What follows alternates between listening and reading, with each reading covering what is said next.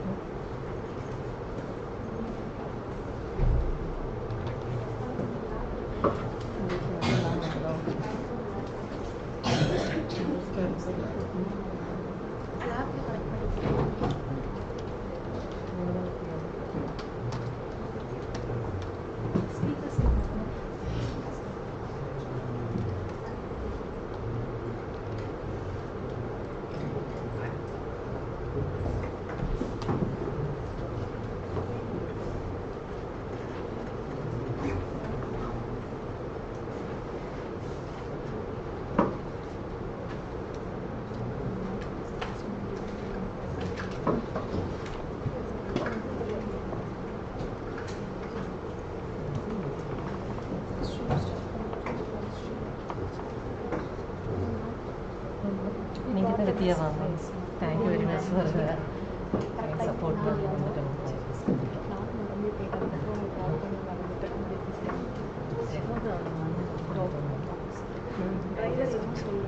சொல்லலை கால் பண்ணி நேற்றே பேசிட்டாங்க அந்த மாதிரி மேம் ஏதாவது ஒரு பேப்பர் இது மாதிரி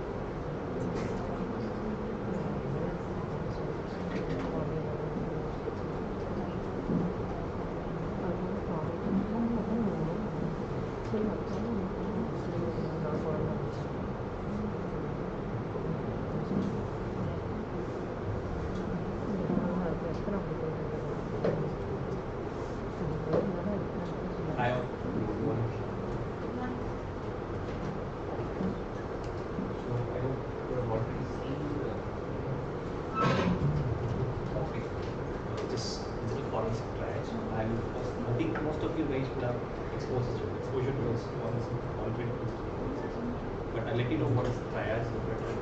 Some of you have already scrapped the ropes. But my entire session is not going to be focusing only on these performances. I'll be also letting you know what GRCAS is. GRC is it's just an acronym which is used for governance, risk and compliance.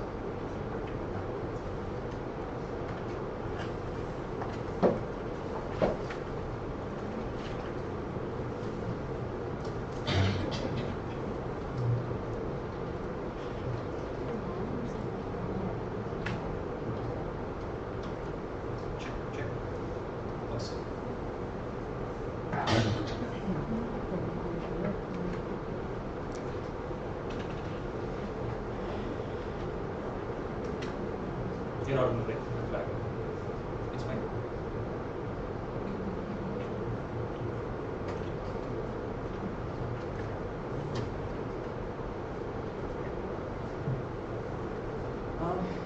I think most of you guys would have known about this person. Let's know it. My career into cybersecurity and other aspects have been started from this person.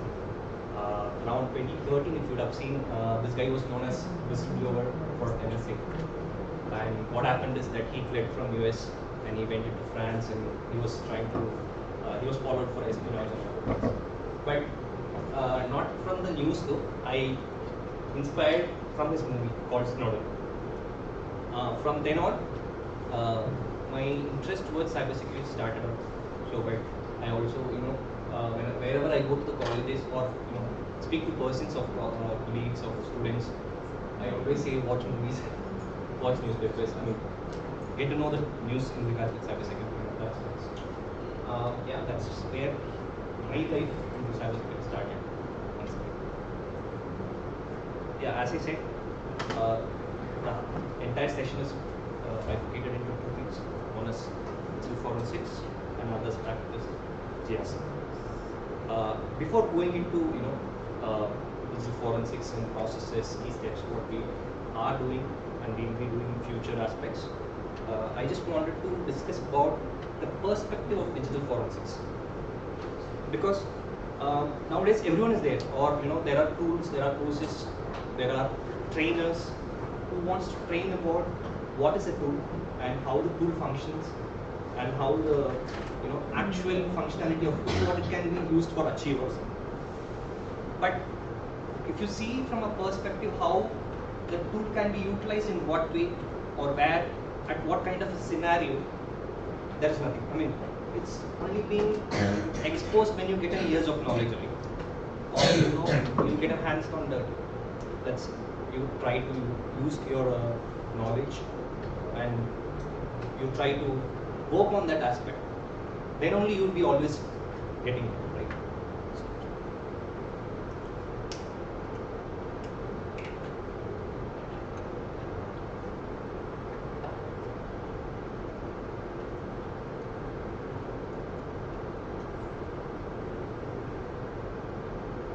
Yeah. Let's discuss. That's what I thought. I just wanted to know your perspective as on date. What's your thought on digital forensics? Any inputs?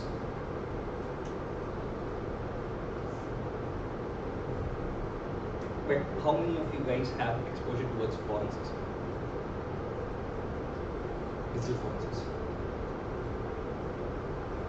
So current trend, we in the current scenario, we are facing many type of crimes in the current scenarios. Most of the crimes based on the cyber. So if we have learned cyber forensics, means we can easily face it or give solution to that problem maybe. So can we reduce the AC bit? Please.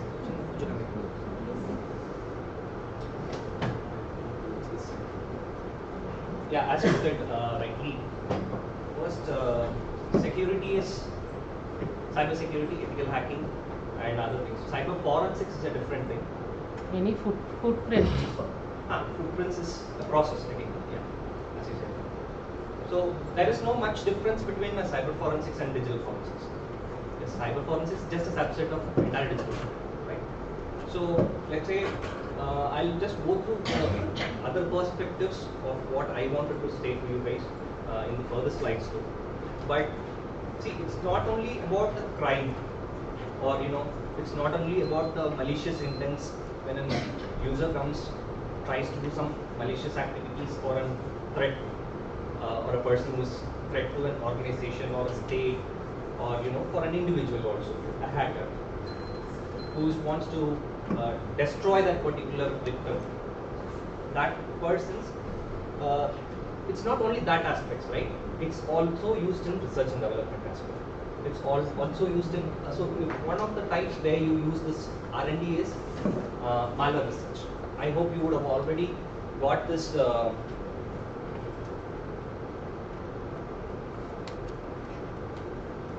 you would already have got an analysis about, or the session about malware forensics, right?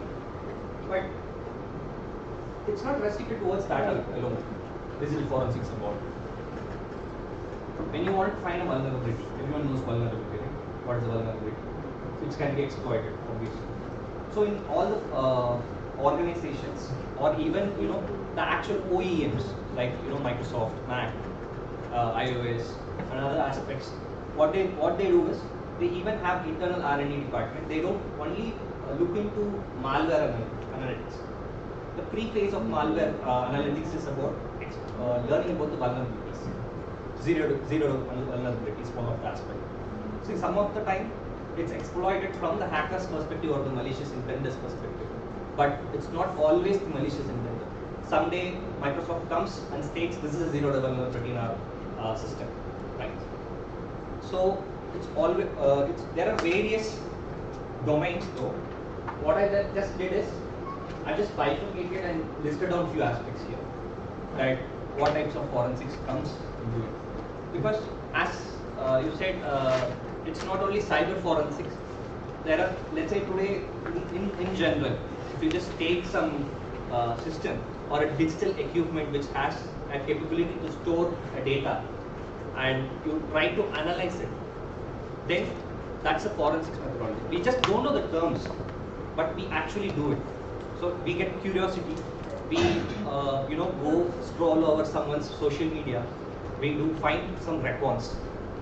It's also the same process, but at the end of the day, if you do it at the very end of an incident or a malicious intent, if there is suppose there is a malicious activity happened, and based on that you are doing the same reconnaissance which you are doing as part of your ethical hacking, that is your forensics.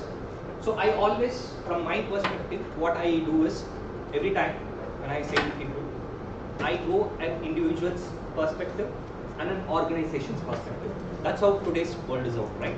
An individual or a common man and an organization, where you can take organization as state of state governments, the education institutions, DRDO, defense, might be anything, right?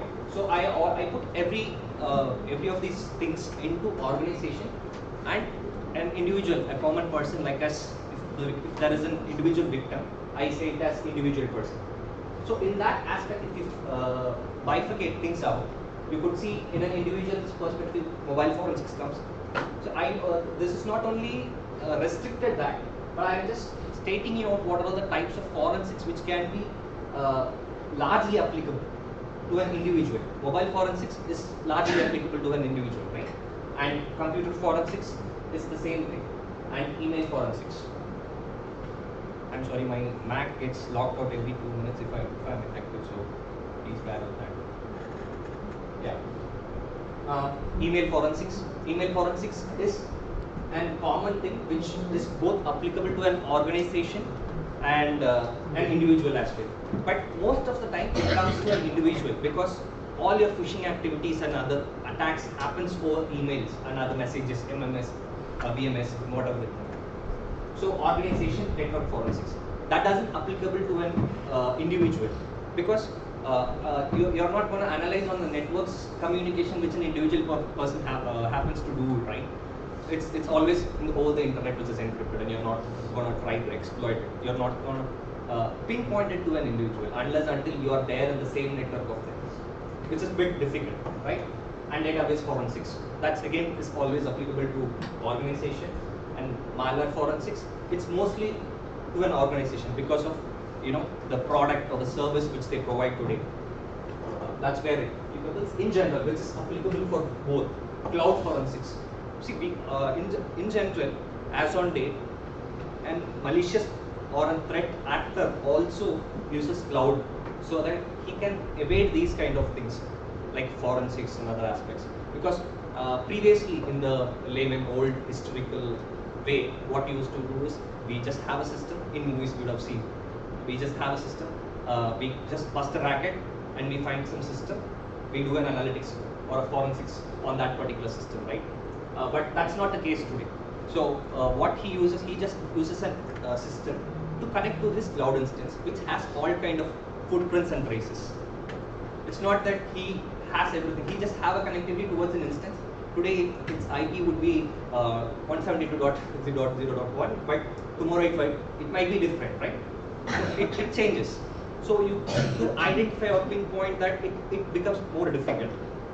And social media forensics, which is applicable for both. Why in the sense, see, in an organization also there are aspects where social media comes into the picture. That where, like, let's say if a malware attack happens, and then 2 malicious actors are speaking about this in the social media platforms, because the spread across of social media is very high, right? Now, if you discuss something like Facebook or somewhere, he would have discussed about this. To identify that, your social media comes in a general aspects, because it's largely applicable for one individual and an organization as well. And digital image forensics, that's that applicable on both your general and organization.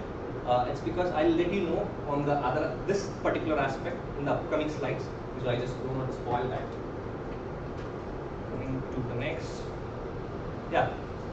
being more theoretical, as I said, just let me state, there are a lot of other forensics which I have not listed in the previous slide, like IoT forensics, multimedia forensics.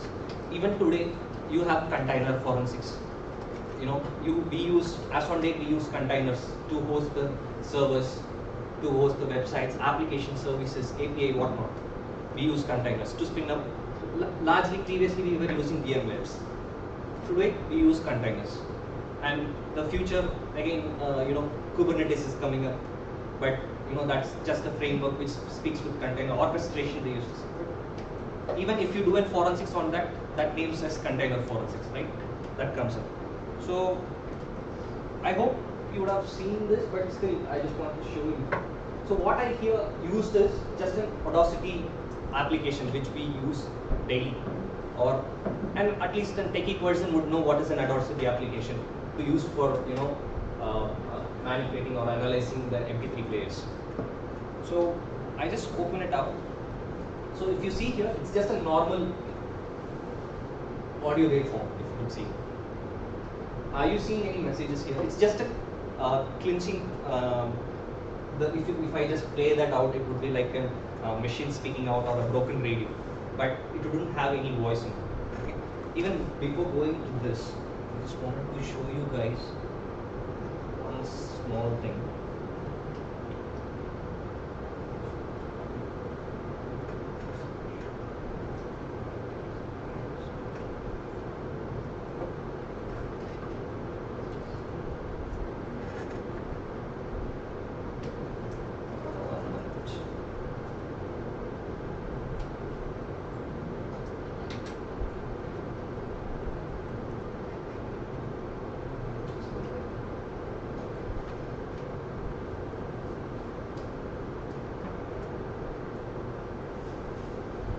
So what I just wanted to show is that let it load and just on my hotspot. I'm not sure whether it will be audible, but let me try to play it out.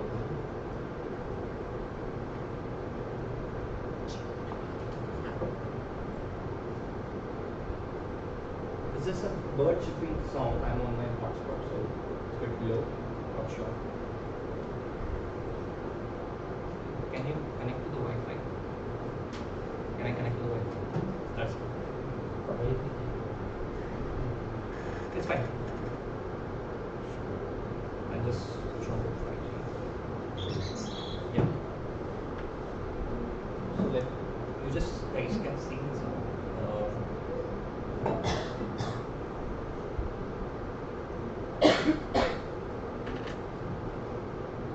So it's taking some time. Let it come when it takes. See every audio has a small part here. If you see orange and yellow, if you could see, that's your highest intensity of an audio. So every highest intensity of an audio has a form like orange and yellow mixed up. It comes in any audios. Okay. Coming back, why I've shown that is, so if you could see here it's just an empty audio. It's an actual valid file. It doesn't have any manipulation over its file format, or it doesn't have any malicious things, or it doesn't have any embedded application which can run at the back end like a Trojan or something. It's a valid, genuine file.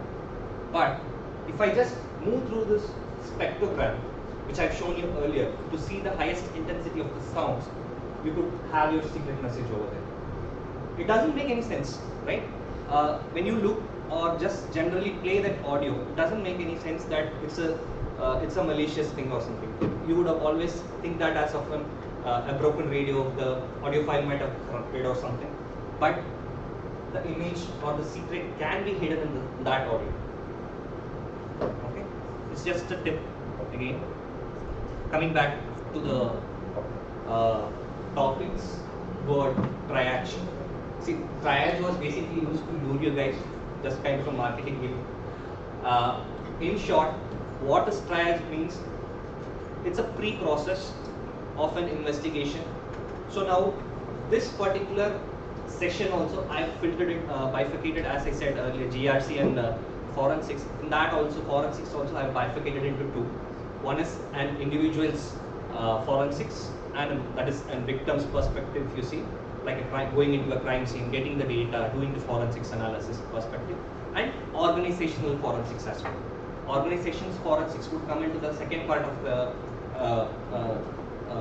session, post my explanation about GRC and other aspects, because you would get the understanding how an organization's data is being spread across and put control over it and other things. Coming back, triage is always a pre-process kind of thing that in an instant for an individual or an organization, you just need to go instantly, because you're always time constrained. You won't be having any bit of time to, the layman's forensic technique, like taking the hard disk, going to your forensics lab and doing your activities, taking some time in analyzing what the actual data is about, where is the malicious thing is about. That time you won't have in real world, right? You just need to go there, give 1 or 2 hours, find the, some malicious, what is the intent. So let's say if you just go into a crime scene and you just wanted to prove the person that he is a malicious intender, like he acts with drugs, or he has links with drugs, or he has potential dealings of arms, etc., etc., right? If we go in that aspect, you just need to go there, do your analysis, and show an evidence or a next point of clue to the the investigators or LEAs, law enforcement agencies, your police and other aspects. So that's where your triage comes. See, you actually do the forensics there, but in a more automized manner and more your efficiency of that entire forensics is done in an instant, and you need to provide some report. That's what, in short, triage is called. And preliminary analysis, that's your term. The actual synonym of triage is an initial report. An initial report which gives your analysis parts evidence. Okay. Basic terms, again, what is, why is, how it is achieved. Why triage is done, as I said now, if you could see, you go into a crime scene, you instantly need to give it. So even in organizations, you won't be having a lot of time to do an analysis, and let's say you take your time and do the analysis and come, because if there is any malware attack or something, the customer is not going to wait today, right? He just needs an RCA. RCA is root cause analysis. What made that issue another? Okay, and how it is achieved, I just gave here assessing the requirement and tools accordingly. But basically, the requirement is your first part, getting to know what to do in the field and how to do in the field, right? I'll just brief the how to achieve the triage and it with more efficiency in the next slides. Key steps in a digital forensics. So I'm just giving you the older terms of process, the entire life cycle of a digital forensics, from where you acquire the image, and from there how do you do the analysis and how you move on towards it. Okay. First is identification today. As I said, understanding the requirement. You cannot jump into the field and you just wanna explore or do an experiment inside a system, right? You do not know the head or tail. If you are just left with it, that's not the right thing, right? So understanding, let's say whether you're going to deal with an arms victim, or let's say if a malicious intender is an arms dealer, or a child racket case, or let's say he has an we are just trying to identify, let's comes to an individual's perspective, we just wanted to identify, like you are like just entering into a crime scene, and I'll just state you about another case scenario which has gone in US, where a college professor, I'm not sure, not a right place to say that, yeah, a college professor was murdered at his own hostel, but his doors was open and all the digital equipments and all his books were intact, and the case went to a digital forensic team. What they have, because they don't know the motive, right? They don't know the culprit who have did this, or a murderer who have did this. What the digital forensics team did is they collected all the products which that particular person, because you don't know the motive or the intent, so you cannot jump into the any digital device and do a forensic and say I didn't get anything, right? So what they did is they collected all the devices he ordered, he has in his that particular apartment or the flat, hostel, whatever it might be, that scenario, and they indexed everything, and they matched up with the purchased items. Now, if you see, there was one mismatch with the purchased item and the one which is not there. That's how you find it. Now, that was a Nintendo Switch. Nintendo Switch is a gaming PC which you use in the foreign that. Now, what they did is, now they are sure that that Nintendo Switch should have been picked up from the murderers. Now, what they do is they subpoena the particular Nintendo company, because to play the Nintendo you need to connect to an Wi-Fi or a Bluetooth. So what happens is, when they subpoenaed, they got the data back from the company stating that this was switched on post-murder timeline. So you know the culprit is using, the murderer is using this, right? So now they got the location from the company itself, the Nintendo company. They got the culprit. Now, if you could see, now they got the culprit at the end of the day. But if you see in the digital forensics era, that you cannot jump in. You need to know the requirement now. First, they indexed it. They try to identify where to jump in, what to do. That's how your understanding of the entire environment for a crime scene to be. This is entirely from an individual crime scene's perspective, how we go about the forensics and identify the potential source of evidence. So you're again coming to a crime scene. You're just left into a crime scene.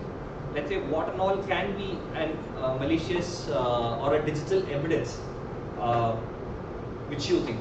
I want you guys also to. It's not like a presentation. Let's go into an open discussion also, because it's more of a one-way conversation, as my teacher says. What do you think?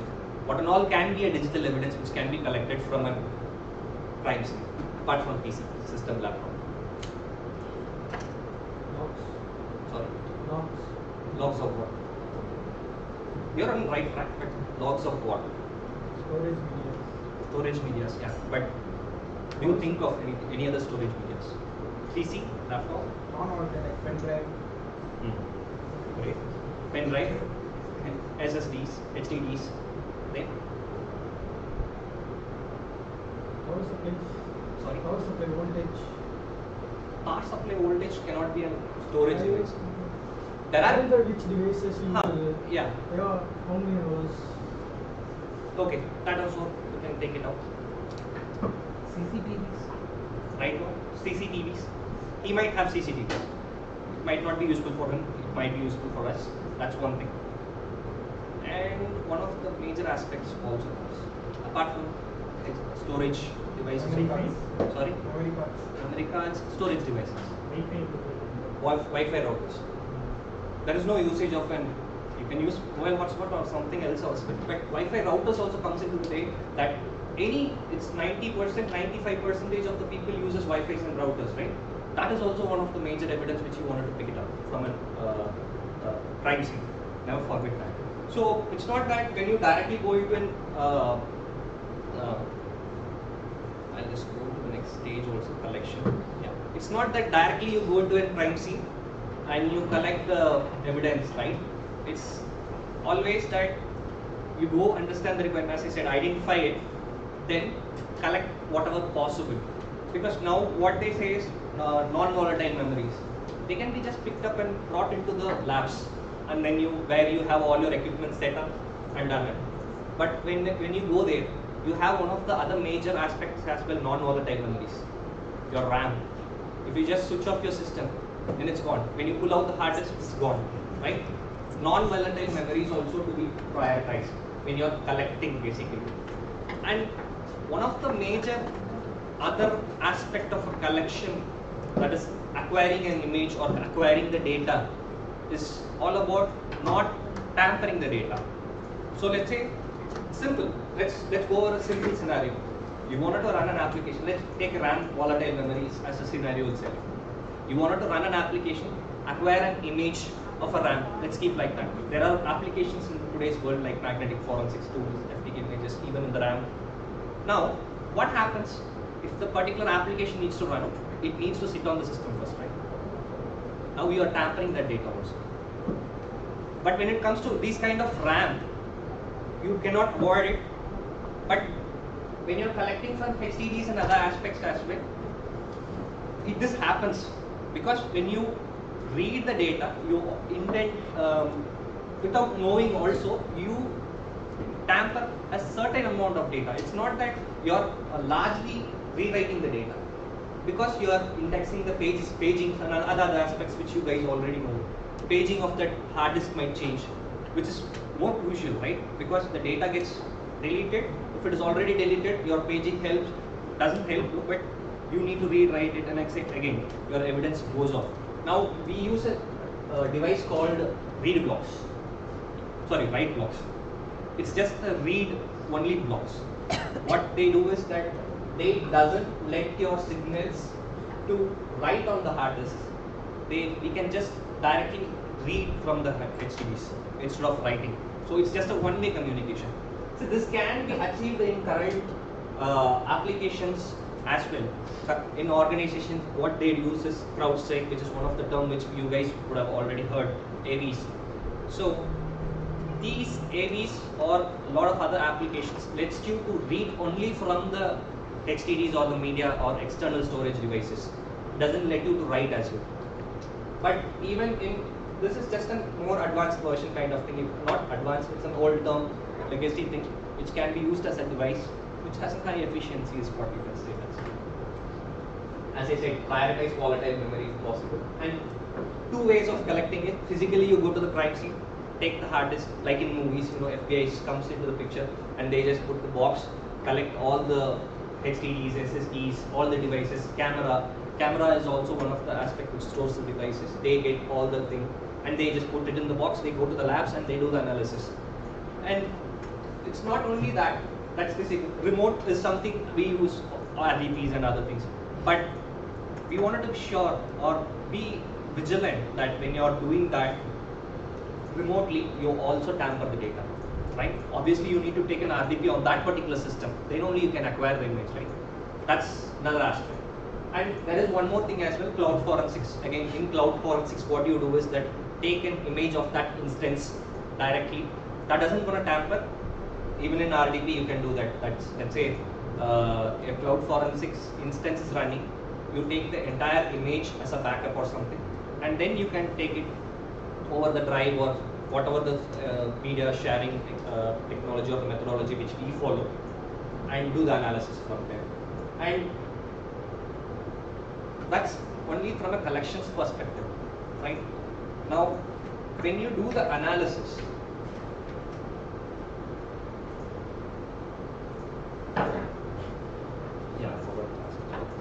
we say that after we collect, we just directly jump into the process called analysis, right? But in forensics, we have a path or a process which has preservation. As I said previously, whatever the data you collect, you do not want to tamper it. That's our main motive, right? Tomorrow, if you go to a court and you say that, sir, Your Honor, this is my evidence and this is out.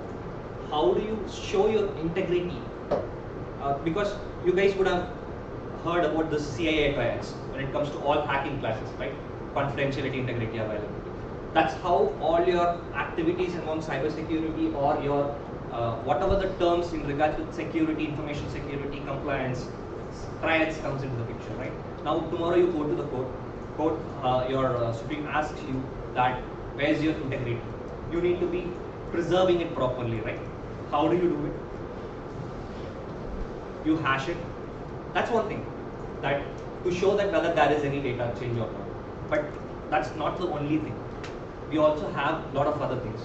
As we said, like let's say, if you have a victim system or a mobile phone, it's not only that hard disk is there, right? It might connect to some network today. See, obviously, when it comes to mobiles, it's not only that. There is a term called geofencing. I hope some of you at least know that geofencing is what helps you out today to communicate with all your other person. See, even if we feel that my mobile phone is off today, but it is always speaking to its tower, nearest cell tower, right? That's how you get call even your SIM is off. I mean, you're kept your mobile locked and kept, right? Because it always says, I'm here, this is my ID. If someone calls, please tell me. If someone messages, please tell me. And you would have seen just a bit of cybersecurity aspect as well. When you go out of you go into a mall, come out, and let's say after some time you wouldn't have purchased anything from the mall, but like Max or an Unlimited, you would have got a message. This is something which is very common in US, but not very common in India, but this happens.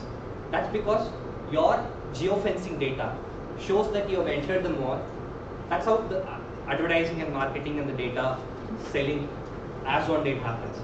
You enter into the mall, your geofencing data shows that you have entered the mall, and you go out to the home, and some or the other day the cell tower or the particular networking carrier, they sell your data. That they don't sell your actual information type of thing, but they give their metadata, but with the metadata they would be able to send you that message again. That's how the marketing gimmicks as on date goes on. So coming back to the preservation, disconnecting the networks, because your system, if it is connected to anything, it gets patch updates, it gets messages, it gets phones, calls. If suppose happens, your data again gets tampered. Your integrity there, when you acquire the evidence, this changes, right? That's all. And maintain a chain of custody. This is something which is very critical when you wanted to prove something to the court, that your evidence is fine, that your evidence is intact. Because even though you show your hash today, but how do you say that where that hash has been come? Like let's say even before the court hearing, you could have taken a hash and you could have said that this is my hash and there is no change. I can do another hashing and I can show you that there is no change in the data. But how do you prove that this hash was taken at which time? That timestamp also comes in, right? So maintaining a chain of custody is an important matter. That let's say from where? From the crime scene itself. From the crime scene, this is the person who have took it. I know this would be more theoretical stuff, but that's the actual truth. As on date, what we do in the field, right? Yeah, as I say, a chain of custody, that from there when it went to the lab and who had this and who was analyzing that at what time, what is the backup they took and what was the analysis they did, and etc. etc. And even one more thing when it comes to the preservation. So you would have known HDDs, right? HDDs are magnetic storage device. When it comes into an connectivity with another magnetic inference basically, it gets disrupted. The data gets disrupted. Even though it's deleted, it's still there. That's why we do forensics, right? But when it comes into the picture of a magnetic inference, the data gets tampered basically. So what we use to do that is basically we use a Faraday band. Faraday shield, you would have already known about this. Faraday shield is used in data centers and other things, so that the malicious intent never comes into the data center or do some magnetic connectivity. This also comes. So Faraday bands are used to preserve this evidence so that no magnetic interference, and from there the chain of custody goes on. going to the next part, that's where the analysis comes. Yeah. Analysis, I'm not going to state about any tools, it's just that, as I said earlier, it's about the process. How do you want to do your perspective in doing this kind of analysis, or kind of a process when it comes to anything which we do, right? Now, a trusted source of techniques, as I said, techniques plus applications from a trusted source. And why, in the sense, see, at the end of the day, you cannot, when it comes to the triage as well as in the actual forensics today, if you go into your labs and let's say you wanted to recover some image, what's the recovering application? As on it, everyone knows. Autopsy. Okay. A simple term. Let's go to a layman's life. Recycling bin. Sorry. Recycling bin has the data. If it is deleted from the recycling bin also, let's say what it is. Recover, which everyone knows, right? Recover. But let's say there is another aspect. You wanted to recover an encrypted key. If it is already there, you wanted to decrypt it. The tools, what do you use? We do not know. I'm just putting out the scenario here. We do not know. But that can't be the case scenario when you're doing a forensics, right? You should be aware for which process, which application you're using. Obviously, you should be sure. At that time, what I wanted to say is, at that time, you do not do an experiment. Okay, let me do this application, let's try this out, whether the data is coming or not. I cannot do at that time, right? I should be pre-prepared. So, these kind of process comes into a pre-analysis or pre-forensic stage itself, where you identify the application by understanding the requirement, having everything ready. See, even in, I forgot the name of the tool, but even in the Kolkata case also, what they did is, they brought the forensic analyst, what they did is, they restructured, they brought the structure again with a physical imaging device. It's just a black box you would carry, every forensic analyst or a biological forensic analyst would carry out. You would have seen the images or, What they do is, they restructure the physical environment digitally. I forgot the name of the tool, but I'll try to tell it out even before the session if possible to get that. That was done. So they know that, what I'm trying to say is, they know what to do.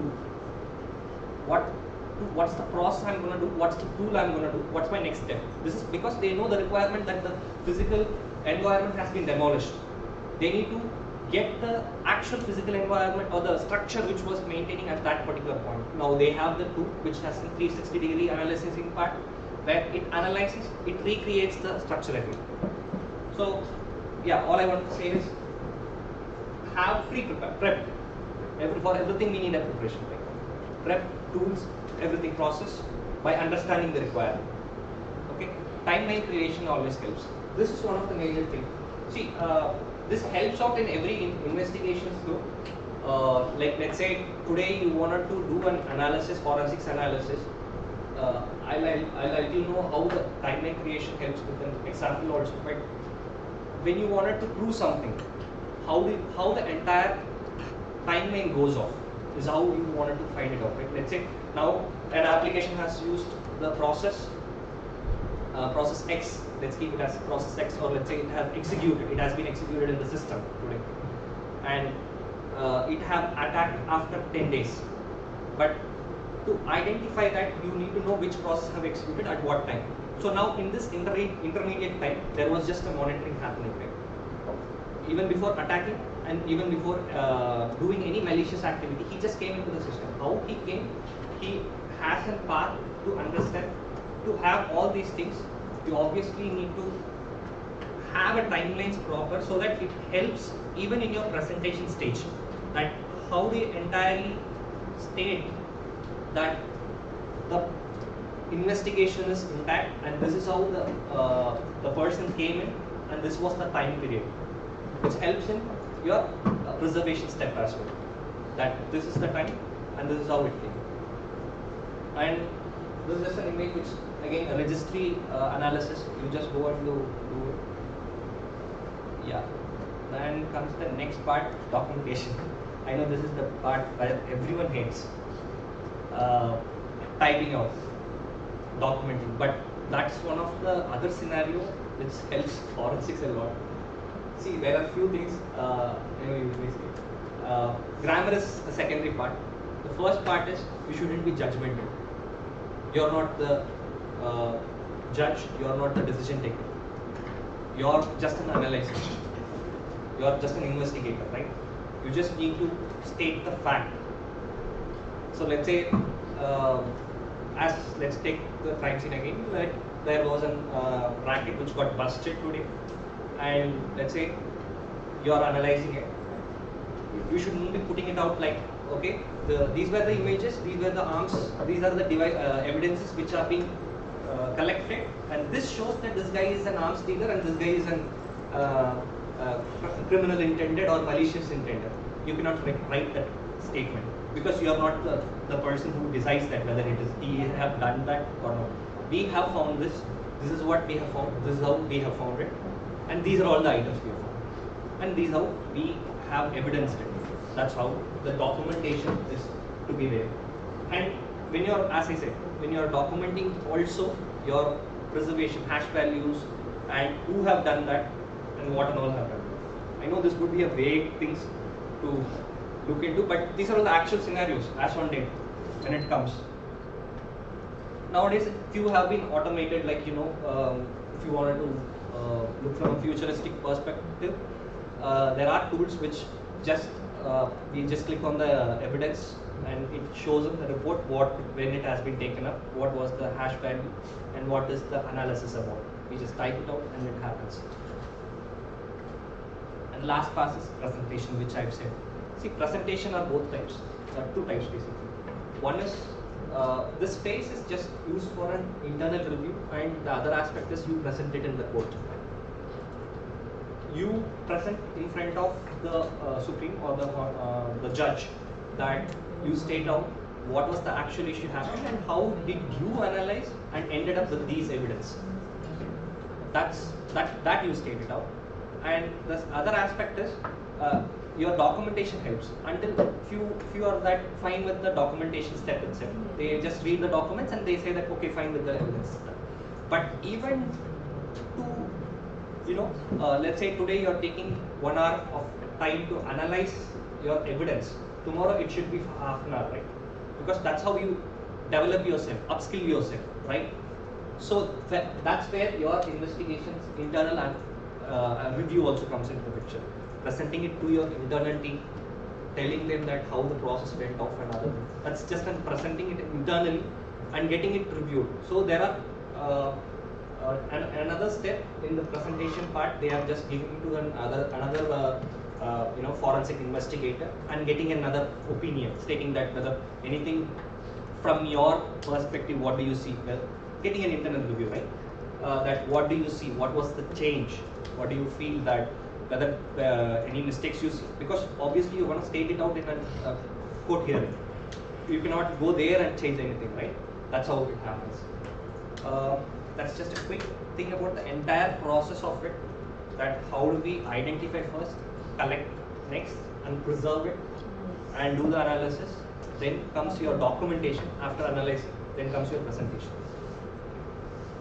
Yeah, as I said, challenges faced. These are all my terms, which I put, if you could see.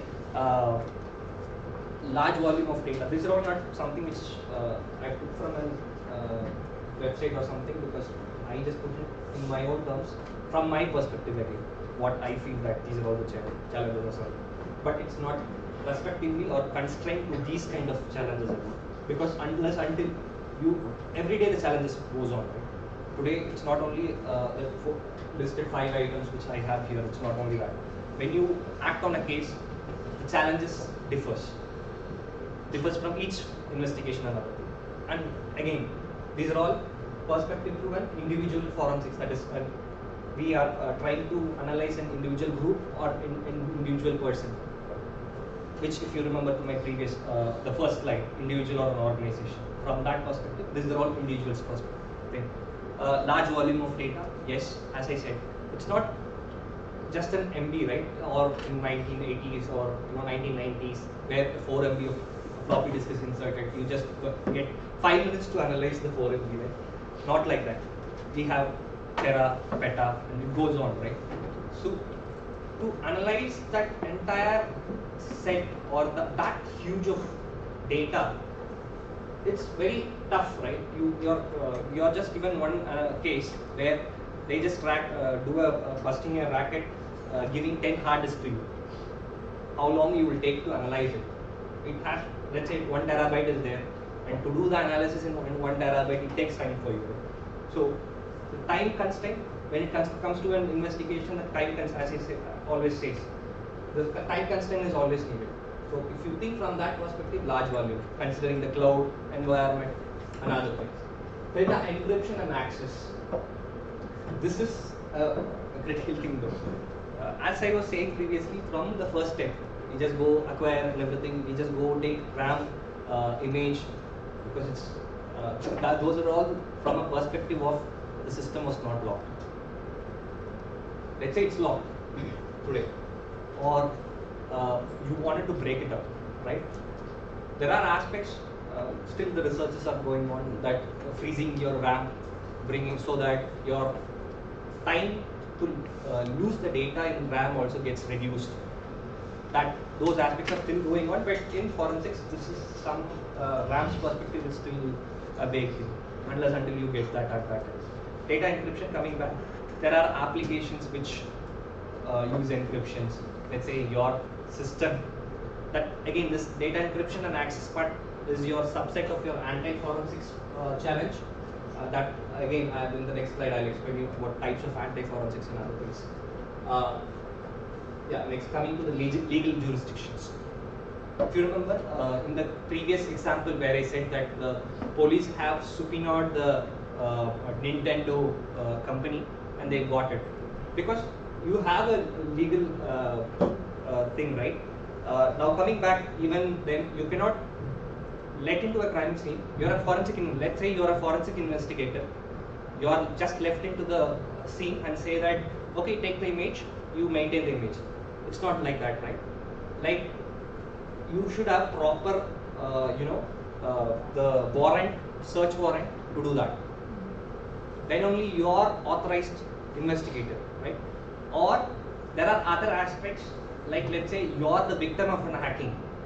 We wanted to do an imaging of that particular victim system. You should be having a consent from the victim. So unless until you have a consent or warrant, whatever the analysis you do, it's gone. It's knocked off, right? That's how it's. Those are all some legal jurisdictions, and chain of custody, which I was explaining earlier, that how the entire chain of custody to be maintained and other things. And the famous thing is anti-forensics methodology, which we use as only. Sure, I'll just close this anti-forensics in a couple of slides. We'll take a short break. So that's fine. Yeah. Okay. Because all are theoretical, it might be vague for you guys. So, anti-forensics methodology, data hiding, techniques, which is encryption and steganography. I hope most of you guys know about steganography and how things work. This is because that's the simplest thing, right? I'll just give a touch upon steganography as well in my upcoming slide. Now, encryption. Let's say an application today, like Signal, your WhatsApp. Now, these kind of guys, how did they move into end-to-end encryption? Because there were a time where WhatsApp was storing our data. Today also they store our data. But what they do today is they encrypt it. We have an end-to-end encryption is what as on date WhatsApp states it out, right? So what happened is, in general, again it's just a business thing, that previously they used to store the plain text data of chats, what we used to do, and if some government authorities asks it out, they just give the data because they wanted to give the data if the legal team asks it out, right? Now what they do is they encrypt it, because now if the people knows that my clear-cut data has been provided, the actual usage of WhatsApp comes down, right? Let's say you're not secure. If you feel your messages are not secure, let's take private messages are not secure. What do you think? You switch off the app, right? But as on date, when in the end-to-end encryption, that's just another business and marketing gimmicks that to increase the customer base. What they did is they did an end-to-end encryption. They encrypt all the data and they keep it in their storage.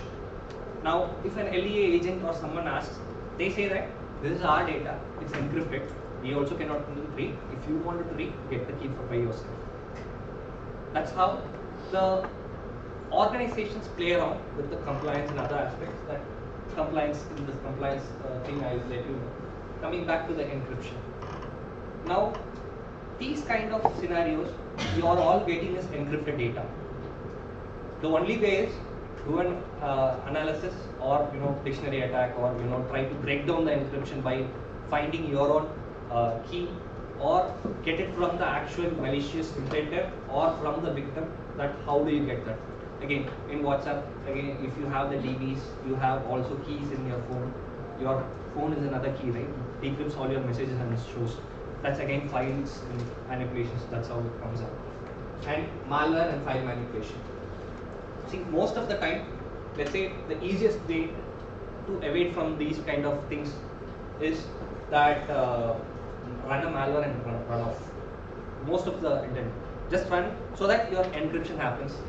Your ransomware, do a ransomware, or ransomware is again, yeah.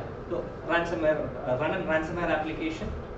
Your data gets encrypted, even though whatever the data is, or your entire hard disk gets encrypted, and it's not been taken up. Even though if the data has been taken up by the investigator, he needs to break that encryption, and then only he can reconstruct the data, right? Because when it comes to the analysis part, you are not just acquiring and reading the application. You need to, when you're acquiring the image, you are taking it into many different formats, right? Binary, raw, VMem, which is your virtual memory. A lot of other data types are there. Now, if you wanted to read that, you need to parse the image, that is, read through the binary data, reconstruct it, then only you can see the actual data, what is there in that particular application. Right? That's not possible when it comes to these kind of things. File manipulation is a simple thing which you already know. Just change the file format from MP3 to PDF, PDF to PNG, or whatever it might be, based on the file signatures and other things.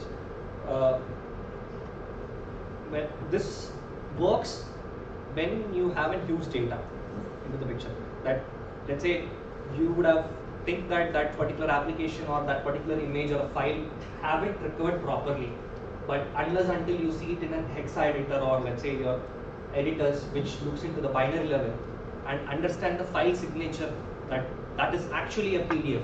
Unless until then you would know that is a PDF file, right? It would have an extension of MP3. What we might think is it's just a file which got corrupted while recovering and parsing, as I was saying. It's not only that we just acquire and read it. We parse it from the binary, and while during acquiring also the data might have deleted. And the last method, where everyone would have seen in movies, that the physical destruction part, where one or the other in YouTube also, the hard disks are being drilled down. See, yeah, in many movies you would have seen that in MI7's, Mission Impossibles and other things, where you would have already seen that there is a broken hard disk, you give it to the guy, there is an IT tech guy who repairs and gets all the data. There is a cache over there as well. Even you're coming back to your hard disks, where exactly these hard data is being hard coded. They are stored in the disk, right? Unless until the disk doesn't get damaged, your data can be recoverable. Even the read-write pin or your cylinder which uses it out, or whatever the script which is inside the hard disk, all gets damaged. You can take the disk separately, you can put it into another hard disk, and you can try to recover most of the possible data from the hard disk which you are having. That's how they do it. But if your disks get damaged, it's damaged. That's it. You cannot, because obviously your flow of the data gets interrupted, right? That's how it is. Software wiping, again, there are many types as on date. There is a framework even in CIA where they have left out for the organizations as well, that how do you wipe the data. At the end of the day, data is 0 and 1s, binaries. If you run the entire hard disk with 0s, 1s, and again if you run the entire hard disk with 1 and you replace them with 0 again, all your data is deleted, right? Even though whatever the type of application you run, or let's say whatever recovering application you run, you won't get any data, right? Because you're rewriting every binaries of the disks into zeros and ones again. That's one thing. And magnetic inference, which I've spoken about it. That's something which can happen on HDDs. As on date, SSDs is the more popular thing which is being utilized. SSDs doesn't get affected by this, right? They are solid state drives. They are not up to an extent, but not actually. Majority of the data doesn't get inferred by these things. Yeah, a short state about how steganography works. See, there are a lot of types of steganography we do. Like, you know, even in cyber security or cryptography, we have a lot type of cryptography applications, encryption methodologies, algorithms, and other things. The same way, steganography also has many types of it. Least bit steganography is there. This is something which kind of an algorithm, actually like an encryption and decryption technology methodology, which we use to do it. That's how it's like. You have a file, one file, that's your base file, and you do an embedding technique, which is just the technique can be different. You insert the file or the message, then you have a prime key, which is as of now in this algorithm, what I've shown you guys is in symmetric stuff. There are time where you can use an asymmetric as well. And now let's say you put that key and embed it, you get a lossless data compression, because the compression mechanism to be lossless. Because let's say today if you file, as I was saying, if the image file is kind of like a bit of fishy also, people identify that there is something fishy with this particular application. What is first of all steganography? I went directly to algorithm first. What is steganography? Let's discuss it, because I just wanted to. Reading the information behind the image. Reading an information, yeah. That's again that's the base steganography which we use. As I said. So it's not only steganography. It's not only from an image perspective. You have an image embedded into another image, which I was saying. Secret files also get embedded. There is an image. You embed a PDF file in it. It's still an image, right? And you bifurcate that, then comes your. That's the entire process is steganography again. That's how it goes. And here, lossless data compression is coming back to the algorithm once again. Lossless data compression is because your actual image doesn't get tampered. Because let's go back to the earlier days.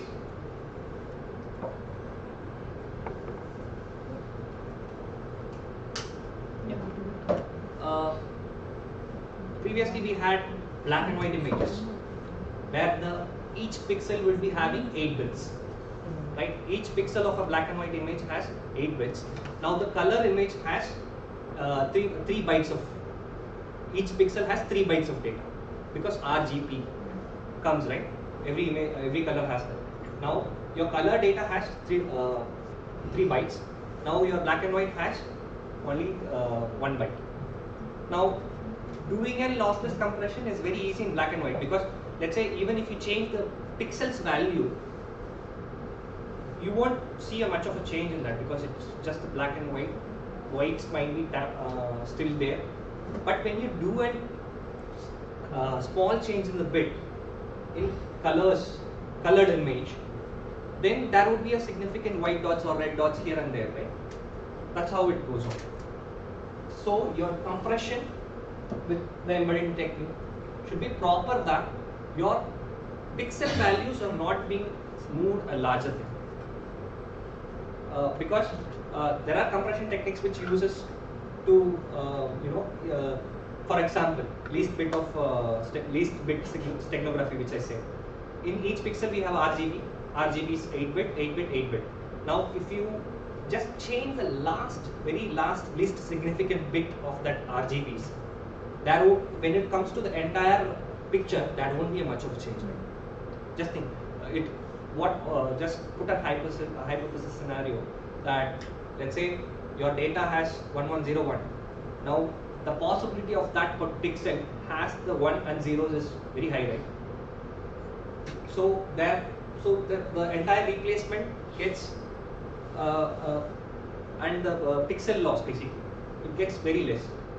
And the noise on the image, we usually say, right, when we are seeing a movie, or if the data is very less, the clarity is very less, the noise over the image is very high. We used to say earlier days. There would be an inference which comes in middle of your videos and TVs when you are watching. You say that there is a lot of noise in the image, I cannot see it. That's how we go, right? So the noise gets very least.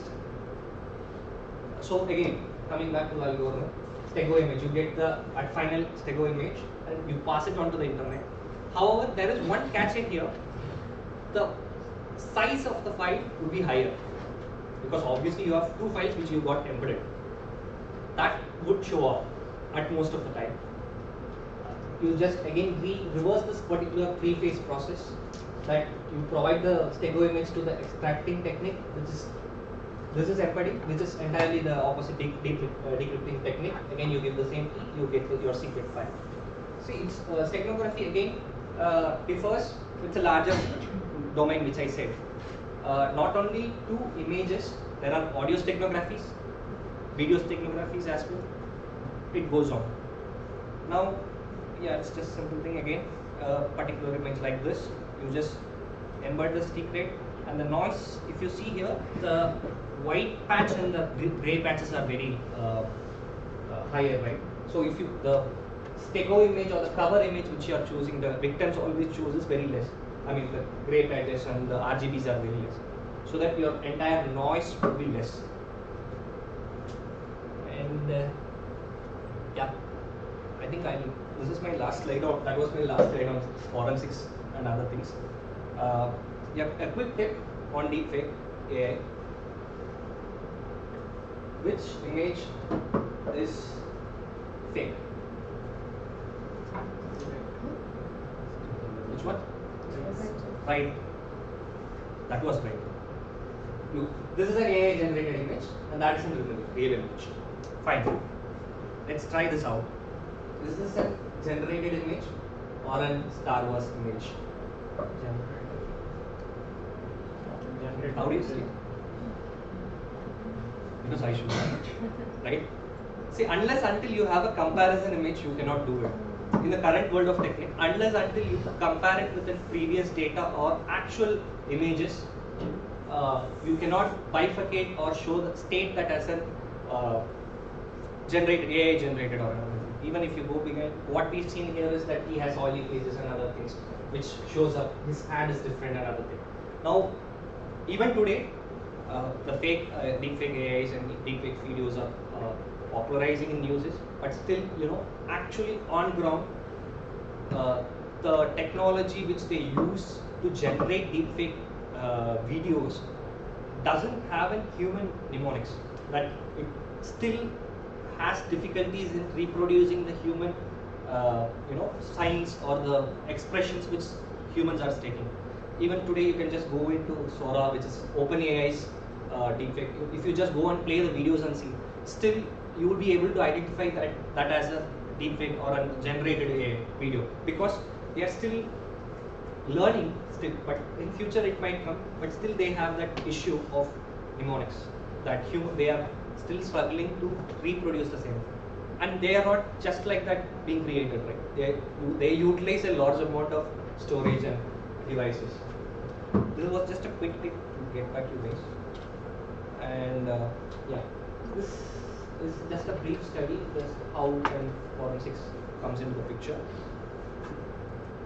Let's say a victim have this actually an stimulated forensics thing which happened.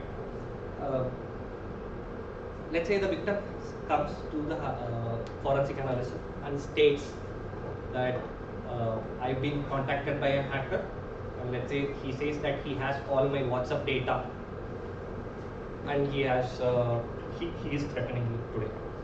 How an forensic analyzer goes. And another important matter when it comes to forensic analysis is that you always discuss with the victim also and get inputs what are all they have with them in regards to this incident. Also, that's one of the major factors. to have it required, that comes into part of the requirement, but you need to understand that, right? Now let's say initial discussion. Okay, now let's think, let's brainstorm ourselves. Okay, what do you think, how and WhatsApp could have happened? Hack could have happened. Either his mobile could have been hacked, or his any other platforms where the victim is using WhatsApp could have hacked. Now, if the hacker would have said that your entire data, like contacts, your mobile images and other things is there, then we can focus on mobile. But let's say he has specifically said, I have WhatsApp, your WhatsApp images, WhatsApp messages and other things, right? So that's the detail which we need to analyze it. But from the victim, what you would get, okay, where and all you have used the WhatsApp? Phone and system. That's how you get the image. And now, what should be our analysis? Now, from the term which I've said earlier, that his phone was not hacked, we are obviously not sure, but slightly sure that the probability is less. Let's go to the other aspects where she have used the WhatsApp. Now, the system is being utilized for WhatsApp web, or WhatsApp application also being downloaded and should have been used from there. Now, then we try to get a custom image, which I have not stated earlier. In the layman's term, what we do is we acquire the entire image of the hard disk or SSDs or the entire storage device. But we can take a custom image as well. Custom images are very easy, that you just select on few particular aspects along, like your processes which have run, or a particular applications database. Like that, you can customize your image acquisition, and then you can acquire. In this image, we got processes and other things. This is just a case study. Now, first, what would be our thought from where this particular victim have downloaded the WhatsApp, right? Whether he or she would have downloaded this WhatsApp from where? And if you could see, this is just WhatsApp.com, which is a general thing. Now what I did is, this is a browser history, browsing history. We take the browsing history and do the analysis. That's how we see that from where this WhatsApp have come up, right? So we could see that this is a genuine WhatsApp which has been downloaded. Okay, the WhatsApp which has been downloaded is fine, but still we should not stop there. For this case study, we could also see. I'm really sorry. The letters are very small. We could see there is a keyword search which have been used by the victim as well. How to hack WhatsApp messages without accessing WhatsApp. So she also tried that, whether she can hack someone's WhatsApp or something. She tried that, right? So now from this we can understand that from the browsing history. Analysis continues. And now if you see here, there is one particular URL which she have hit in the sense pinged or reached out to, or let's say it would have been redirected by something. I would not suggest you to hit this URL in your home book. It's a .whatsapp20.hta. It's an HTML application, right? If you just hit onto that particular website, the HTA would run. Now, this is the starting point. Some curiosity would have arisen from this, right? Now, let's say, what are all the repercussions? Like, let's say she has run at 4/4/21/11/7. That's your timeline. Now, again, we go to the processes which have been executed. Now, mshta.exe is the older, it's very old process which gets run. Now, you just check that particular process have run this particular HTA or not. She have hit the particular link. Something is happening at that HTA domain. She gets process executed. The process is executed by HTML application.exe. Now we are sure that has been executed. Now let's say that timeline again is being executed and the process is being created. If you see this process, it's so small. I'm not sure. I'll share the PPT or something after the note so you can see. The process that HTA.exe have executed, and what it executed in the processes, if you see, there was a payload in the PowerShell to execute the command. Simple, right? You just hit a web. I just state the computer that you run this particular command, and what happens next? A payload. We used to usually say in the environment, hacking environment, they used to say payload, which is always being utilized. Now the payload is being running on that particular PowerShell. Now what happens is there is an SFTP connectivity which happens between the malicious intent's side and the victim's system. SFTP is Secure File Transfer Protocol, which that's another network protocol which is being handled as part of SSH Secure Shell. Now what happens is SFTP gets run, and this particular victim's system, that particular WhatsApp data alone gets mounted to the intender's site server. Basically, he gets the data. In simple terms, the victim just hits an application or a website. The website gives him payload. Your system gets executed, and there is a secure connection which is happening. Do you feel any strange in this? No. AV doesn't see any changes in this, right? Even though if the victim has an antivirus application, the current advanced features has this, but to provide you a case scenario, I've just said this. So let's say AVs would be thinking this as a normal, a genuine, low-level AVs which we are doing as on date.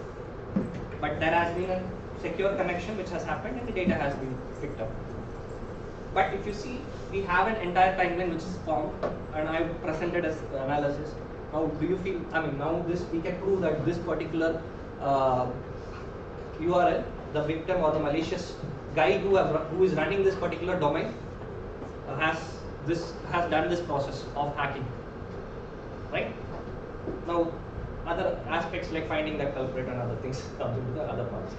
One more major thing which I forgot to say in forensics is, forensics always comes post your incident, right? Obviously, post your incident comes kind of a post-mortem activity or post-incident activity.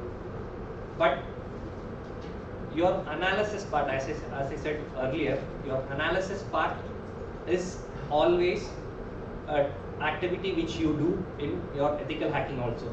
Your reconnaissance activity. Your reconnaissance and analysis part in forensics are more or less the same thing. Yeah, with that, let's take a break. Let's go to GRC. Yeah, please take a short break. That's it.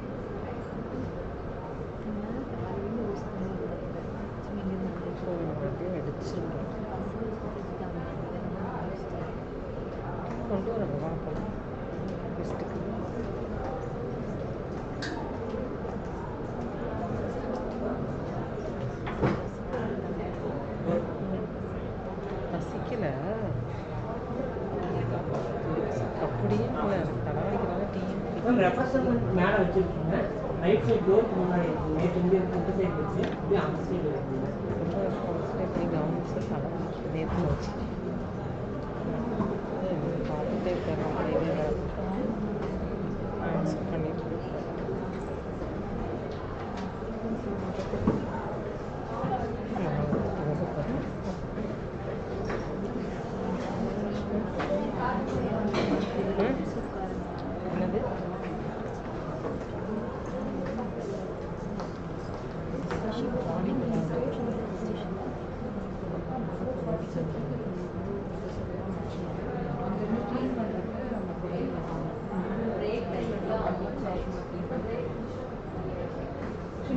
Actually ஆஃபும் பண்ணுவாங்க நீங்கள் வந்துட்டதுனால பண்ண முடியாது key முடியாது அதனால evening பண்ணி தரேன் சொல்லுவோம் 4:40க்கு of இல்லை மேம் அதான் இல்லை மேம் சார் வந்து உங்க கூடயே போய்க்கலாம்னு சொல்லுவாங்க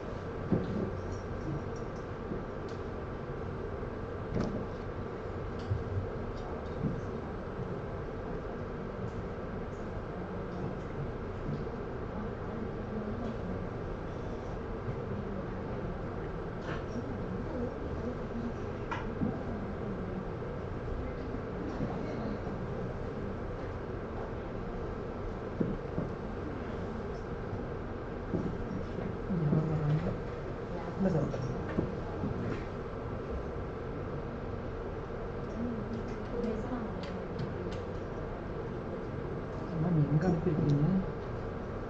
வாட்ஸ்அப்பா? வாட்ஸ்அப்பா? சரி, இது வந்துட்டு 5th ஹவர் நான் வந்துடுமா அங்கே? என்ன பண்ணுறது? ஆள் இருக்கா?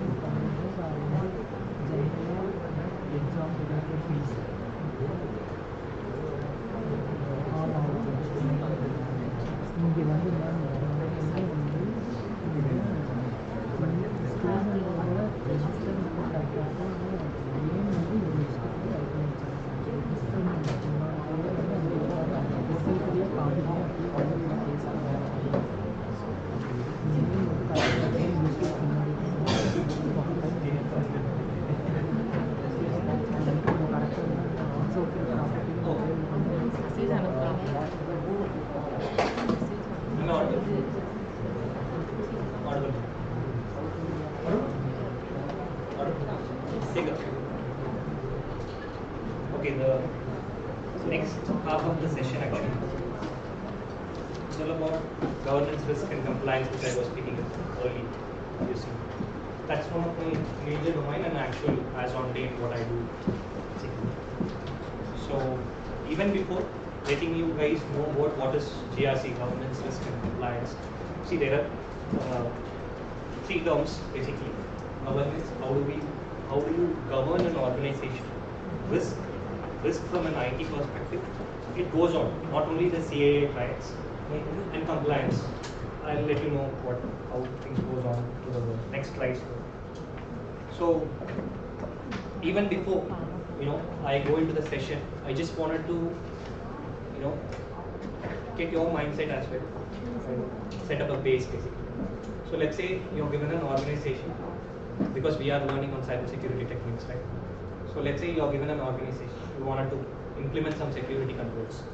What are all named there? Few security controls, not cyber security controls. Let's put like that. Okay. Let's say that you're given. What are all the controls?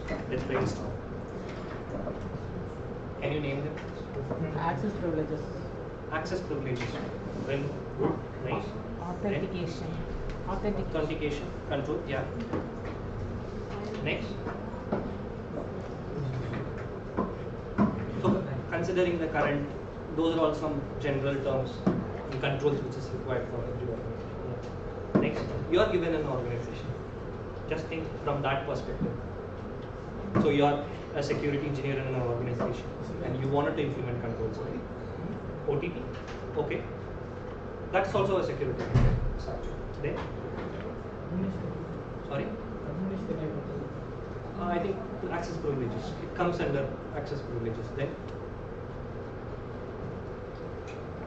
think of a control that from an organization perspective, what do you want to do? I'm coming to let's think that an organization is selling a product. Sorry? Vulnerability assessment. Yeah, that's one thing. Maybe data backups. That's not a security control. Biometric. Backup is in liability perspective, it is a control, but that's not the actual security control. Biometric. Biometric Authentication. Yeah. Okay. Those are all few terms. But surveillance. yeah, surveillance, CCTV, physical security, and logging, monitoring, and other aspects. But again, perspective is what I always say. I'm not emphasizing on groups, but perspective, right? First, we need to understand the organization, what we have want to implement, right? That's the first item which we wanted to do. So these are all some basic compliance terms, and understanding the organization's context first. First, you need to know what kind of an organization you are handling. Let's say it's a fintech organization, or let's say whether it's a consulting organization, or it's a product-based organization. First, we need to get the view about, you need to prepare yourself to go ahead, right? First, as said, understanding that particular organization, what they're going to do, and what implies. Let's say fintech organization, in the sense there are a lot of regulations which we need to implement. Right? As few terms I got, like access control, authentication. These are all some things which every organization needs in a generic thing. But majorly, even before, let's say, that's how our mindset is of today, right?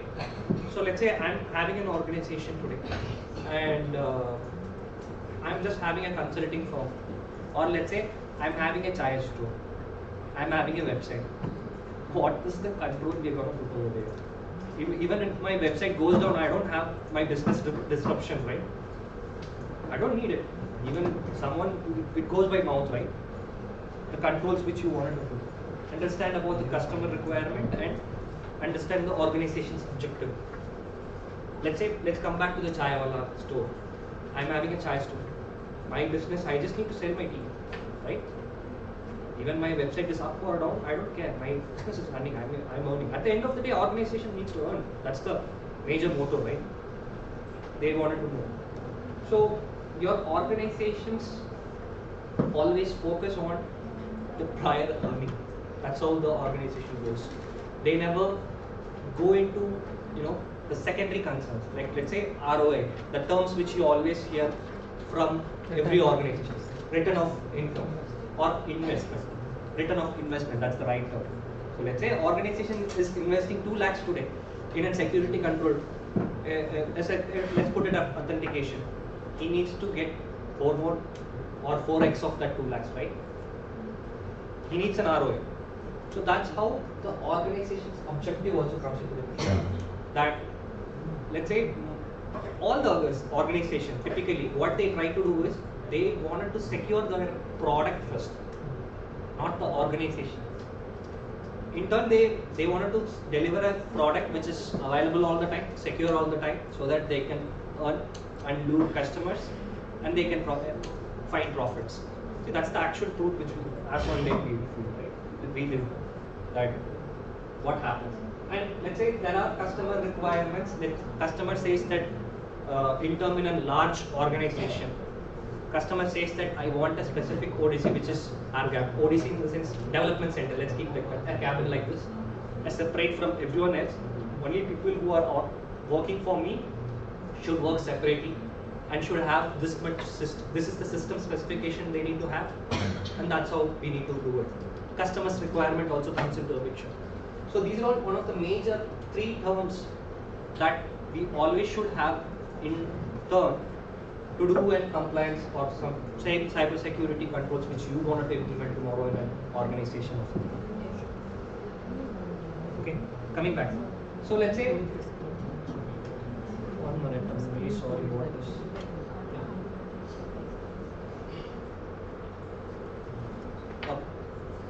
So the major terms. What is compliance? Even before going there. Now these are all comes under compliance to achieve cyber security.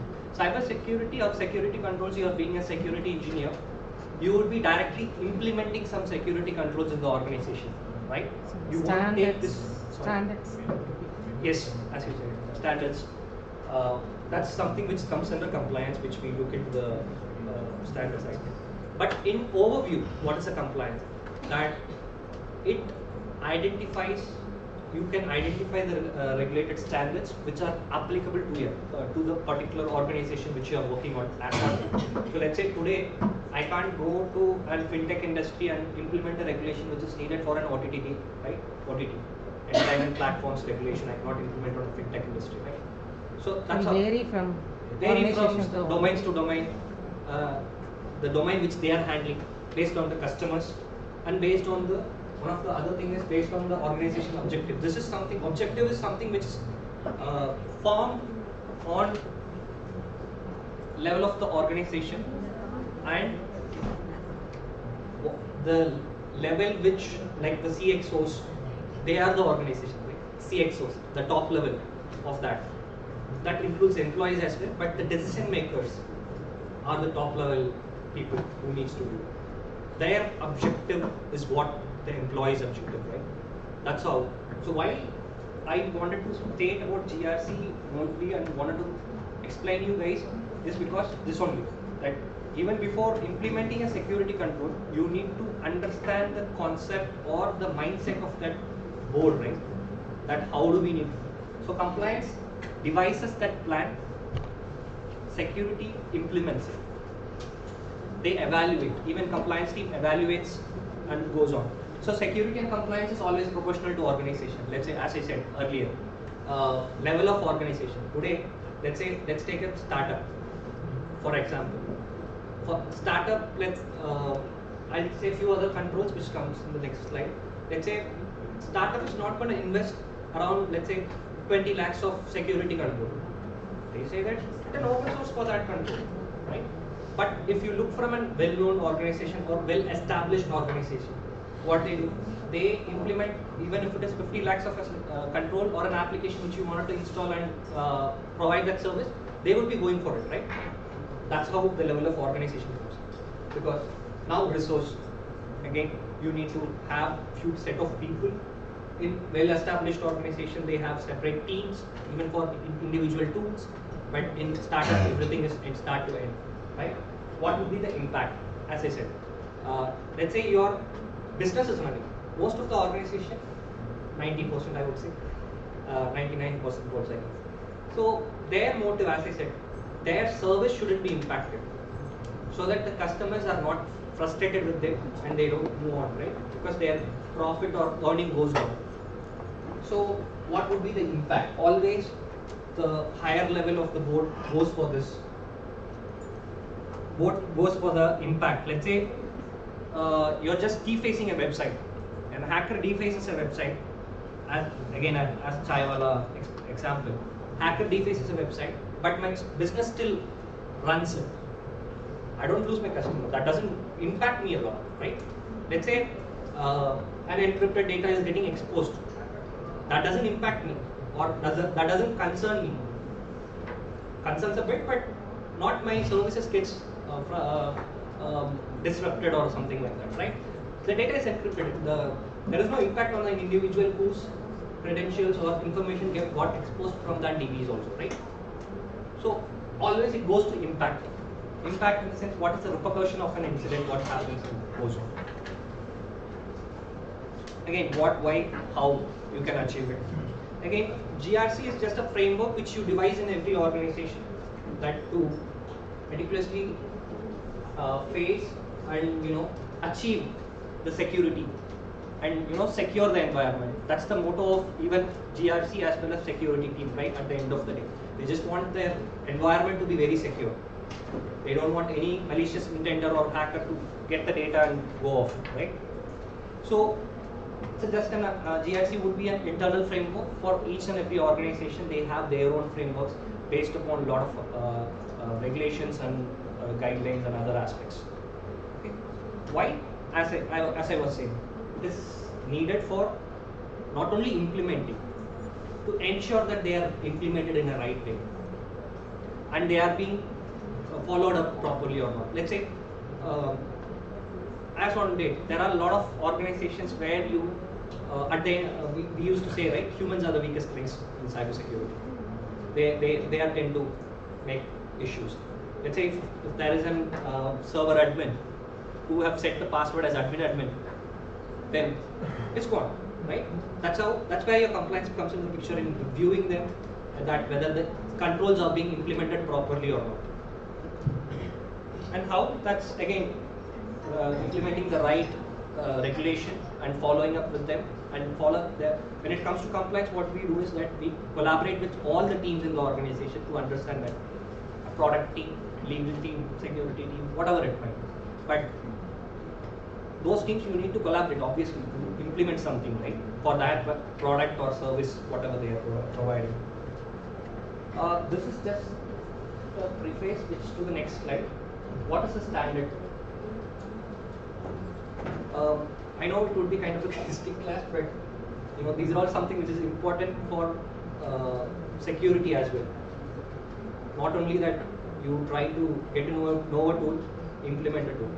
Before that, you need to have a preface or overview that larger perspective, what is happening in the world and how the organizations are expecting as on date, right? So let's say standards are not mandatory. In simple, it's not mandatory. They are just guidelines which are being stated. If whether an organization can opt for it or not, it is up to the entity who needs that. Let's say a particular organization, a well-established organization needs, for example, in college we used to have NAC certificate and a lot of other certifications, right? In organization you have like PCI standards, ISO 27001. ISO is something which everyone would have heard. In one other way, steel, ISO, trademark, steel, kind of like that. So these are all something which are standards which a customer requires, which gives them the assurance that okay, we have implemented security controls properly and we are following it properly.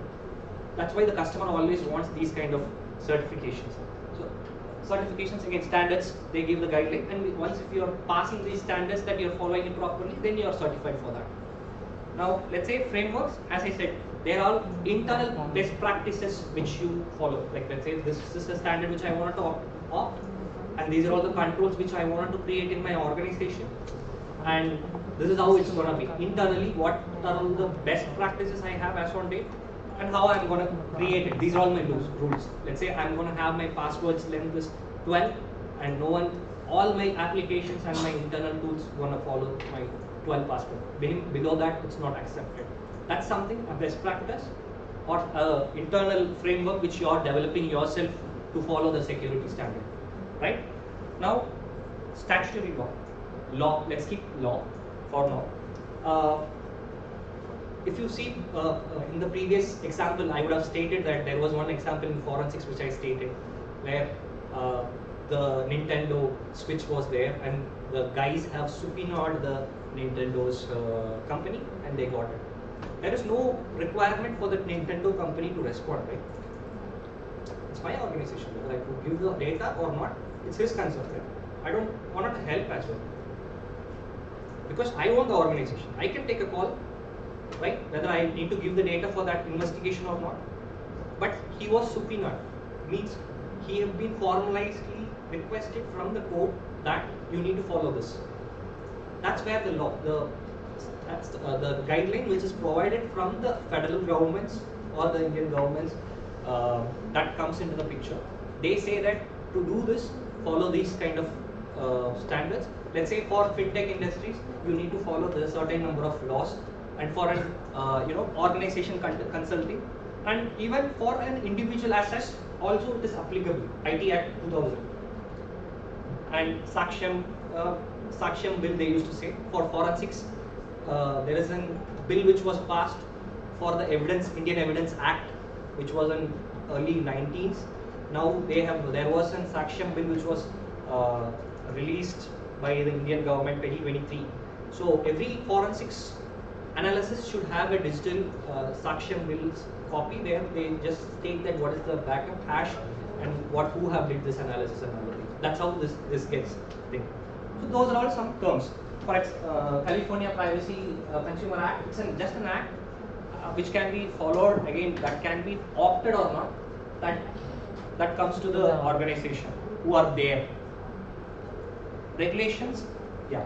This is something which is bit tricky within law and regulation. If you see, law is something which government straightly says you should strictly abide by this.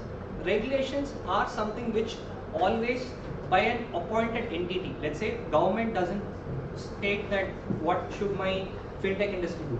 RBI says it. RBI have been appointed by the governments to say what to do and what not. You tell the fintech industry what to do and what not to do in the financial sector, right? So that's how it is. Let's say there is a PPI guidelines. PPI guidelines means nowadays we use all kind of payment instruments, right, to pay online. Phone Pay, Google Pay, Amazon Pay, and other things. If they have a wallet concept, they need to follow PPI guidelines. See, these regulation entities does is they give license to run. If I need to do this activity, I need to be licensed by this regulated body to do this. To provide a license, I need to follow the rules. That's how this comes into the picture.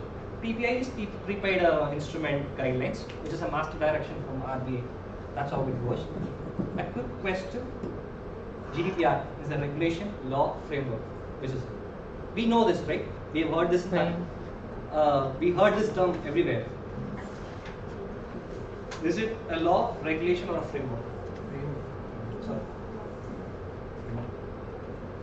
It's a regulation. It's a regulation. GDPR, regulation. It was set by EU.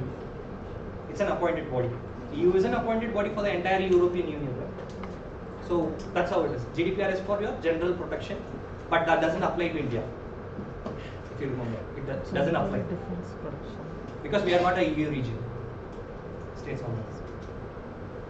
Why? So let's say even if it has been set by the government, let's say I can state the government that I've did it, but it's not coming out. What would be the repercussions?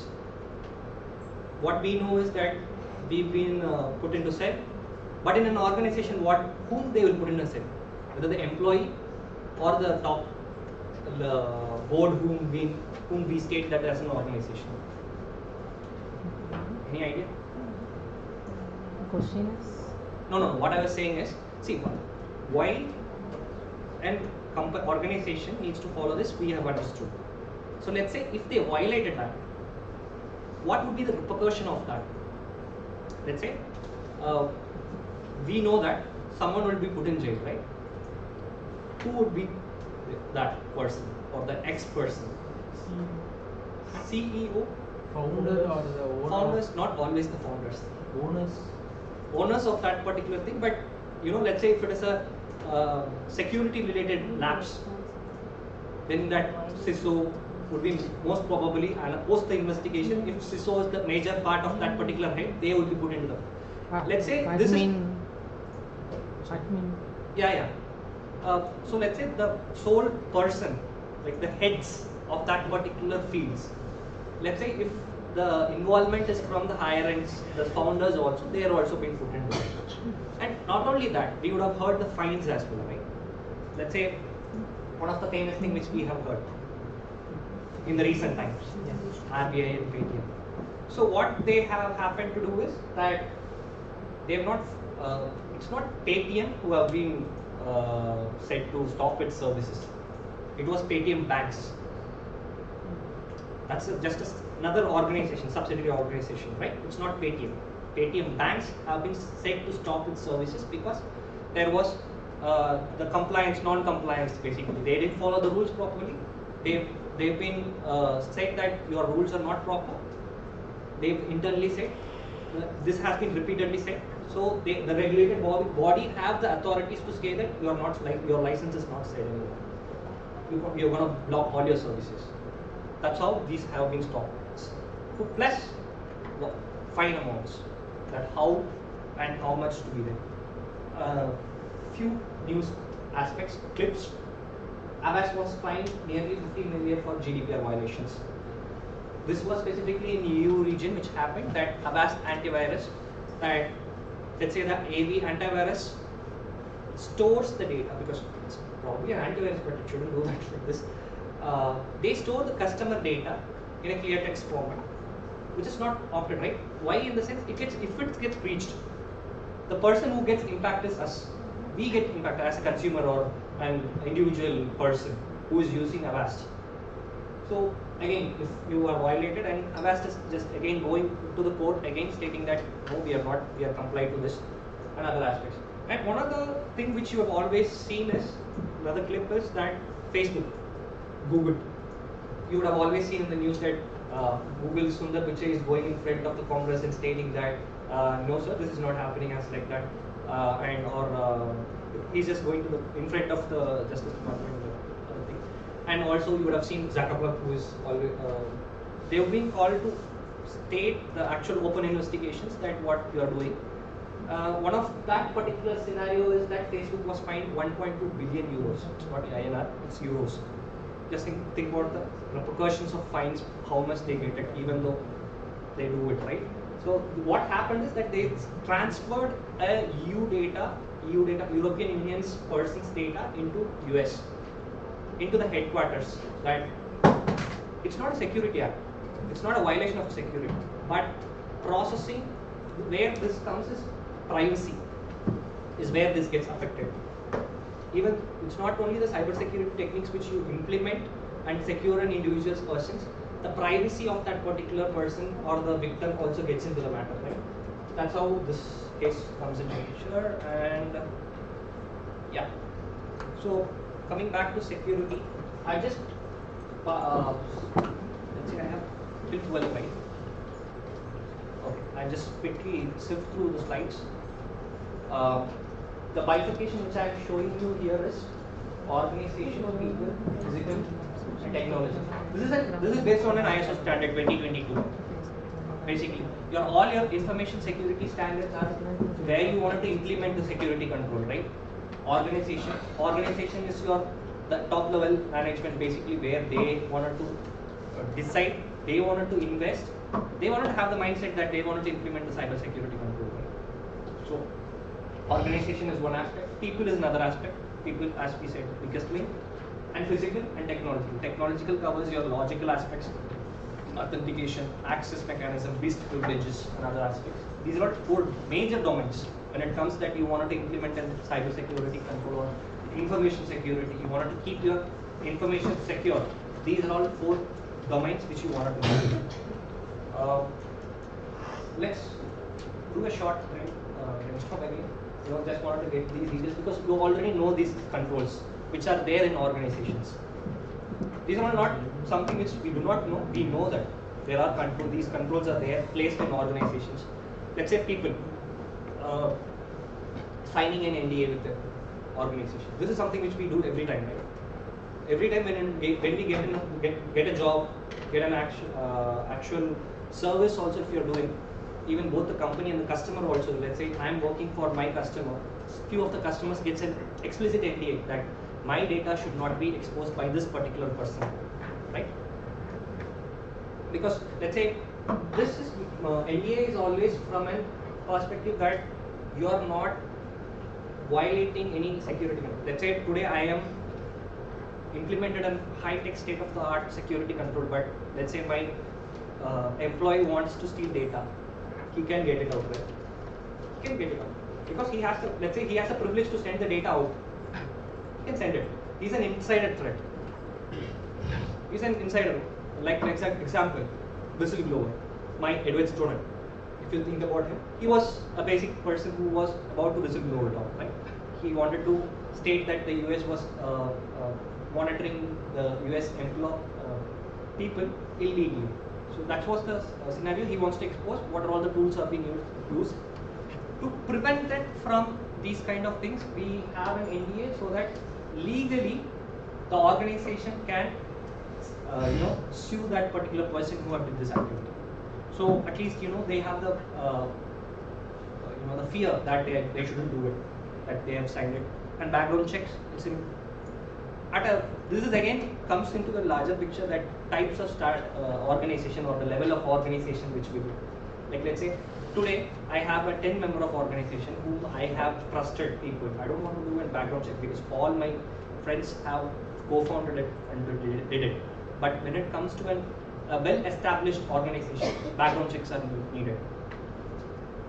Right? That you do not know that who is going to join your company today. There are even in background checks there are types as well, that what would be your criminal records and other things that comes, and code of conduct and awareness. It's an additional to NDA. You have already signed an NDA, but still you need a code of conduct is because your ethics, not only security wise you are getting an NDA, in security wise you are getting an NDA, but at an ethics perspective, that whether you are doing it right ethically or not, that also being provided.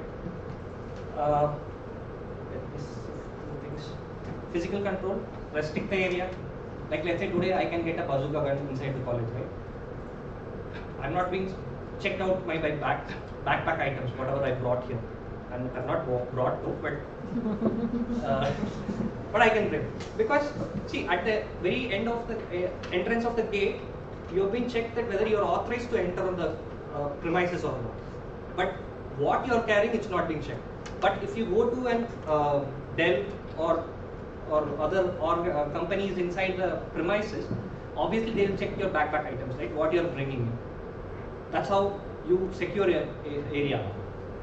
Okay. Monitor the area, CCTV stuff, and log entry and exit, that when that particular person have entered or exited. Yeah, technological control. To me, again, this is how I bifurcated this is two aspects. One is endpoint and the other one is production and non-production environments. So let's say that's how, as on date, right? You have a prod and production environment. You have non-production environment, you do testing, you do developing and other things. But again, to an organization, what are all the controls or cyber security controls you can implement as on date are two things. Endpoints. Endpoints means, I mean to say, your laptop systems which you use to access that particular environment.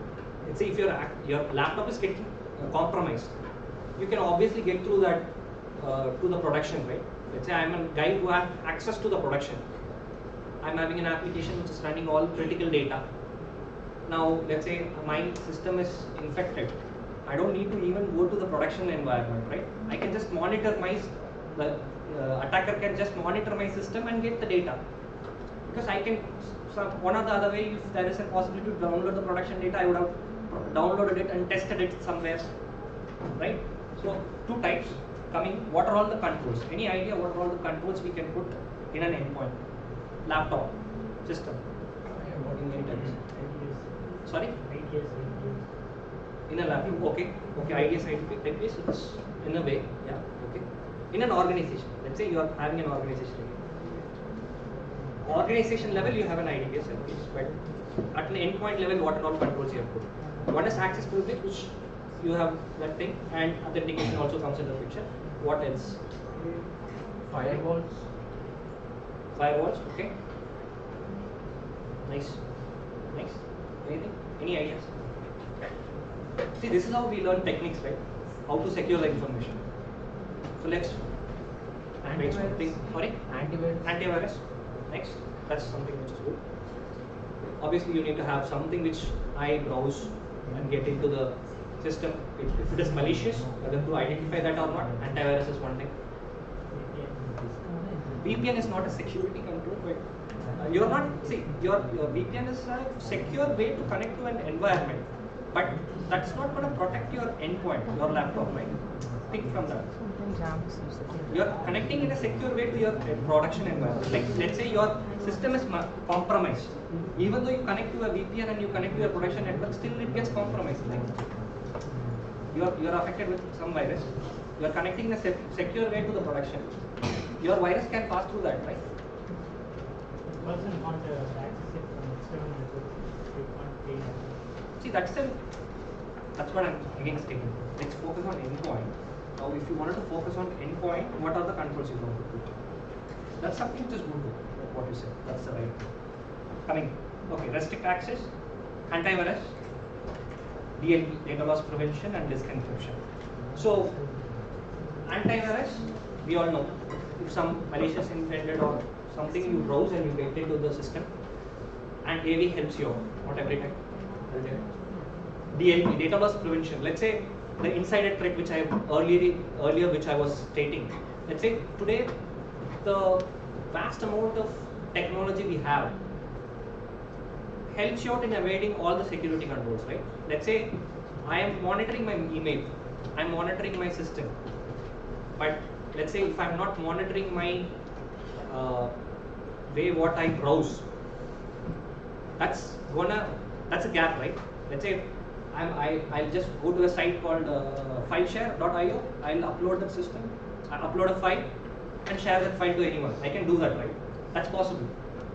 Data loss prevention is something which gonna monitors your again proxy also comes as part of the service. Proxy searches what and all you do with data loss, what kind of data you upload, download, you send it through your emails and other things. That's something you can prospect or think from that how the data would be going out of endpoint. That's how it can block that. Disk encryption. Let's say your system itself gets stolen and you have a password as let's say Kamal 123. That's not going to store, right? He can just attack with the dictionary attack, whatever it might be. He can just break down the system and go into it, right? But disk encryption, or let's say even before the password breaking, let's say your boot, next two types, that is disk encryption, external media block. Let's say I have a bootable pen drive, I go inside, and let's say during the booting time itself, I boot another OS, and I can get all the data from the HDD or SSD, right? That's also possible, because OS is just a front-end system which is going to communicate to your hard disk today and get the data. I can just boot up my system, and in another OS which I have access, and if you're not encrypted, your data is clear, you can just copy it to your system and there won't be any loss. Even an insider can do that, right? So that's how your external media block comes into the picture, and disk encryption comes. Let's say external media block, first you cannot mount anything at all. You cannot detect that. And let's say disk encryption is where, like, even if your computer is stolen, if it is encrypted, if the data is being trying to get, it's still encrypted. One of the anti-forensics method. Non-fraud and fraud. Let's say network management, change management, vulnerability change. Network what do you do? How do you configure the rules? What type of rules you configure and how do you do it? Let's say I have a production system, or let's say I have a database which is exposed to everyone 0.0.0. That shouldn't be the case, right? Anyone in the world can access it. That shouldn't be the case, right? How do you do that? Any changes you do in network related activities, document it and approve it. Change management also the same way. Get an approval even before you do any change. Changes source code. I always bifurcate the change management also into two types. Source code related, that is your production environment related changes like your source code. Your the other aspects are like infra changes, like your server configuration and other aspects like setting up your server, bringing up what type of instance to be running, who are all access management again comes, like who are all the persons who needs to have access to this particular system and how do I do it. Vulnerability and patch, again, nowadays what in an agile methodology people does it that what is a vulnerability? That can be a loophole, right? That's what we say, which can be exploited by anyone or a hacker who's a malicious intent. Patch is to patch that particular vulnerability, right? So nowadays what they do is the patch management is that you run a vulnerability check, see what are all the vulnerabilities you have. For that you patch it out. It's a simple agile methodology which organizations now follow. I still have 5 more minutes, I guess. I'll just quickly take. I think this incident is known by everyone. Blue screen error. Blue screen attack? No, it's not an attack. BSOD. Sorry? BSOD. Sorry, I'm not. Blue screen of death. Yes, blue screen of death. That's a process which happened, right? CrowdStrike. CrowdStrike is one of the antivirus, well-known antivirus, which have been used in many organizations who uses Windows. So, what was the issue? On 2024, what happened is that global outage happened. That your systems, Windows systems, go into a bootable mode, non-bootable mode basically. They used to call it as blue screen of death. That it goes into loop of booting, right? It affected 8.5 million Microsoft Windows. That what happened is that what is the impact? There was no impact because this was not a data. I cannot say no impact. Data impact. Okay, it was not an attack. It was just a configuration miss. What are all the impact? Availability impact of a product. Right? My CrowdStrike service got, or the Windows service in aviation industry. Lot of industries who use Windows got into this mode and they were not able to provide their service. Right? What was the root cause again? What caused all was that just a buggy update. It's not a defective update. It's a combination of series of mistakes which happened. I'll let you know. In short, a buggy update. You can keep like that. In-depth issue analysis. So let's say CrowdStrike. Why everyone goes to CrowdStrike is that it is a lightweight sensor. Because let's think from an organization. You wanted to implement an antivirus on a system. It shouldn't slow down your system first, right? You wanted to work. The employee needs to work on that system first. Then only he'll understand that what his day-to-day activities don't get impacted because of that, right? It shouldn't. So he always looks for a lightweight antivirus. One of the lightweight antivirus is CrowdStrike. I'm not disclaimer. I'm not endorsing CrowdStrike. It's still up to you guys, whoever wants to implement it in any or the other way. But yeah, what happens is this is a cloud service AV. What happens in short? I'm not going deep depth though. What happens is it has each and every agent or a sensor which is running in all the systems.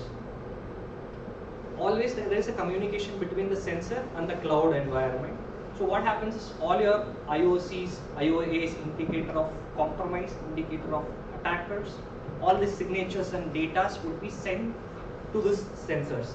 Now what these sensors does is they also locally store a graph how your system works, like your system health, like this is the process which is running, this is what started, this is how it ended and everything. It stores the local data as well. So that, yeah. Now coming back, yeah. So that they can implement any vulnerability or any attack. If they find it out, they can immediately contain them. The AD can contain that particular file. So CrowdStrike is one thing that unless until you act. So let's say you download a virus today, and you have not contacted the virus or you have not invoked the virus to. There are a lot of viruses which doesn't act unless and until you run it out, right? Either in an administrative privilege or user level privilege also. So if a virus is still there, it doesn't act on it. If you act and the virus starts to attack the system, then CrowdStrike acts and contains it out. That's how the product is about. What happens is there was a service which is named as Rapid Response Content. They always new feature, you can state it as a new feature of the CrowdStrike. They use a channel file 29 to push the patches, new features to the sensors. Now there are on 5th March, and then what happened is every sensor, as part of the code, what they do is they try to get inputs from the graphs as well as your systems analysis or the processes whichever it's running. Based on that, they have their own parameters which they don't explicitly say because they are IP. It's their IP. So 20 input fields they always expect input as an input.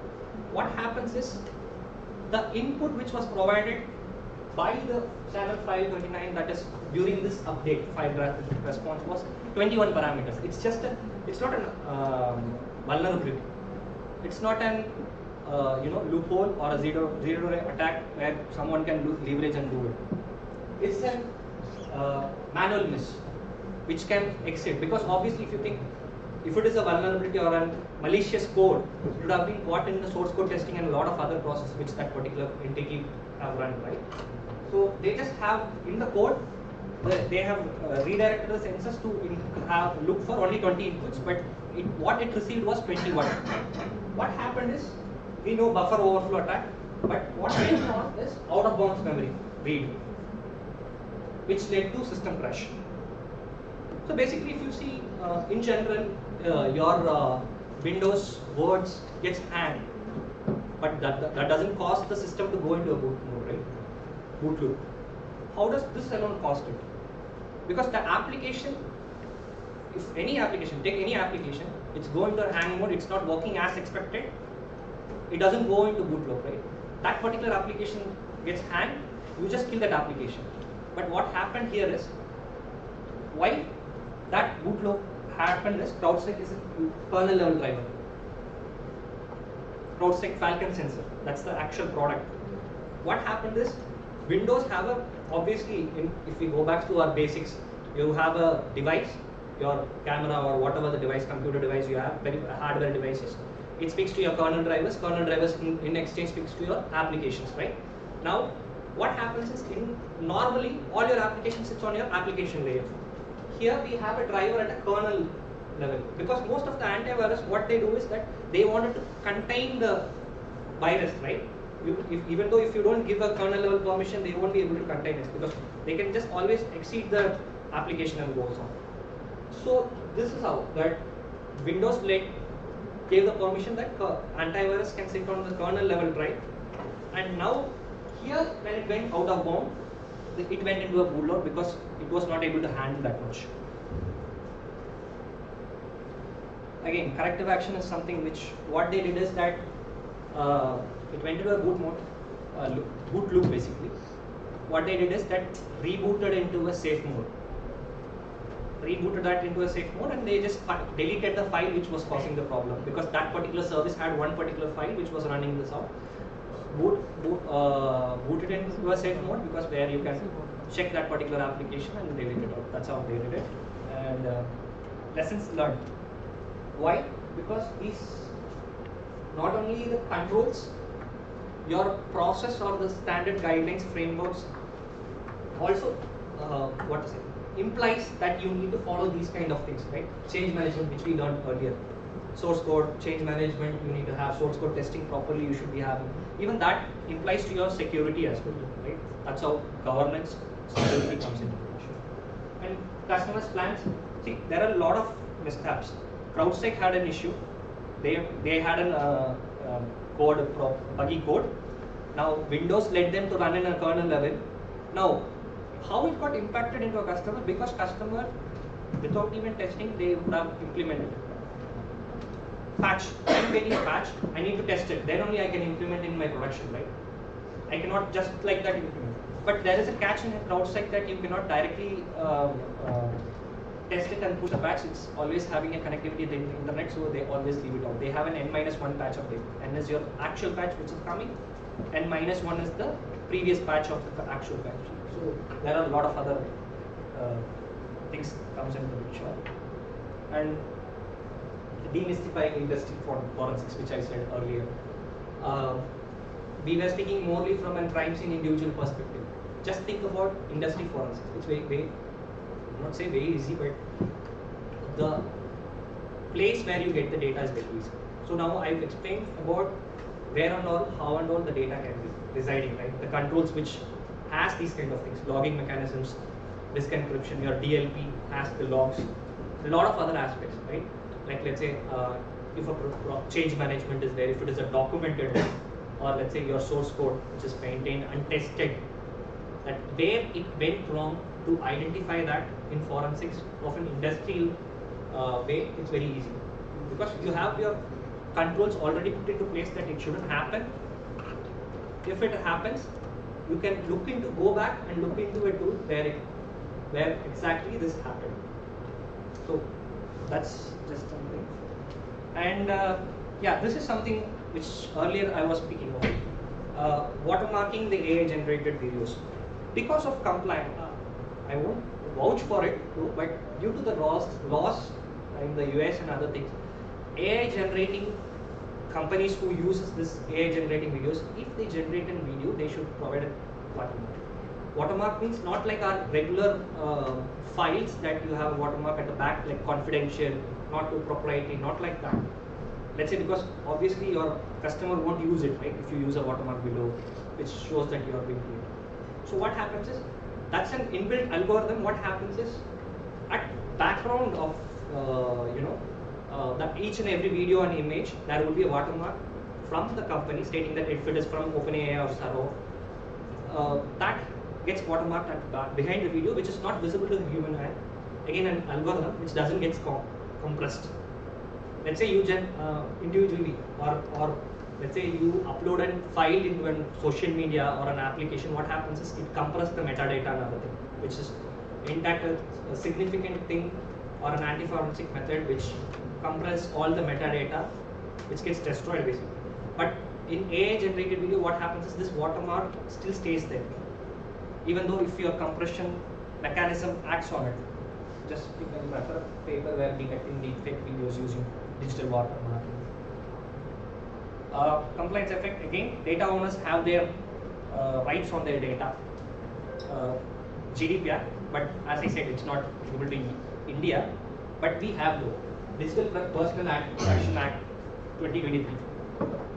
So what does this Digital Personal Data Protection Act states is, I'm not sure that everyone would have went through it, but let's say I'm a person who is opting for a service in an application or something, and if I am no longer in need of a service from that particular application or organization, I can always request them that please can you go ahead and delete this particular data of mine, because you might have seen this in various applications like delete your account itself, because they are having their own regulations. But in India, this is one of the act where you can also go and state that please delete my data which you have on me, and they have to abide by that, which is not utilized by Indians, majority of the time.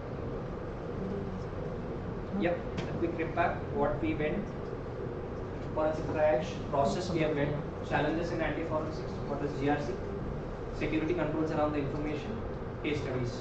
Trials is not something big, but yeah. And that's it. Anything I think almost passed. Anything you have you want to discuss? Which I can. Sure. Any questions? Sir, how did you explain to non-technical people about the struggles you are facing, or you are doing the process which we are doing in the organization? How did you explain to a court if the judge didn't know about the cyber forensics or digital forensics? How did you explain to them? See, that's a skill.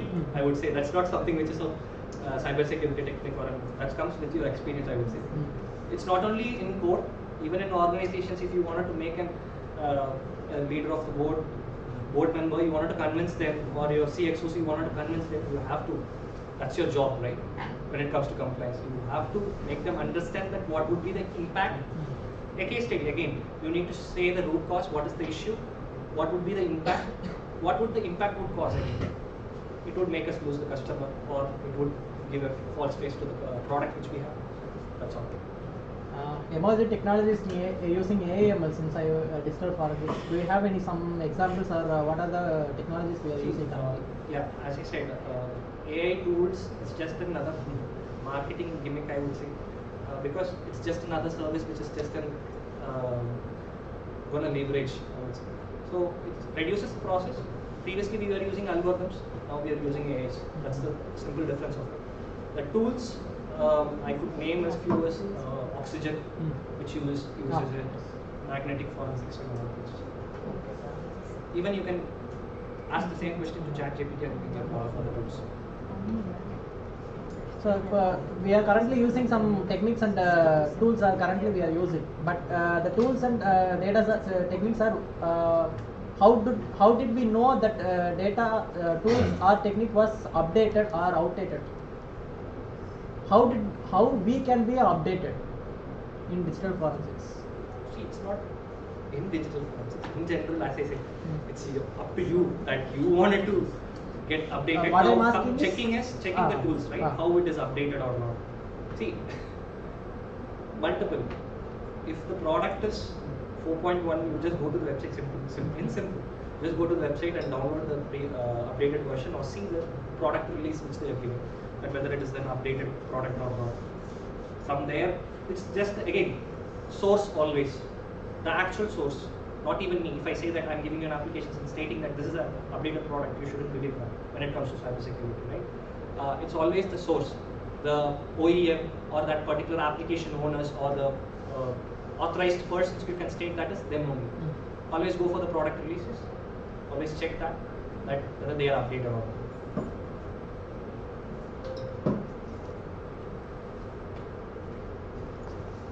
Do you have? I need some idea about geotagging.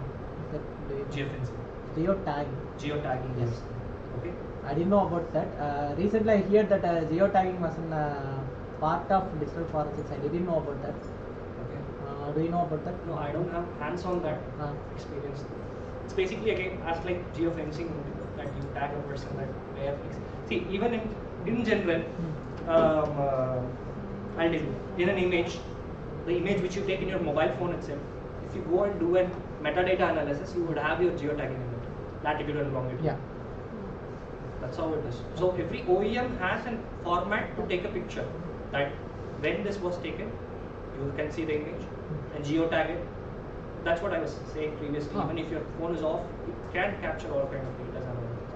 So that's the thing. If you ask me, but how it gets implemented or how it's being utilized in a forensic, if you ask me, forensic or in crime investigation, let's say, if you ask me, I can tell you that, let's say, in most of the movies you would have seen that I was not there at that point in time.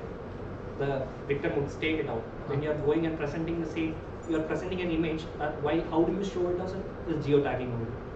You state that this image was taken at that time, there was no tamper in this image, and the latitude and the longitude of that particular image is at this particular place.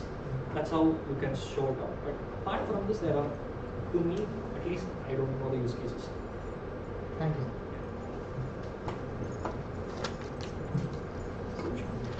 Sure, thanks. Happy morning to all present here. It's a great privilege to propose a vote of thanks for this wonderful session.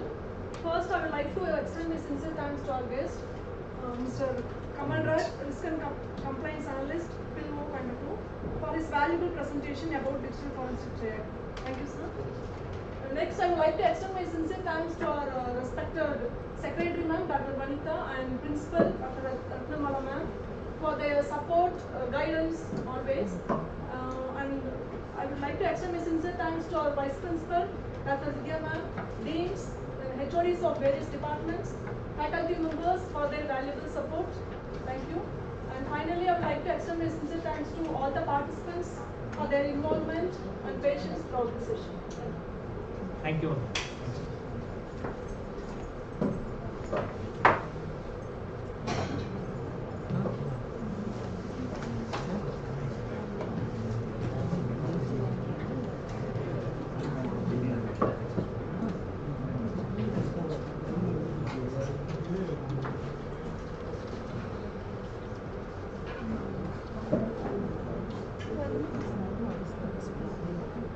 Okay, one minute.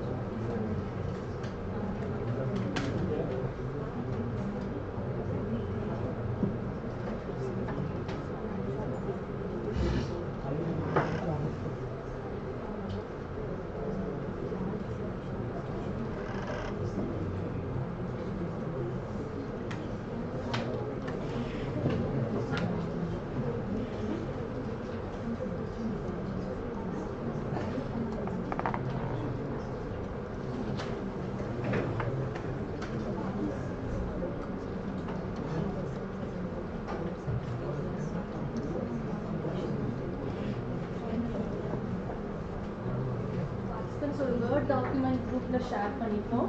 This is for individual report. So end of the டேக்குள்ளே நீங்கள் எப்போ submit பண்ணாலும் okay. So ஒரு செஷன்லேயும் நீங்கள் என்ன learn பண்ணீங்க, what is your plan, அந்த report submit பண்ணணும். This is for individual report. Date of reflection அதில் இருக்கும். லாஸ்ட் டே போட்டுக்கோங்க, 7/9/2024 போட்டு நீங்கள் இந்த டைப்டு மேட்டராக டைப் பண்ணிவிட்டு எங்களுக்கு சாஃப்ட் காப்பி கொடுத்துட்டு நம்ம பிரிண்ட் அவுட் எடுத்து நீங்கள் சைன் பண்ணி கொடுத்தாலும் சரி, இல்லை நீங்களே பிரிண்ட் அவுட் எடுத்து சைன் பண்ணி கொடுத்தாலும் சரி. உங்களுக்கு பிரிண்டிங் ப்ரொவிஷன் இல்லைன்னா நீங்கள் இங்கே சாஃப்ட் காப்பி ஷேர் பண்ணிங்கன்னா நாங்கள் எங்களுக்கு ஸோ நீங்கள் எப்போ ஃப்ரீயாக இருக்கீங்களோ அப்போ கோ த்ரூ பண்ணிவிட்டு ஃபில் பண்ணுங்கள். இன்னைக்கு ஒரு ஆர்டிக்கல் சம்மரியும் ஃபில் பண்ணிக்கலாம்.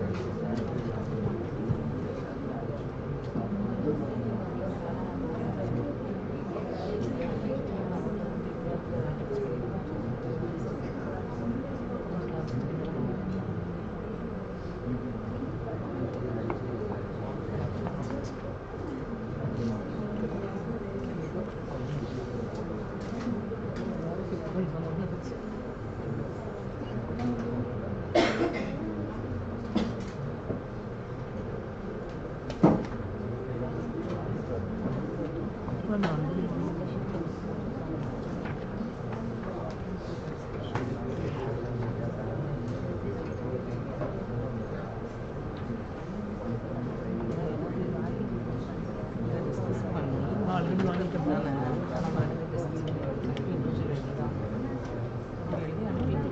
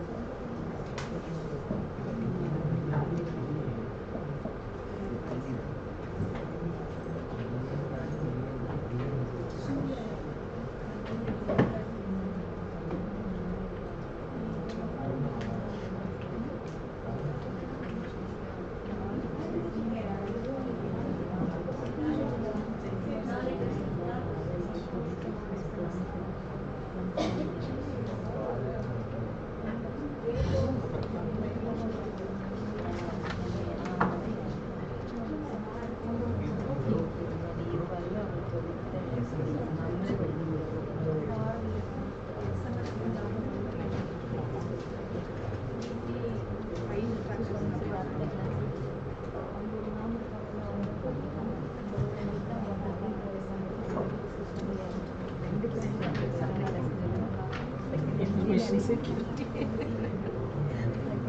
நான் இருக்கா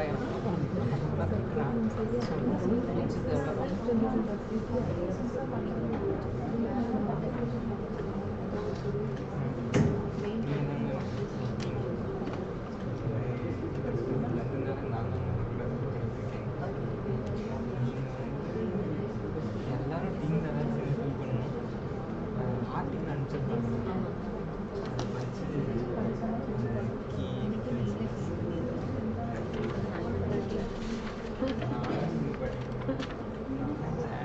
போட்டு கொறி கொறி கொடுத்து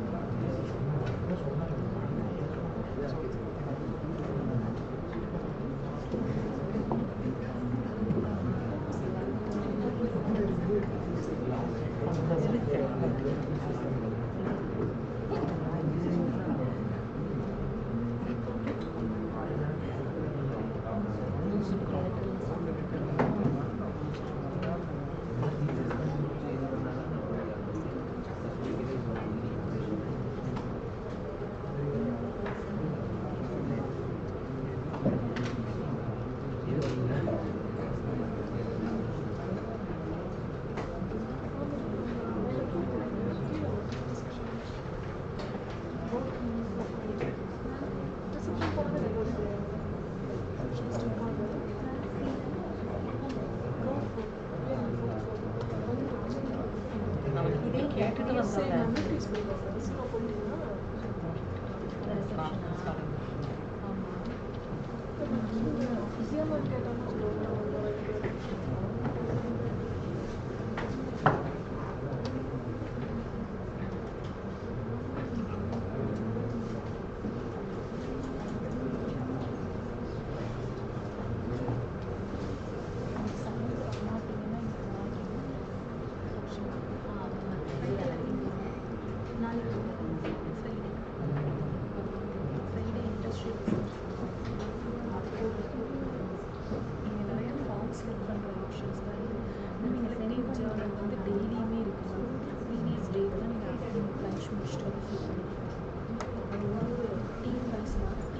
இண்டிவிஜுவல் மெம்பர்ஸும் இருக்கும். ஒரு ஃபார்ம் சரண்யாமா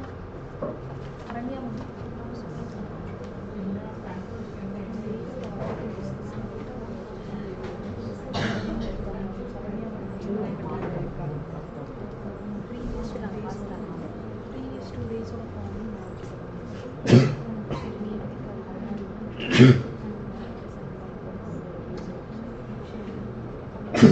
ஷேர் பண்ணிக்கலாம். ஒரு ஃபார்ம் இண்டிவிஜுவலாக நீங்கள் செவன்த் நீங்கள் டேட் செலக்ட் அப்புறம் இண்டஸ்ட்ரியல் விசிட் ஒரு ரிப்போர்ட் இருக்குது. ஃப்ரைடே தான் இண்டஸ்ட்ரியல் விசிட். அந்த குரூப்பில் சென்ட் பண்ணி நீங்கள் மெயில் சைன் பண்ணிட்டு ஸ்கேன்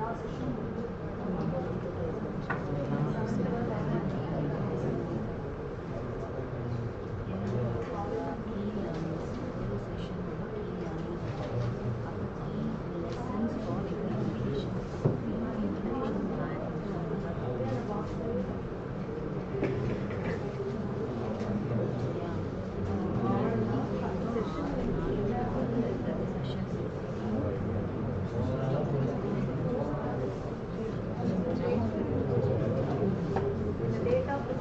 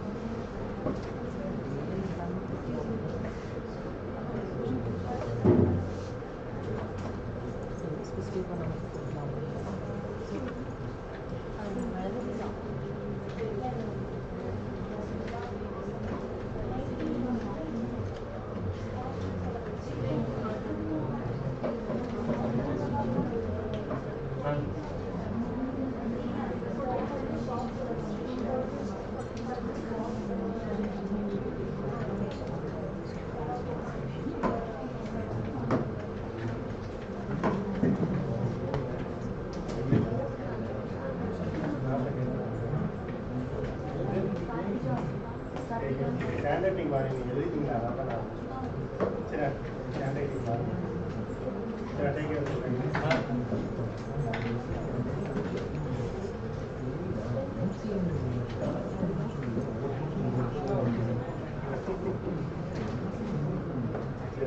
வாங்க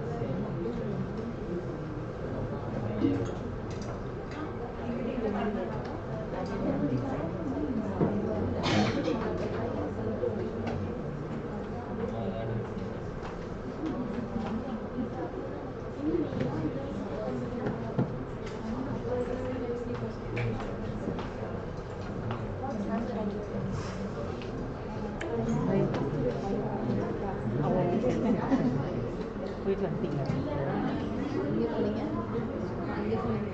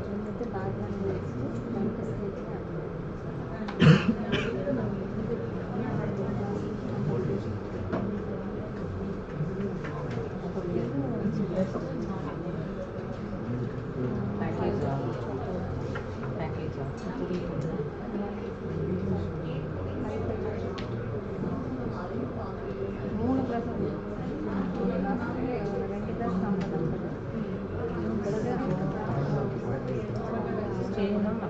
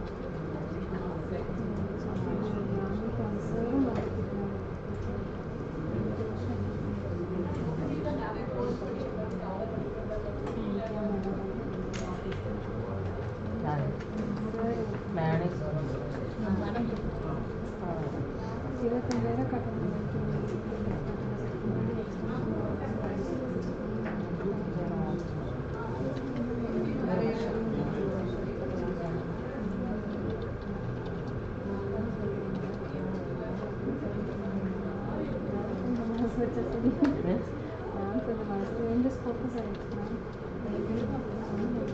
அப்படிதானே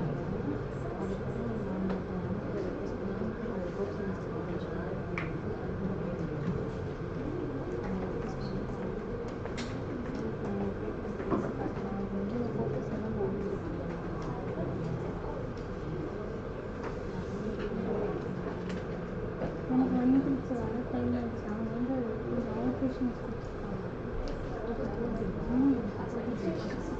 கொஞ்சம் ஆப்ரேஷன் அப்புறம் அக்செப்டன்ஸ் வந்து டாக்டர் வந்து பண்ணியிருக்காங்க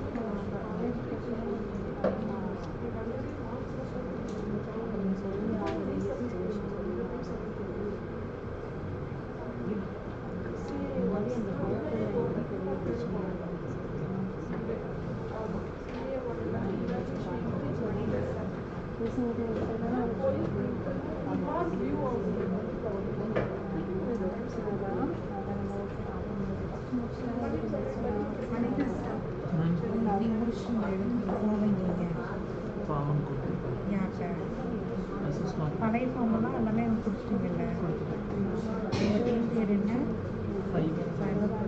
யார்கிட்ட கொடுத்துருக்கீங்க பேர் சொல்லுங்க சுஷ்மா சுஷ்மா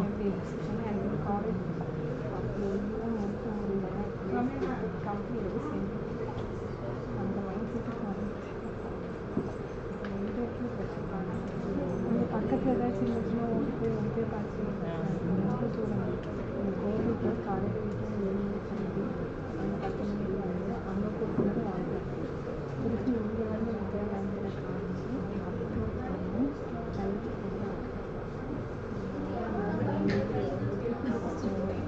அதான் அது ஏதோ 2 நாள் சாய்ஸ் இன்னைக்கு எல்லாருக்கும் சைன் சைன் பண்ணுறது எல்லாமே இன்னைக்கு சைன் பண்ணிட்டேன் இதில் சைன் பண்ணி நாங்களே ஒரே மாதிரி இந்த ரிப்போர்ட் கேட்குறாங்க அது இப்போவே ரிப்போர்ட்டுக்கு சாமி பேசிட்டேன் நாளைக்கு என்னென்ன 7ஆம் தேதி வரைக்கும் என்னென்ன பார்த்தேன் இது பண்ணி பிரிண்ட் அவுட் எடுத்து சைன் பண்ணி கொடுத்துட்டு நான் 7ஆம் தேதி பிரிண்ட் அவுட் எடுக்க முடியல சாஃப்ட் காப்பியாக அனுப்ப சொன்னாங்க சாஃப்ட் காப்பி அனுப்பி நாங்கள் பிரிண்ட் அவுட் எடுத்து தரது அதுதான் நீங்கள் எனக்கு அனுப்பிட்டாங்க முடிச்சுட்டு எனக்கு அனுப்பிட்டாங்க நாளைக்கு பிரிண்ட் அவுட் எடுத்து வந்துருவாங்க நம்ம சைன் பண்ணி கொடுக்கலாம் உங்களுக்கு அனுப்பியிருக்கேன் பாருங்க கொடுத்தேன்னா நான் அதை பிரிண்ட் அவுட் எடுத்து கொடுத்துட்றேன் சைன் பண்ணி எனக்கு சரி நான் வேர்ட் ஃபார்மேட்டில் உங்களுக்கு அனுப்புகிறேன்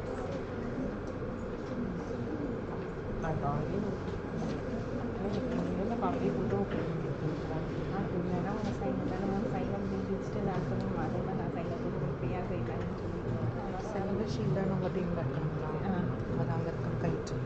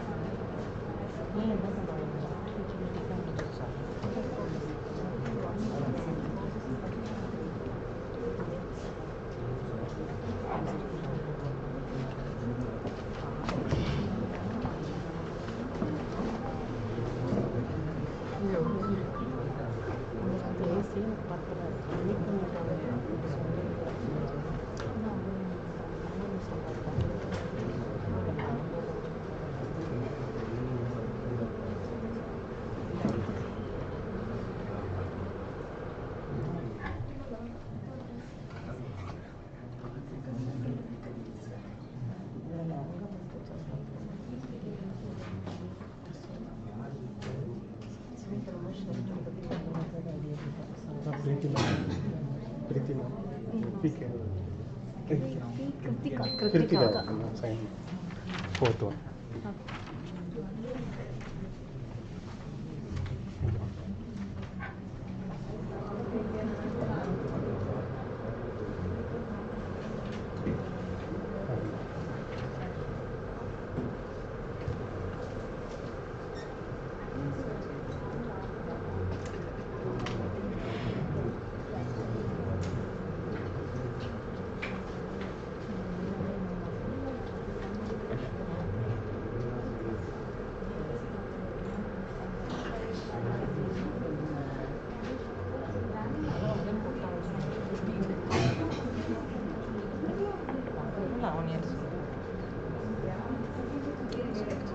இதை நான் வீட்டில் போய் இது பண்ணிடுறேன் இல்லை வெளியே மட்டும் போட்டுருக்கேன்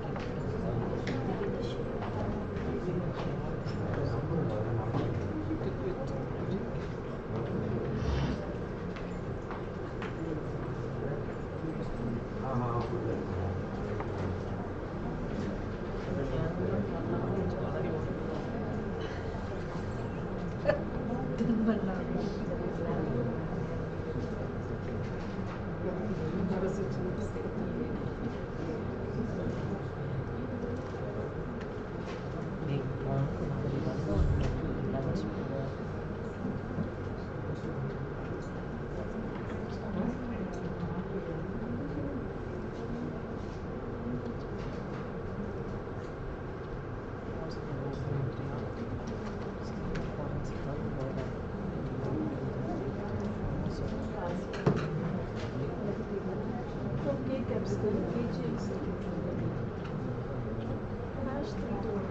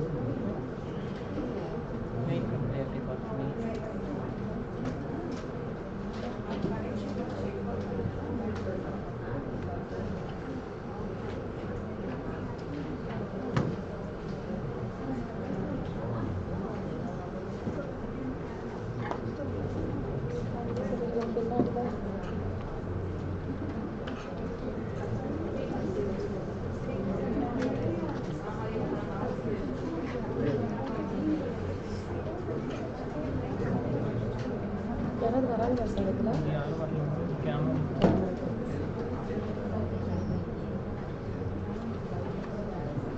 ரெக்கார்ட் ஆகுதுங்களா?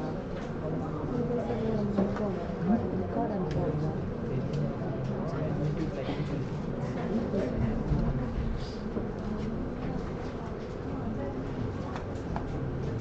நான் தேர்ட் ஓகே பார்த்துட்டேன். தேர்ட் இயர் மட்டும் நான் செக் பண்ணிட்டேன். அது ஓகே, அதெல்லாம் ரெஜிஸ்டர் நம்பர் கரெக்டாக இருக்குது.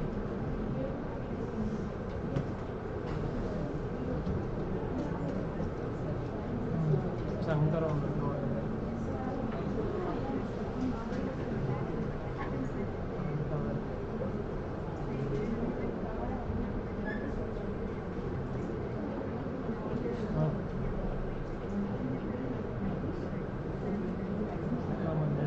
யூனிவர்சிட்டி ரிசல்ட்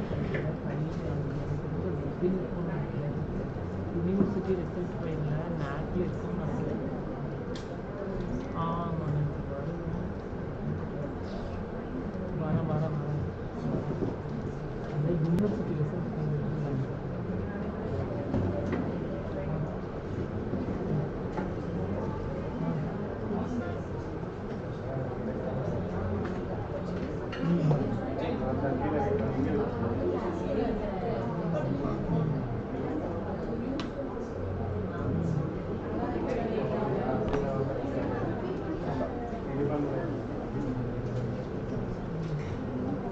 இதுக்கு வந்து நீட்டாக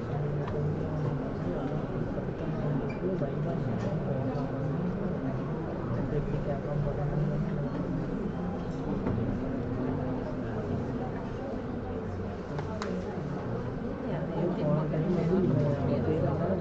வெளியில் அதுக்கு வந்து அதுதான் ஆடு தானே. இப்போ ஆடுனால தான் அவனுக்கு வந்து ஒரே நாளில் காலேஜ்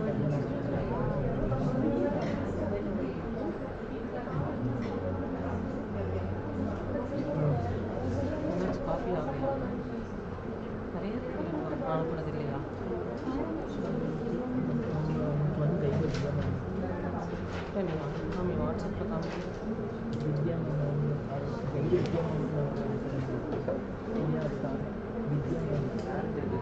இப்போ ஓகே ஓகே யாரும் போடுறது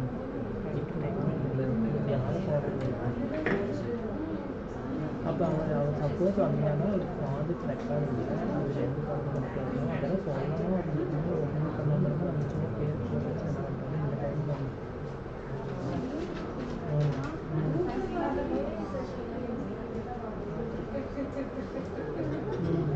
அதான் என்ன பண்ணுறதுன்னா நம்பரை பிடிக்கணும்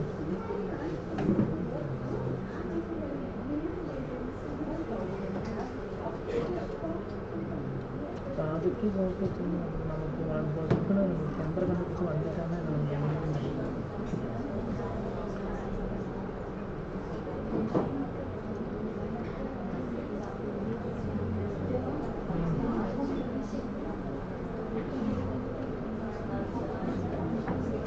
அவன் யூனிவர்சிட்டியில் போய் கட்டிட்டு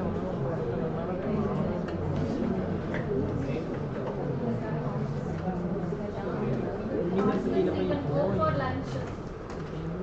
பணத்தை கட்டிட்டு இங்கே வந்து எக்ஸாம் சென்டர் போகணும்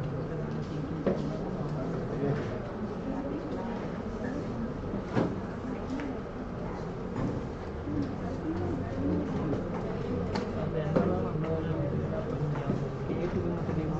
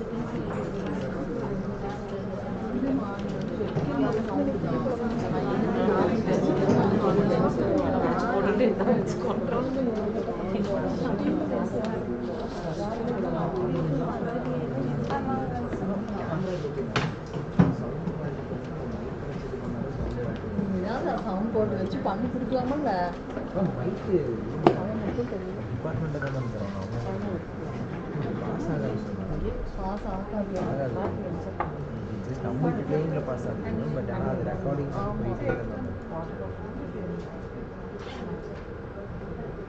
ஃபஸ்ட்டு வந்து மார்னிங் வந்து இது பண்ணுறாங்க லைவ் கொடுத்து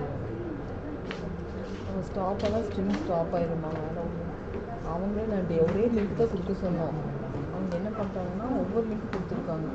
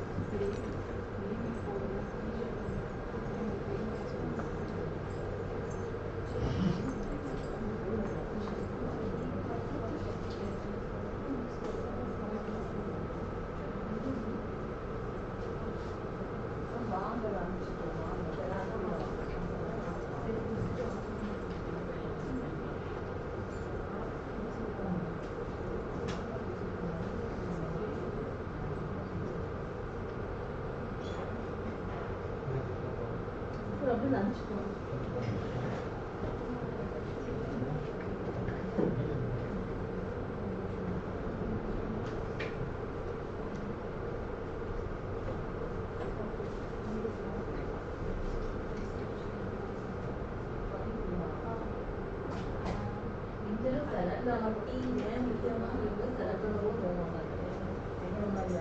படிச்சு முடிச்சு நமக்கு எப்படி போக வச்சுன்னு சொல்லுங்க.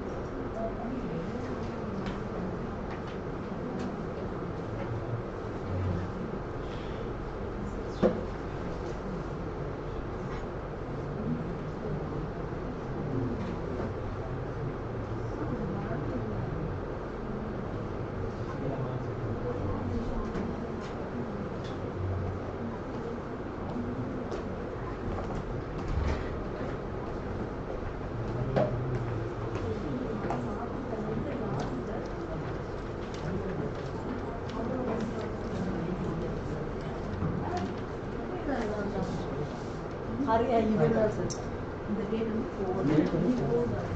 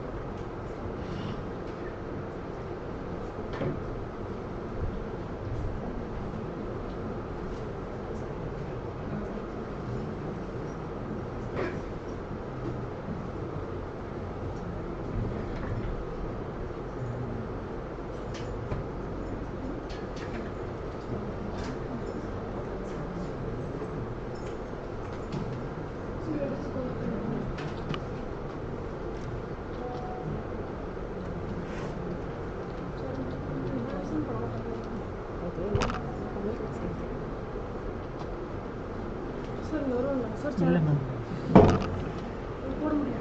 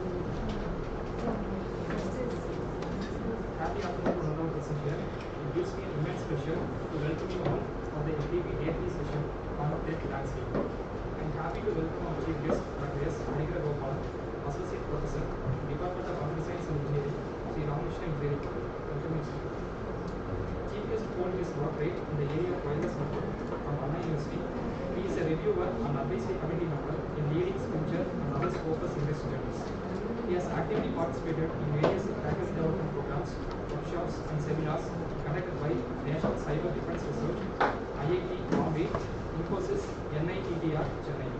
His area of expertise are cybersecurity, blockchain technology and computer networks. He is a life member of CSI, STE and member of various professional societies. He actively mentors various security projects in the domain of cybersecurity, blockchain, mobile application and sensor-based projects. He was awarded for the Outstanding Academy in Computer Science Engineering at India International Center, Delhi from Global Outreach Foundation during January 2019. I welcome all the faculty members, research scholars and participants from various reputed institutions. Once again, I welcome you.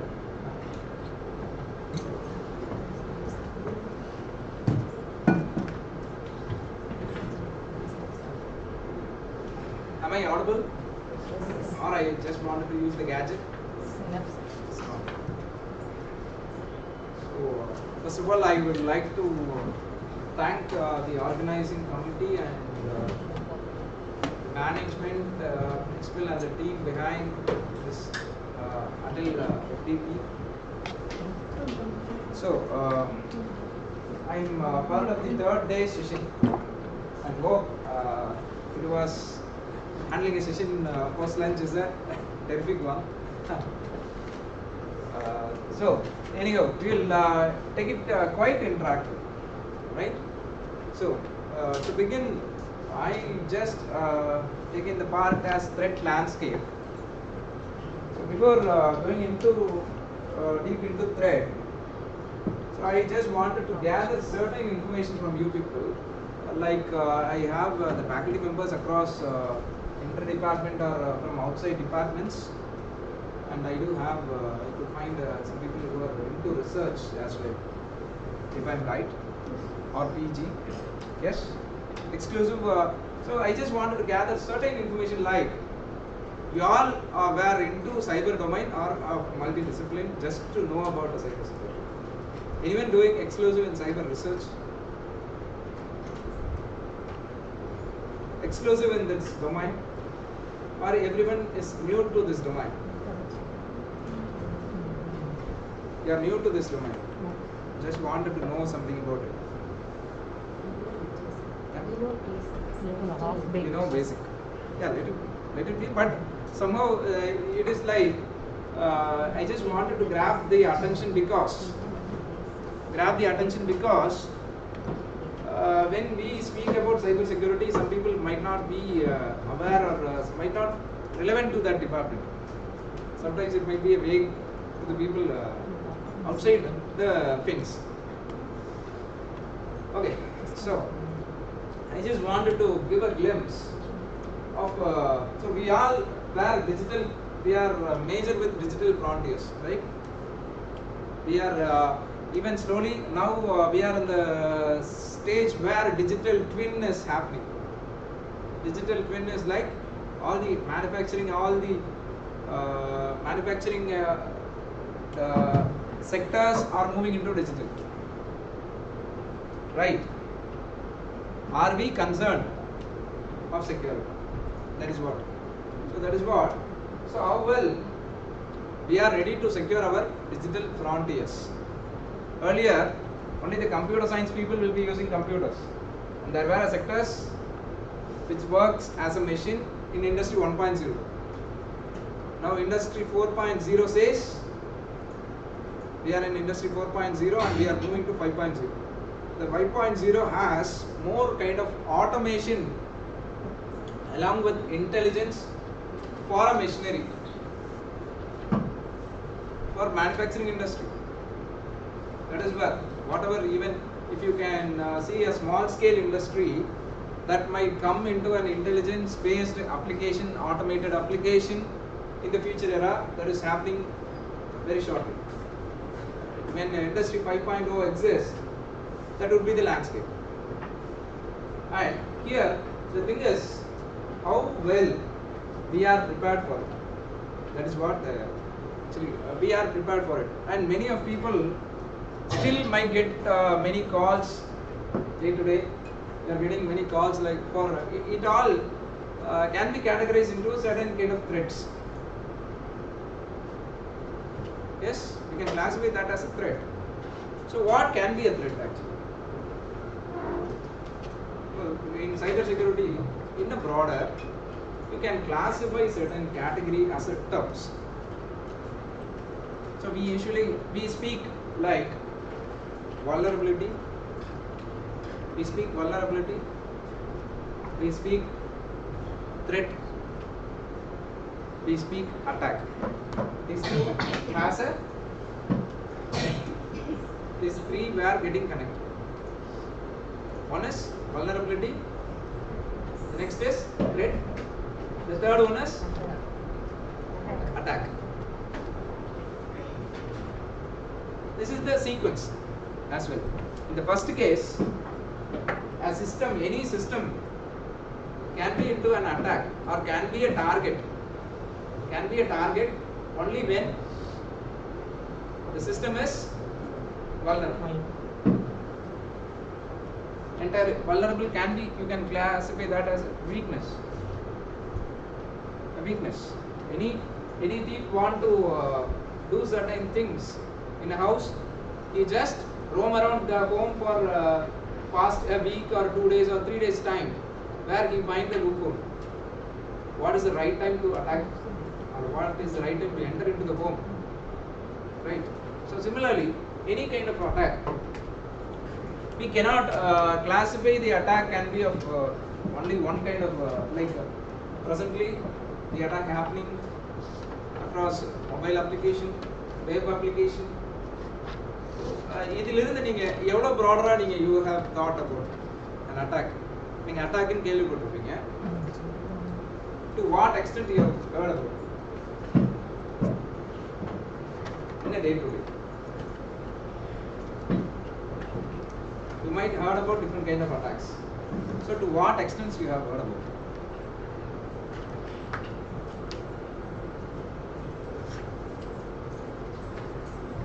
So your friends might be saying that my Facebook profile has hacked, so don't accept any friend request.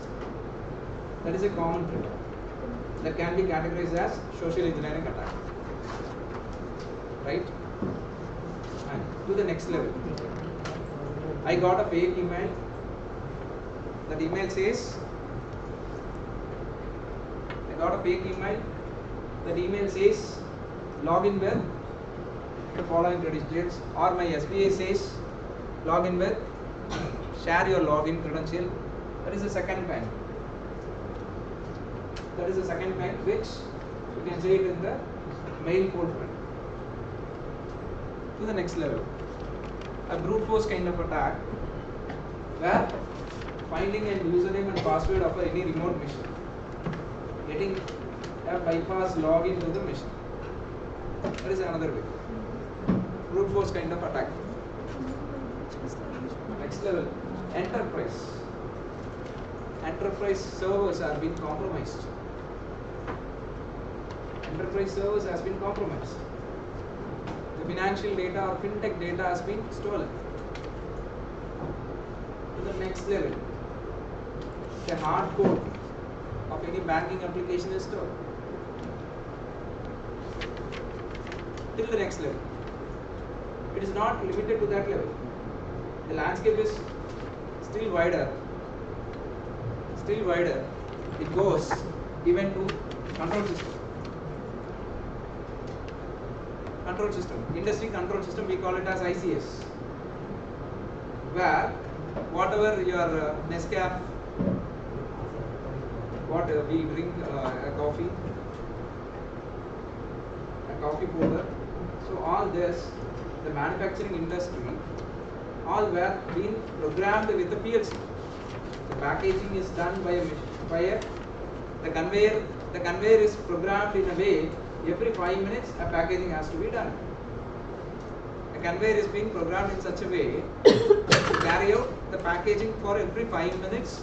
Once the ratio of mixture is done, if a PLC is compromised, what happens? The ratio of your coffee and chicory got mixed. The ratio of chicory is gone high, and your ratio of coffee is less. The competitor can do such kind of attack. That is not verified. So the PLC should be such a stringent not to accept any kind of such kind of attack. Right? To that level. This is in terms of industry control system. We have SCADA. We have SCADA machines. We have power grids. Power grids are working under a smart grid. Very shortly you are going to experience a smart meter. All your homes will get automated with a smart meter. What happens if I do a thread? If I do a thread for your smart meter, accessing your smart meter by having my Bluetooth connected, just to roll out your meter to again extra additional 100 units. Can you go and claim? I am your neighbor and I am having a bad terms with you, and I just wanted to roll out your smart meter to another 100 units.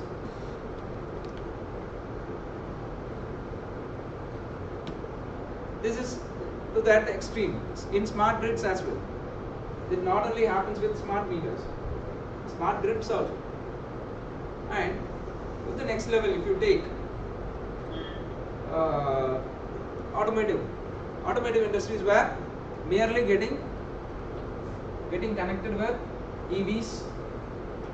All ADAS features were being incorporated. ADAS means driver assistance system, automatic driver assistance system, ADAS. That is presently it is called as semi ADAS, but it can be accelerated into a fully ADAS. What happens in such case? A a car is being having an ADAS option, but the app which the car is being used is hacked by a person sitting outside. I can have a control like playing a game with your car.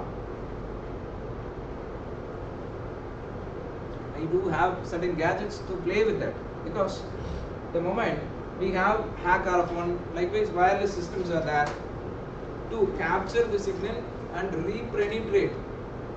I can capture the wireless signal. So, enikada or naal yosichirukoma like how my car works when I am pressing a remote. When I am pressing a remote, what happens actually? It sends a frequency. It sends a frequency. In the frequency for open, it will be having a code called 10110 for one car. It is 1001 for another car. It is some kind of signal for open, and similar another code for unlock. So this can be tracked of when I am looking onto the same frequency. There are certain gadgets, I will show that. There are certain gadgets where you can capture, even we do a lot of things with capturing wireless, even FM. What we can do is we can capture the FM in this location, and we can play what we prefer. Instead of what the FM is playing, we can capture that signal frequency, and we will play certain item what we are supposed to do. We want that. To that extent in wireless you can do. To that extent you can do it for automobile. Then that can be done for an automobile. Having done for a smart home is not easy. My home is getting smart. My tube lights, I am not ready to switch on or switch off my fan through button. I am ready to use. There are multiple remotes. My ACs are getting smarter. My tube lights are getting smarter. My fridge, air conditioner, everything are getting smarter. Yes, even my city are getting smarter as smart city. So this is, you can take it as wider. You cannot limit with it. You cannot limit with the threat level. You cannot limit. So the category of threat is very much wider. The landscape is very, very wider. I'll show that. So, are we prepared? That is what my first question. Earlier, when I'm in the 10 years back, when we call it as cyber security as a single subject, we have the subject cyber security in early 2000s or early 90s. We have the cyber security as single book that have certain subdivision that concentrates only on e-commerce application.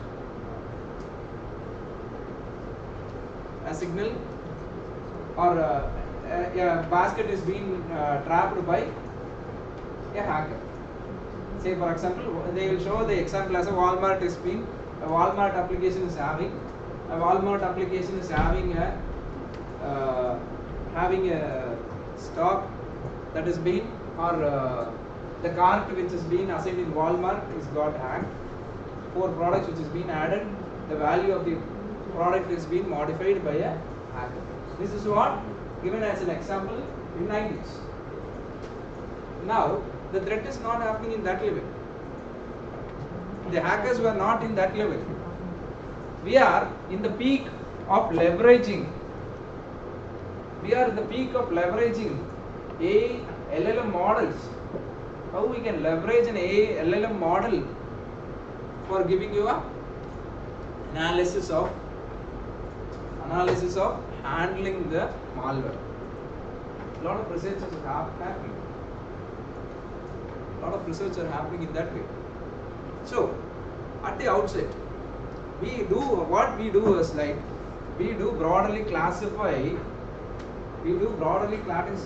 the cyber security into 4 different vectors actually.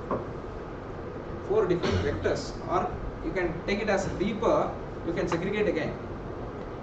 I cannot claim myself as entire I am a cybersecurity expert. Going wider, there are multiple classes, multiple routes are being there. You can broadly classify this vulnerability analysis and penetration testing itself a broader domain. We call it as VAPT. VAPT is again a broader domain where under VAPT we have a mobile penetration, a web application penetration, ICS, that is industry control system penetration. We do have automobile penetration. All these comes under the VAPT. On the other hand, I do have threat intelligence as another perimeter that is entirely for enterprise clusters. For enterprise alone, we call it as threat intelligence that handles only SOC operations. SOC is nothing but Secure Operations Center. They have only SOC. Under the hood of SOC, they call it as blue team and red team. All these blue team and red team are, one is offensive, one is defensive. The red team is always, they do offensive. The blue team always, they do defensive. Some critical application like bank has to do it, even though they are ready to face a threat in 0 day. We call it as 0 day in industry term. In industry term, we call it as 0 day attacks. So I am prepared for 0 day. The moment I am getting a new attack, I will show that as well. All things I will show that. How it happens in 0 day. I am ready. Am I ready? I am ready because I am into the open space. I am into the open public space. So I am susceptible for any threat that is happening. I am prepared. I should be prepared. So that in that way, all your banking finance applications will have the essential SOC operations. So this can be another broader vertical. Here, when it comes to research, entirely malware research is a broader vertical. Malware research along with 0 day. How it can be compared with 0 day VX. The moment when ransom you can take it as an example, in a physical way, everyone were encountered with COVID. So the COVID is coined as a term only when the infection got underwent and it is identified as a new kind of virus that is floating for nearly 3 months of time and which is very much vulnerable to human. Then only they have coined as a new term as COVID. Coronavirus disease. Infective disease. That is what they called it as COVID. Subsequently, what happens? After that, new variants are coming. And every new variant, even today there might be a new variant on that. We might not know. The people handling the malware know that. They will categorize that under COVID there may be multiple mutant variants. Similarly what we do is, we do a malware analysis.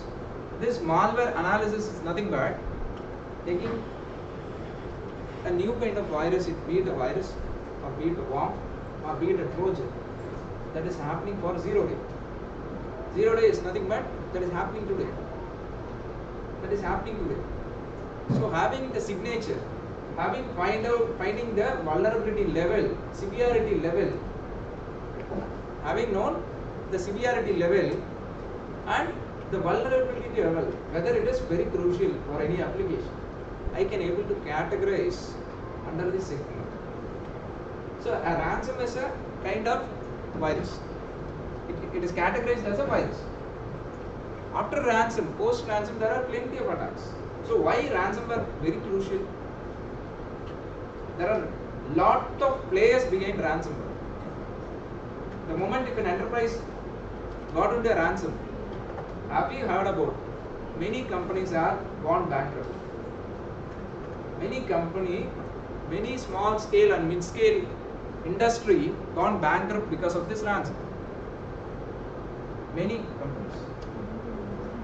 They gone bankrupt because they are not able to afford what the hacker is demanding. He is demanding to that much level. That much level where the industry is not ready to pay. Now, the funny story here is, you can even refer to my one of the blog actually. In my LinkedIn, you can find my articles as well. There are plenty of intermediate person acting as compromising between hackers and the victim. There are compromises intermediate. So what they will do is, even the popular firewall like Sophos is having that as a product. They have it as rapid storm. Similarly thing. When you got affected with ransom, within 30 minutes, if you could able to report to that company, Sophos, immediately what they will do is they will arrange a person to compromise to identify whether he is having the actual data of you. They will analyze. Sometimes it may be a false. In some case, what we do is, when we do analysis, we take false positive, false negative as well.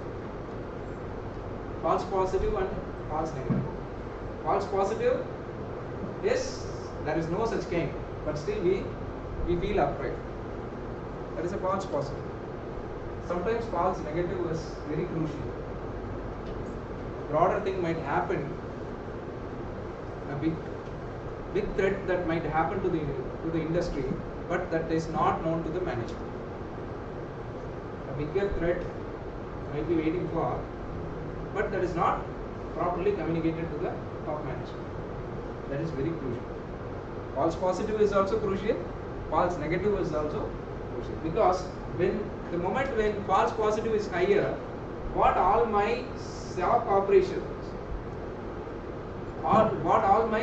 operations very stringent attending to different vectors.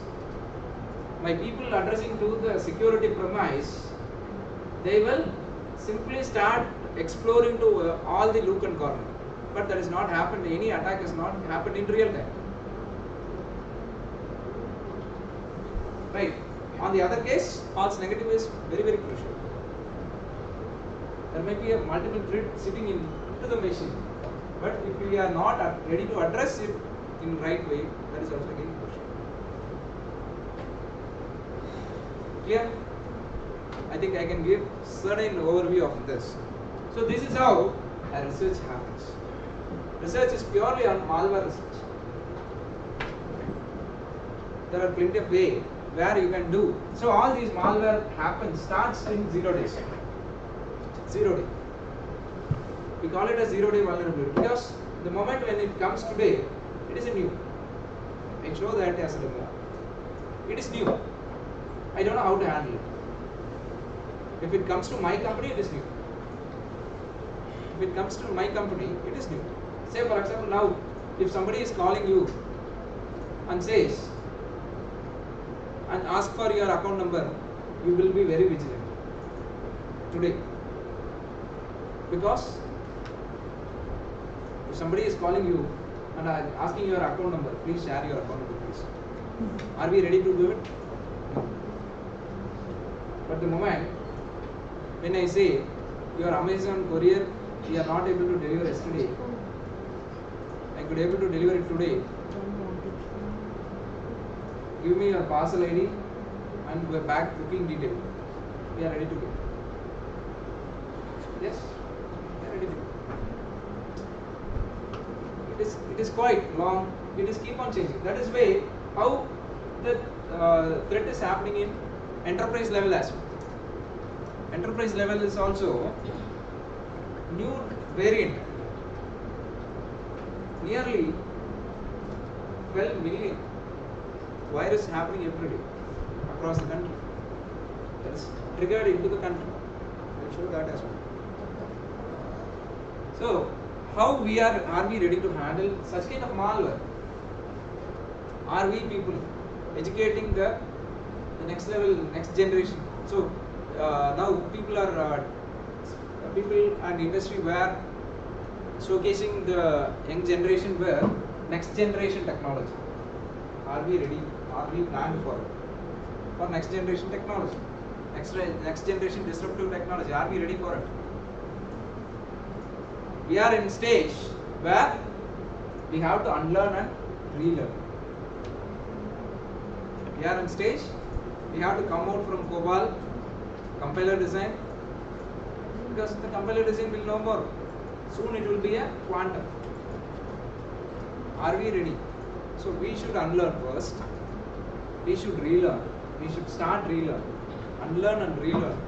Then only we can transform or we can transfer the technology to the next generation. Yeah. So this is another crucial vector where malware research were going very much peak. Every day we are facing a lot of malware in the country. This can be a classified example on another parameter. So VAPD would be one broader classification, and the other broader classification can be a threat intelligence. Third category, forensic,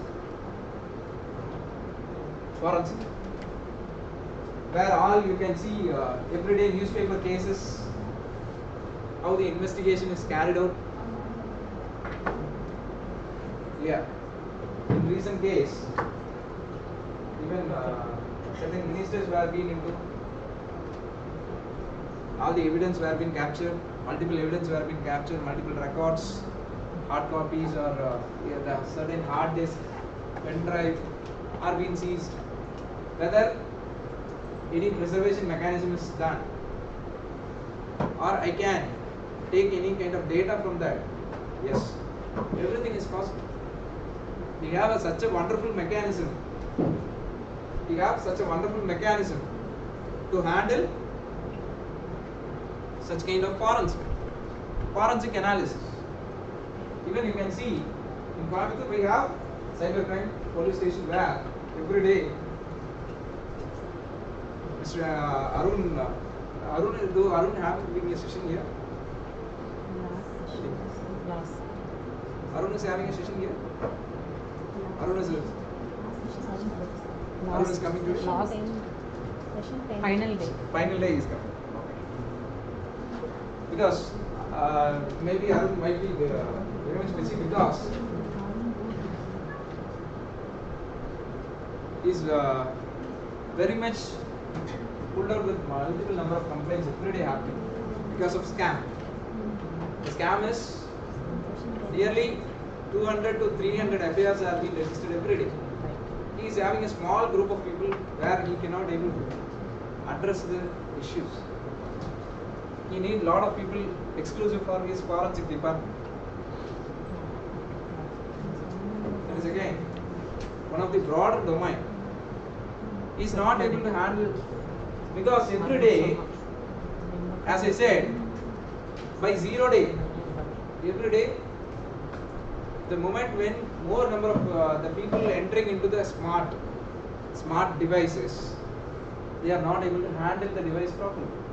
They are not able to handle the security features properly. That is why. So, lot of educators like you have to transform the technology in right way to the right generation, which would help the next generation to come in a secure way. So this forensic would be an exclusive third vertical, and the fourth vertical would be industry compliances. Are we have compliances? Are we ready to buy even if my sunglasses, I will check whether it is polarized or does it have any ISI. I am not ready to buy an equipment if it doesn't have an ISI, right? I am not ready to buy a motor if it doesn't have ISI. Yes, but I am ready to buy a car whether we do have a compliance for it or not. We have, my car is smart, my ACs were smart, right? My ACs were smart. Smart AC. We are purchasing, we are ready to purchase, and even the shop people were ready to fund all the to share entirely. This has AI. This has a very much inbuilt AI features they are started saying. And if you ask or if you demand whether it has a security certification, we are not ready to demand whether it comes under a secure feature, whether it has any complaints. Are we demanding it? We are not demanding, and they are not providing. In India, exclusively in India, any health record, are we have any complaints for it? We are doing a detailed master checkup, whether knowing or unknowing. We are ready to do a detailed master checkup, giving my entire record. Even if the nurse or the person filling our data, if he is not filling my second alternate number, I am ready to give. No, I do have another 2 numbers which you have to record. I do have an alternate email ID also. Please do record that also. We are ready to provide the data.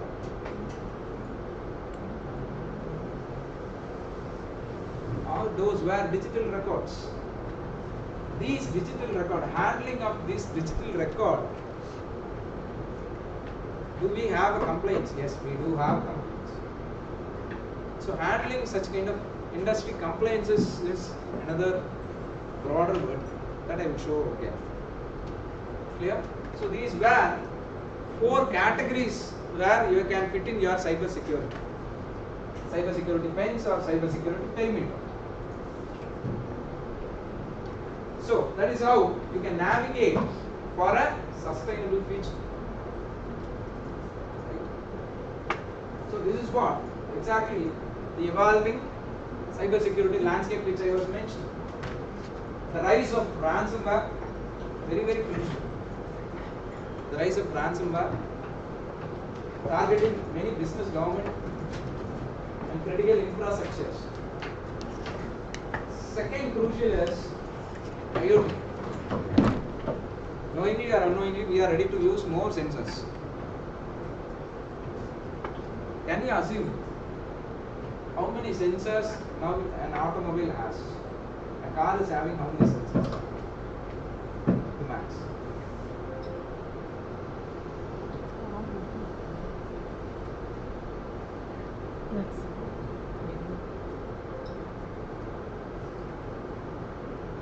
Anyone? 4 or 5? Any guess? How much sensors a car might have? 20, 25 plus. So nearly the car might have 51 sensors. All those sensors were connected to a dashboard called, there is a network of sensors which we call it as CAN. CA. Car area network or closed area network. CAN. All the sensors were connected to a network. That network is triggered to your dashboard of your car. Based on this network or input getting from the sensors, this entire IoT system, the entire IoT system is such a way, all these sensors were connected to a network. This CAN network, I am going to develop an application supporting to this CAN network. That is where a computer science engineer is required to develop an application for the car or closed area network. So this is also again crucial. By which you cloud computing. I think faculty might be having like earlier we were thinking of grid computing. the moment Git computing, and slowly there is a transformation from Git to cloud. During that time, what happened is the only challenges in cloud computing. There is no challenge physically. The only challenge happened during in the early 2005. The only challenge is how to get adapted to cloud computing. There is a crucial factor called trust. How I can? Many banks have demanded how I can trust the cloud to hold my bank data. Can you remember that? So that was a crucial challenge posted early 2005. Many banks, not only banks, many even hospital or whatever, all these people were asking for a factor called, crucial factor called trust. The trust is a furious challenge on that day. Now we are in phase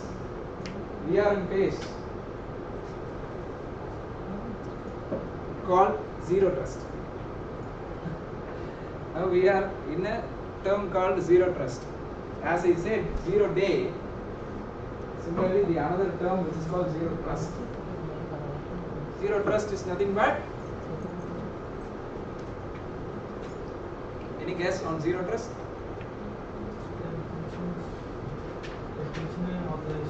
Huh? Never? Never believe anything is secure or never believe it. I should not believe it or I should not believe it. That is what zero trust. The moment when an attack comes, immediately a person from technology forefront will ask whether have you entrusted with zero trust. Have you entrusted your security pins with zero trust? Which means I should not trust even my employee. That is where I can safeguard my business. I should not even trust my employee. That is what zero trust. So in 2005, trust is an important factor. Now we are shifted into zero trust. That's why everyone were having their application, all the application and backend data entirely, everything is now with cloud. No bank is requesting for trust. As a fact, they are ready to move to cloud. Because now cloud is like a Baligada Mari. You have to take care of my data. I am not ready to accept any malware. That is happening because in our system the data will get into malware. I am happy that my data is in there. That is also posing more challenges. Having data only in cloud can ensure security. No. Accessing person in a non-secured environment. Myself or my team who is accessing the data to cloud by having in a non-secured environment through remote desktop. Through remote desktop. Now I am operating through remote desktop actually. I don't know, I am not ensuring whether this is secure environment or not. I am accessing this data from my machine sitting somewhere. This is how it has happened. I don't know whether my network is safe. That poses another more number of challenges for cloud. And the risk posed by trusted insiders such as employee. This is where this gives a crucial factor called zero trust.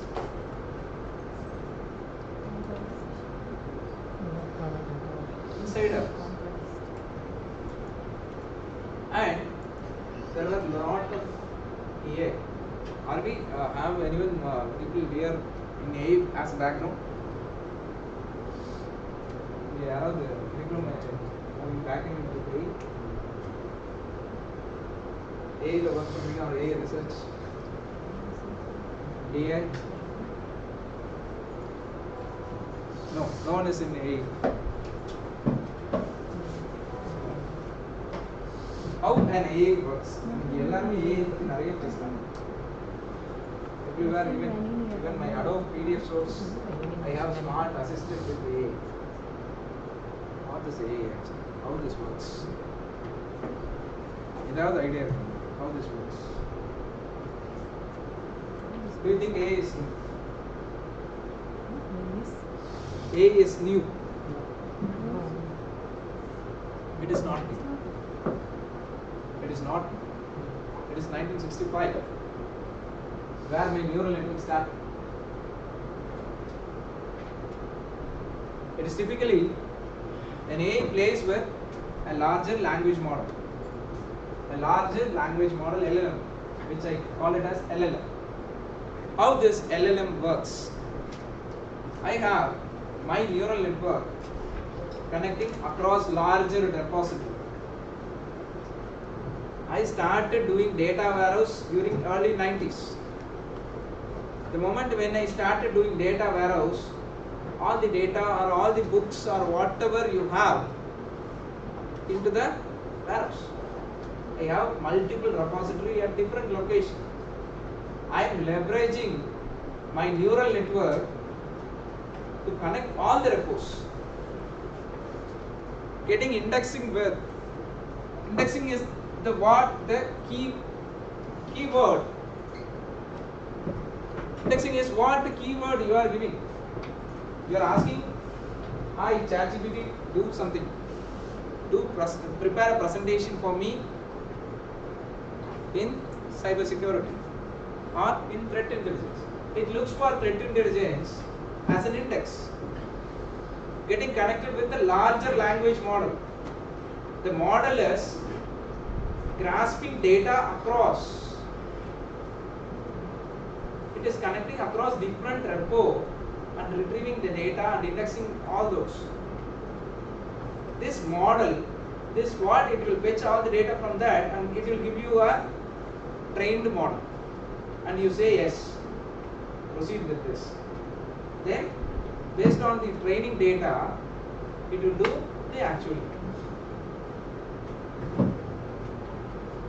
Clear? This is how the model works. But unknowingly what we are not concerned is this neural network is connecting repo across. Do we have a security privilege there? You are not bothered. Even banks are ready to go into AI. Yes, no one, everyone is going for AI because people are getting lazy. Can somebody make the presentation for me? Because I have to spend 1 or 2 hours for preparing this presentation. Can somebody do that? Yes, ChatGPT is ready to give you the content for the presentation within half an hour. So I am ready to go with that. So now the need for this leverages lot of attacks because this LLM is trying to connect multiple repo, indexing with multiple data across the repo. That is also leveraging the security policy. Leveraging the security policy.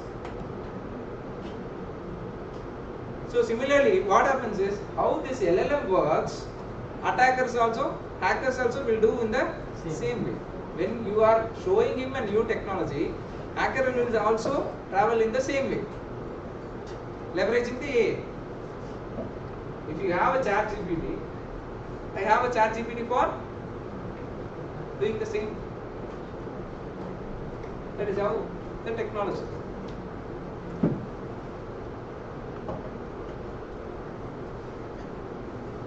So when you take with the timeline, Stuxnet.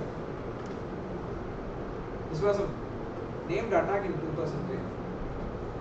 They got a bigger malware disrupt which for make Iran's uranium enrichment program. Iran got affected during 2010. That was all these were attacked. So on WannaCry had started in the year 2017. That is where your ransomware has come. WannaCry is the first thing for ransom. WannaCry. You want to cry to get the decryption key from me. That is what it is called. They coined the name as WannaCry. That is again the second product. Sorry, my due to I'm getting more number of calls, I have connected to hotspot. Due to my call in the phone, the frequent disconnections are happening. So similarly, there is an attack in 24 and 2020, right? So the present scenario, every 39 seconds, I show this.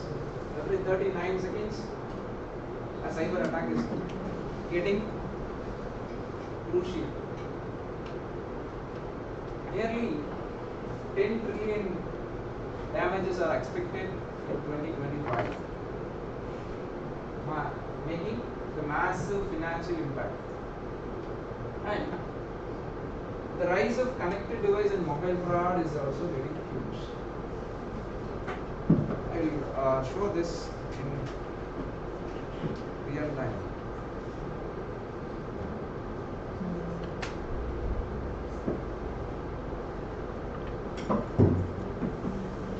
I think everyone might be powered with the internet, right? Your machine. Yes? So you can check that. Give a command called live threat map. Live threat map. Live threat map. You can see in reality.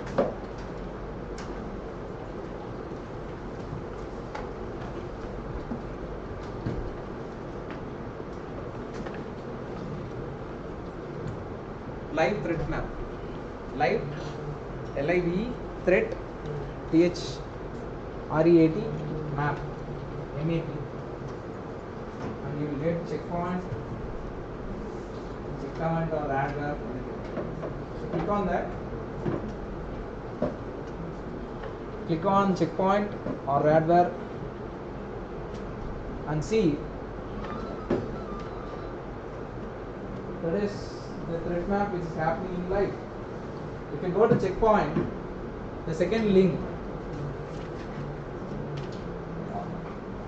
you can see the percentage of attack which is happening to India this moment. And if you come back and if you could be able to see in checkpoint, if you come to checkpoint, come back again to the Google, and check with the second link, checkpoint. In the checkpoint, what you can see is the checkpoint live threat map. Come to the checkpoint, and if you could see the live threat map, the checkpoint, the second one. You will come to the previous and yeah, go to live, yeah, that is it. Second one.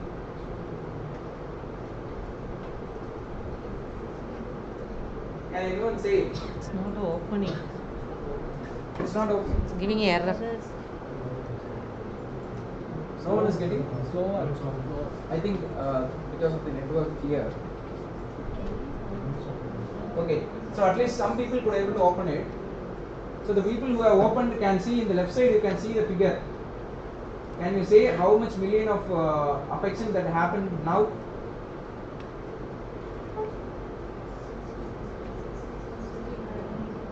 Sorry? Huh? 66,02,180. That is nearly 6 to 7 million. That is right? 6 to 7 million.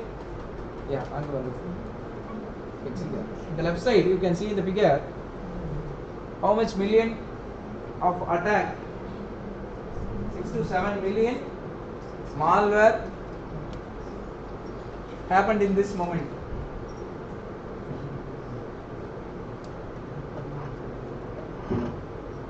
happened in this moment. Now, still it is happening. And as he said, this is what we call it as this we call it as 0 day. We call it as 0 day, happening in 0 day. In the left side you can see something is going on like malware and so on so. Phishing. Yeah. One thing, if it can be indexed, it can be categorized into either as phishing or malware, anything. In some cases, I am not able to categorize that in 0 day. This is what happens. So I should be prepared. I should be prepared to this landscape. Yeah.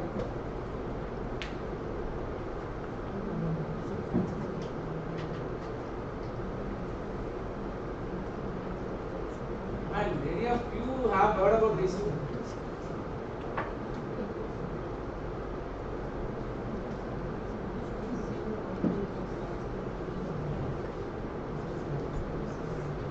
First one.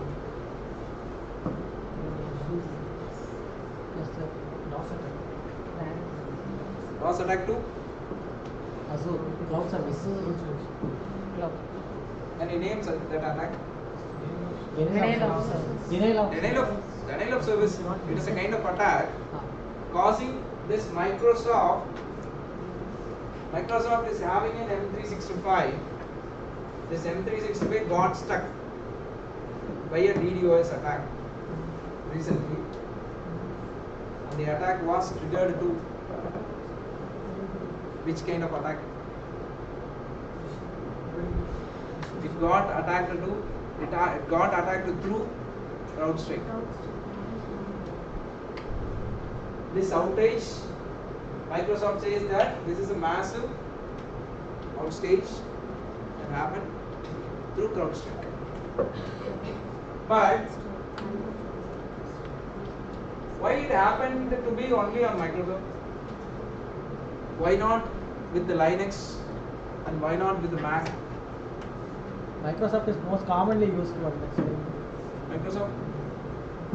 See, CrowdStrike has given its update across the platform, but it got reflected only in Microsoft. That is what I am asking. It is not the attack. We cannot say it as an attack because it doesn't steal any information. The moment when any information is stolen, then we call it as an attack. It is not. That's why we cannot claim it as an attack. But Microsoft has a huge affection on that. General users only use Microsoft. Linux is used command line developers use பண்ணும்போது வந்து ஒரு ஏர் வந்துச்சுனாலோ இல்லை ஒரு ways வந்துச்சுனாலோ அது protect பண்ண மெக்கானிசம்லாம் பார்த்து பண்ணிடுவாங்க. அன்வான்டான softwares வந்து போய் develop. We are used to user friendliness of Microsoft. That is what the truth. The truth behind this, we are used to the user friendliness of Microsoft. We are not ready to go with the Linux if there is a command. Anything to ask with you? If you are ready to type a command in the terminal, we are not ready because we are used with using a keyboard and mouse. Very simple. Microsoft, this CrowdStrike attack, this kind of attack is not happened for first time. In 1985, similar kind, what we call it as buffer out of overflow. It is buffer overflow attack. When you claim it as buffer overflow, so there is a RAM in your machine. In the RAM and in your hard drive, the moment when you are installing in Microsoft as an operating system, it will be having a system storage to handle the system memory. What this CrowdStrike had is, it had few files to occupy the system memory. It had huge files beyond its temporary beyond its temporary storage and it had its files in system memory. That is what an issue. It got beyond the buffer overflow. It is called a buffer overflow attack. So Microsoft doesn't have any perimeter to stop an application when it is going beyond its buffer storage. That caused the attack to trigger. It gone beyond the storage. It exceeded the buffer storage, that is, it exceeded from the temporary storage to beyond system memory. It started occupying the system memory, causing the system files to be removed. Failing the system file immediately comes with a blue screen. And entirely, many people who are using an M365, that is, my M365 is a Microsoft 365, that is a platform, a Windows platform through cloud. M365 got affected with this. On the other hand, all Fortune 5 companies, 50 companies, Fortune 50 companies pays record-breaking $75 million for ransom. They are being huge. They are being very huge. So, when it comes as a global perspective, you can classify the global threatscape as we have to categorize in this way. We need a proactive intelligence gathering. These are all research gaps. You can treat these as research gap where we need a proactive intelligence gathering. Right? We need a wonderful predictive analysis and modeling for zero-day attacks. In zero-day, I should be able to, the moment when an attack is coming, I could be able to categorize that. Still, even in this group, I can see people are still sticking into a same antivirus and says I am secure, saying I am secure. Am I right? Even in this group, you might say that I have a mobile device and I have a Symantec or Norton antivirus for my mobile phone and I am secure. I have a Norton or whatever McAfee or whatever it may be for my computer and I claim that I am secure. Still we believe that. Am I right or wrong? Still we believe, right? How many of you having an antivirus loaded in your machine or in your mobile device? For your mobile device or your PC? For your PC you have antivirus. Browser. For browser. You think that an attack can happen only via browser? Software வந்து install பண்ணேன். ஏதோ ஒரு software வந்து install பண்ணணும். First VML install பண்ணி பார்த்துட்டு check பண்ணதுக்கப்புறம் தான் மெயின் ஒன்று சொல்லுங்கள். ப்ரௌசர் வந்து So, there is a popular thing called, even you can take it out, Virus Total. Virus Total is an application. Virus Total. You can click and check that. Virus Total is a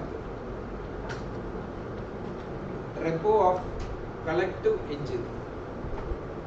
All your McAfee or whatever it may be. So even you can use that for your mobile device app as well. How many of you here got a text message saying that your reward points are expiring today? Please check the below mentioned link. And clicking that will take you the page where that has all your SBI logo and it is asking for your username and password. பாத்துக்கீங்களா? பாத்துக்கீங்க click பண்ணி click பண்ணிருக்கீங்களா? If you see such kind of text message or if you encounter, you might encounter there is a Ramraj offer. When you share this to 10 people, you will get it for 200 rupees or 300 rupees and you will get a top brand. share this link to 10 people. So whenever you get a link, whenever you are getting even a URL link, immediately what you have to do is check with the virus tool. Be able to see that virus tool. You can instantly, even you can select any local file and you can scan that. Check how it works. So if you have a file போட்டுருக்கீங்க or URL போட்டுருக்கீங்களா file upload பண்ணிருக்கீங்க அந்த file upload பண்ணதுல உங்களுக்கு என்ன தெரிஞ்சதுன்னா அந்த ரவுண்ட்ல 0/6067 which says you have checked your file with 67 engines, not believing with your single antivirus.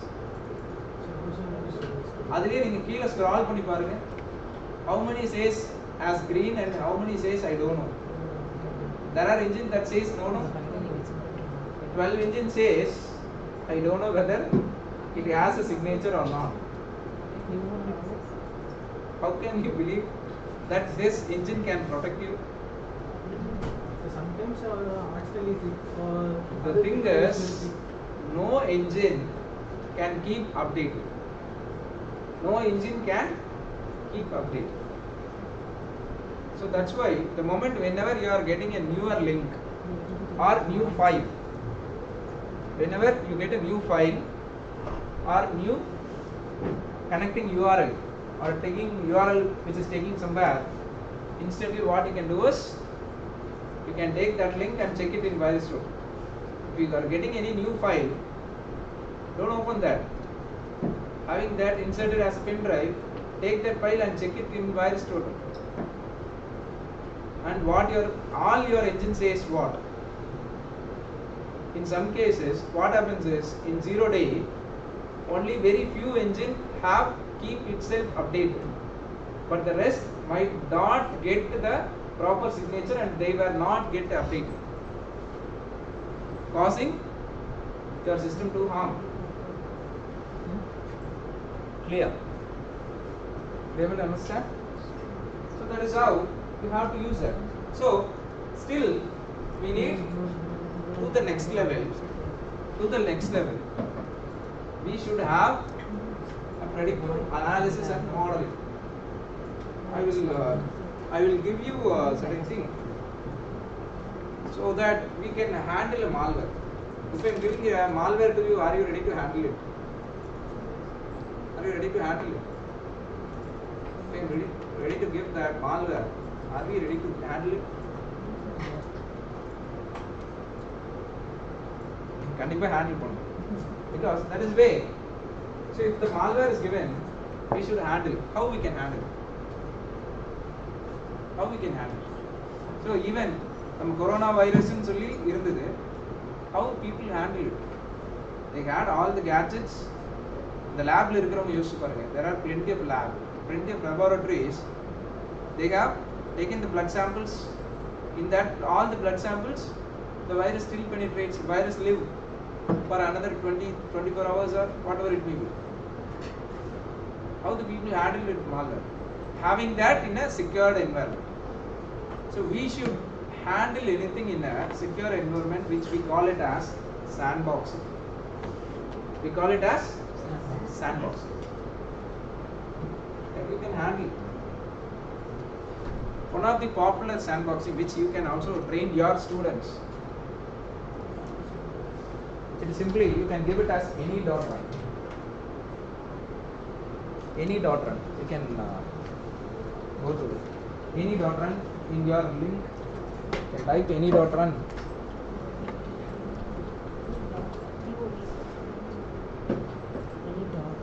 Any dot run. ANY any dot run.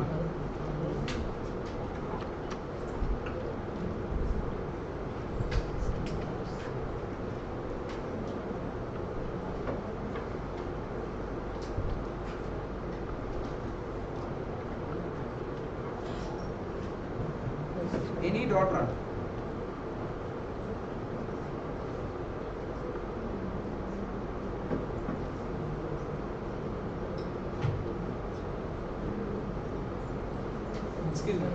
Can I get a power source?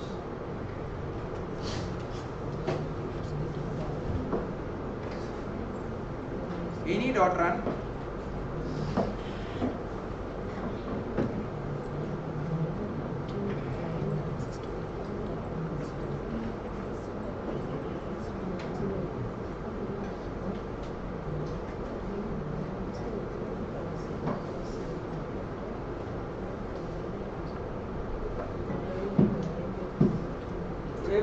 Log in, get logged in. It will ask you to get registered with your email ID. You can get registered with your email ID. Yes, you could able to see that. Any dot run. Please kindly get registered with your email.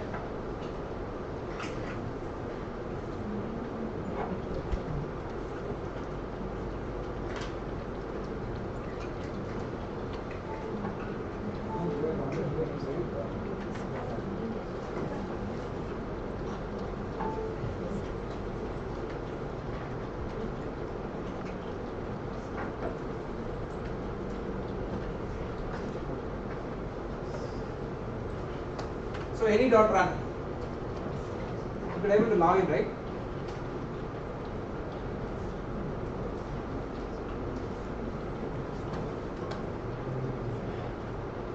Any dot run and keep registered for it.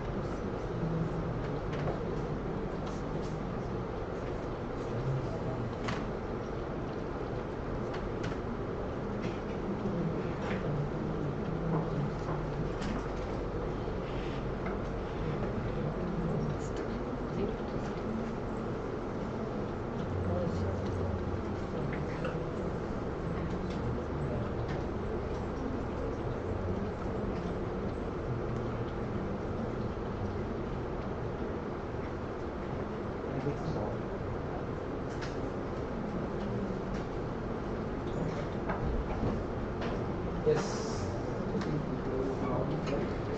Yeah. Check out the public analysis, public reports. If you could able to log in with any dot run, if you could able to log in with any dot run, you can show that.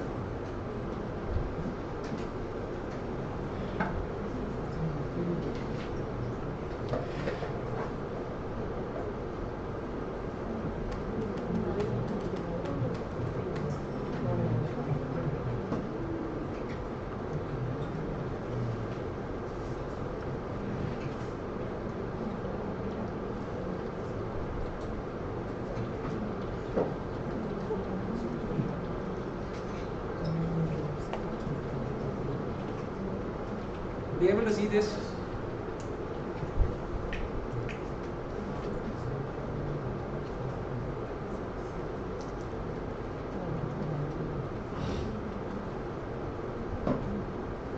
Any dot run.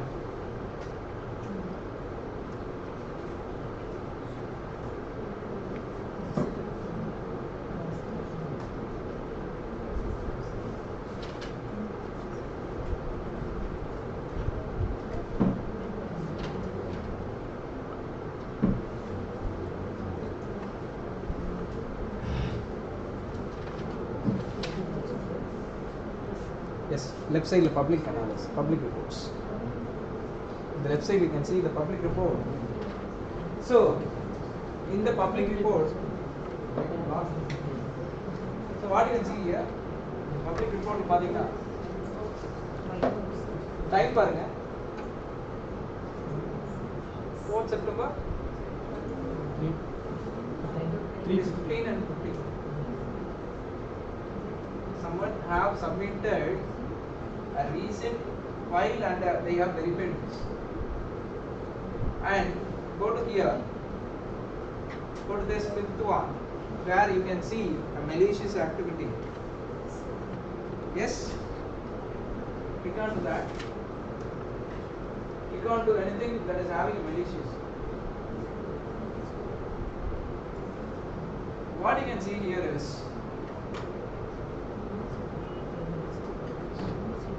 the moment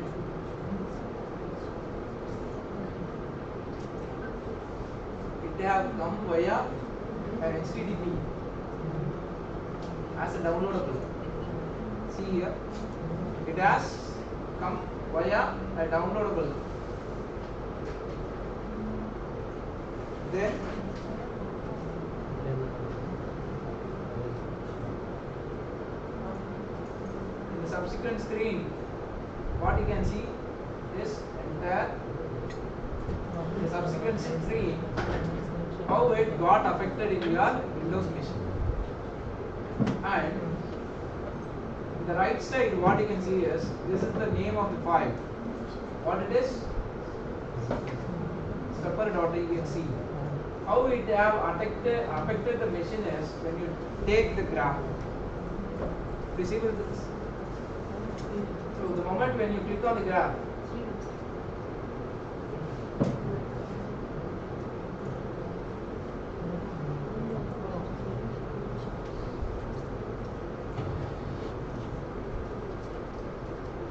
you can check with this. So this is where how it starts. Actually, this was an exe that has a extension that get registered with in Windows System 32. It got registered at the name called conhost.exe, and it get replicated, again replicated, got replicated, and then it have moved to the next part as rundln32.exe. It got replicated into multiple ways.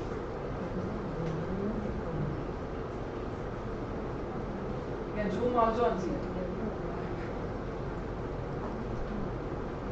It have easily took your window file called rundln32.exe, and the moment when you click the get sample, you can get this thread as a sample. You can take this thread. This is what the file is, super.exe.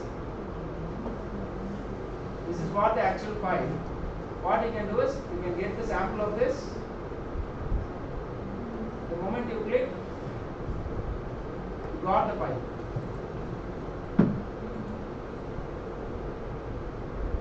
Then what you have to do is you got downloaded here, and what you have to do is you have to ask your students to take such kind of file and to retest it with them.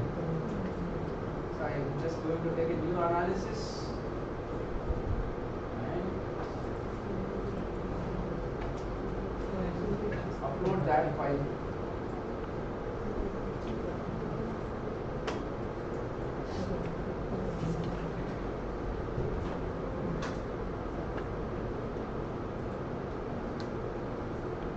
So this is a malware file. So what I can do, I can take that and I am opening it and I am running this analysis. It's uploading.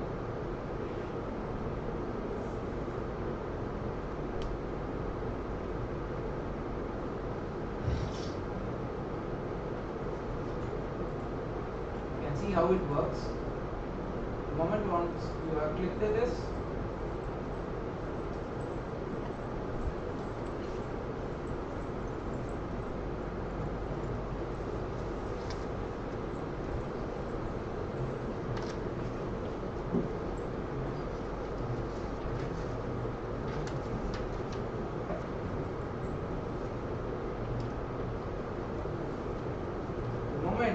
when I am doing something with this file, what is happening is it is getting connected with multiple URL to different country. You can see how it is embedding. You can see it in real time. You can see it in real time how it is affecting your machine.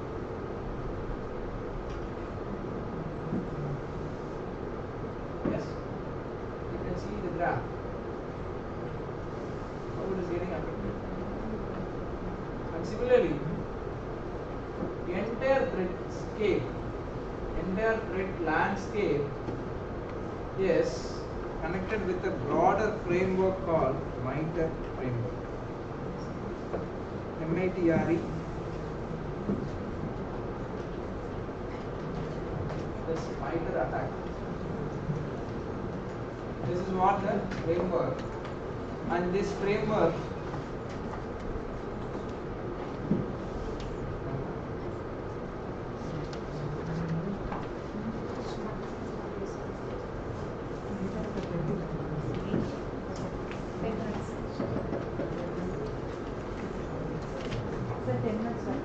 sorry, we can have break.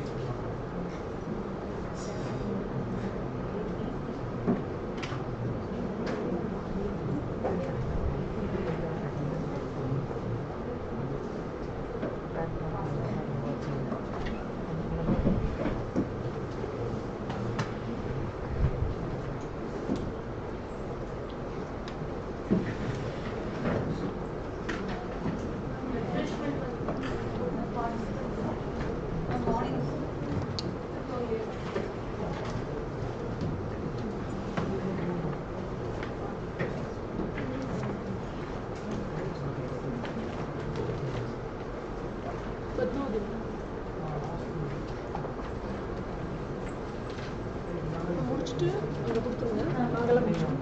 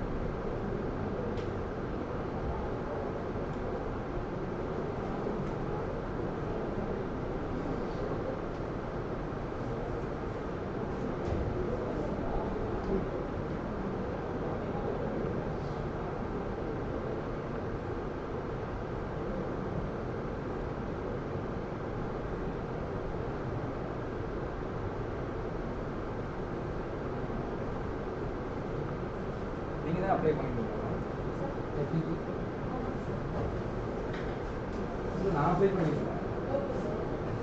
என்ன topic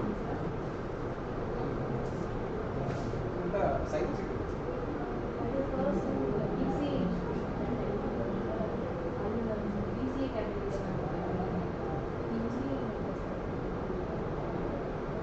இதுவுமே பாலிடெக்னிக்லேயே apply பண்ணால் Jagadish very strength.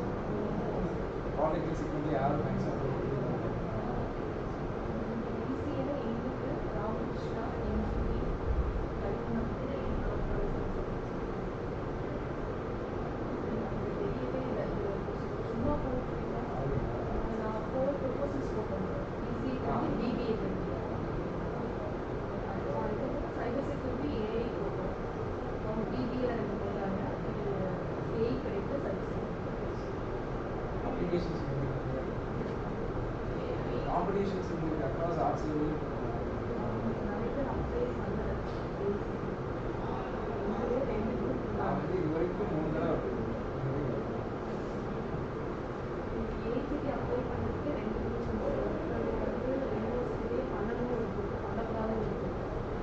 Financing அசோசியேஷன்லாம் பண்ணக்கூடாதுன்னு சொல்லிட்டு because அந்த case போயிட்டு ஏசிடியோட இதுக்குள்ளே போகாது.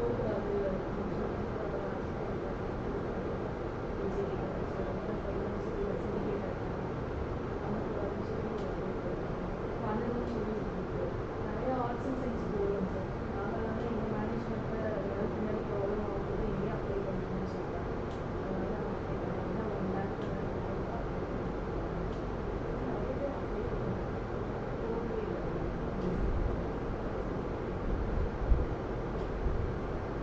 போர்டு என்னைக்கு போர்டு வரும்போது ஏசிடியாவது யூஜிசியாவது கம்ஸ் அண்டர் ஹெச்சிசி.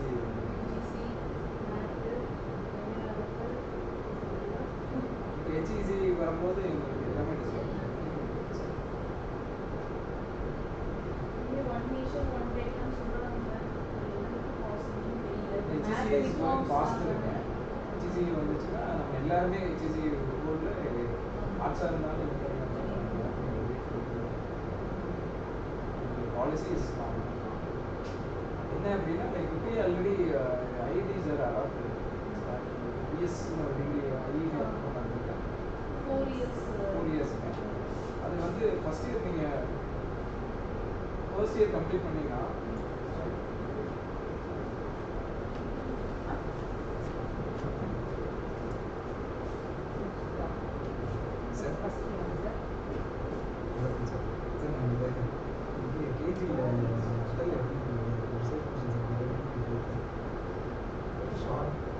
ஒரு சின்ன பிரேக் அதுதான்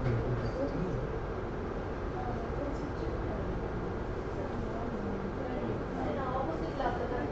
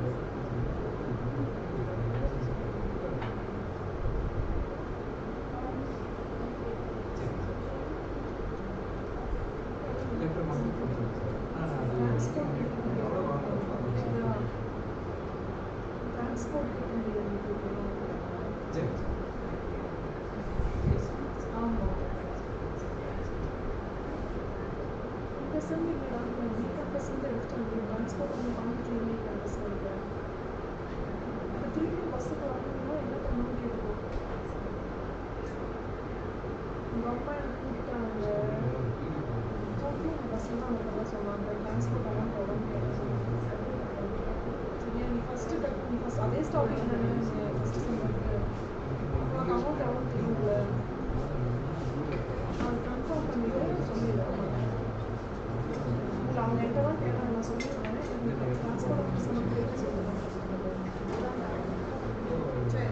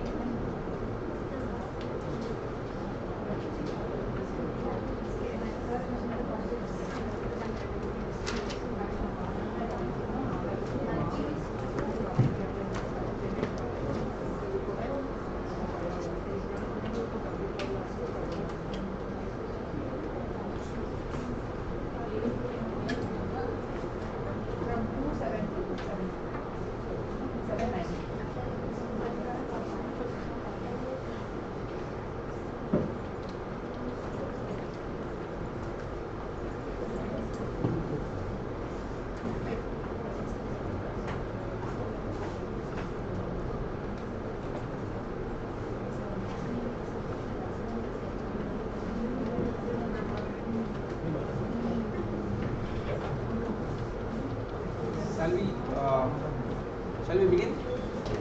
Yes. So coming back, so from the analysis, I am navigating you to the, here you can see here as ADT, ampersand and CP. This is an attack framework from the analysis. You can get navigated here for ADT and CP. So this is MITRE attack framework. It is called. This MITRE is a global. This MITRE is a global agency having this framework. Having this framework. So what is this framework? If you get navigated to that, so you can see here. This is entirely the attack matrix for the enterprise. The MITRE you can see. So this matrix is with MITRE framework, that is MITRE attack framework 4.0. This given framework is MITRE attack 4.0. So every September MITRE will release an updated framework.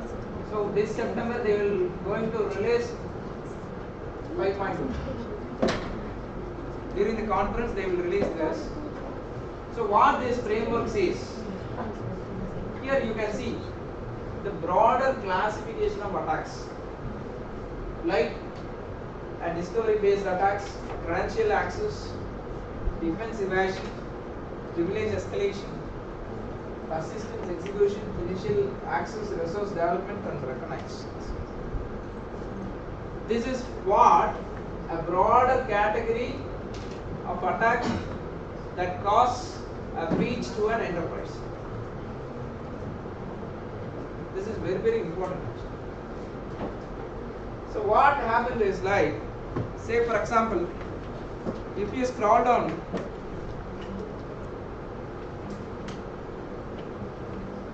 you can scroll down to any kind of such technique. So say for example, getting privilege escalation. These are all the techniques what an attack will trigger. So for getting a privilege escalation of any machine, say for example, it takes access token manipulation. Access token manipulation is nothing but you will find anything with HTTPS. How to steal that HTTPS token information. So that is what access token manipulation and how it works. So taking the token impersonation or theft, creating a process with token, having PID, process ID spoofing, session ID spoofing. So how this technique works. So if you want to elevate to that, if you click that, it shows how this attack can be done. It will give an example of how an attack happened in this way, using this technique as an example, and what is the mitigation for that, how you can get out from that kind of attack. So this is what a framework. This framework is given by MITRE. So what is the correlation with this any.run to MITRE is, the moment when any.run can able to trap some attack, the moment when any.run can able to find some attack, it is navigated to MITRE framework, and in the MITRE framework what it will do is, it navigates presently in this attack. In the attack what we have done is, what we have submitted as a sample that takes defense evasion. So you can see here as defense evasion. If you go by defense evasion, so here it is the defense evasion. In the defense evasion category, it takes masquerading. So in the defense evasion, you can check for mask. That here it is masquerading. So the moment if you encounter that masquerading attack, so what is the kind?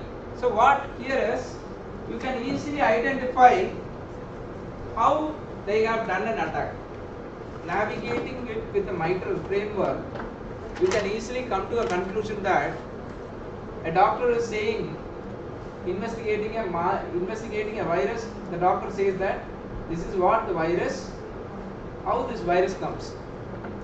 இல்லையா ஒரு doctor சொல்றாரு இல்லைங்களா, பையன் வந்து எங்கேயாவது விளையாடுனானா அப்படிங்கிற conclusion எல்லாம், பையன் வந்து நேற்றுக்கு இங்கே விளையாடினானா ஆர் அங்கே இது பண்ணானா அதன் மூலமா வந்திருக்குன்றத once they have done the analysis and they will say. Similarly, what you can do, once you can able to analyze, after the analysis you can able to find which is the category of this kind of attack and how this attack works, along with the procedure example, and how you can mitigate with that. இந்த மாதிரி ஒரு attack வந்தா how I can get mitigated from this. This is what the framework. Clear? So this is what, how you can navigate from a malware. So in this any.run, you can make use of this any.run and download a sample. You can take any sample.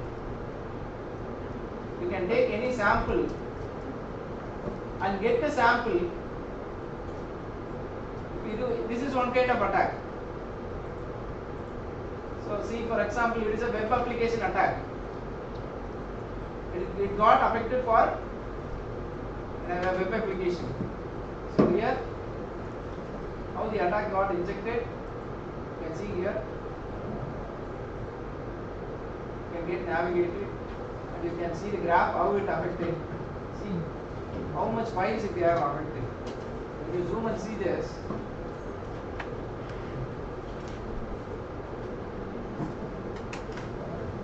how much file it have affected? MSH. So it affected the entire MSH. MSH is nothing but Edge browser. It affected the MSH browser by giving multiple worms, triggering the same action multiple times. Sometimes what you can see in this right, you can see something very malicious and you can see something where you can see no threats were being found. Clear?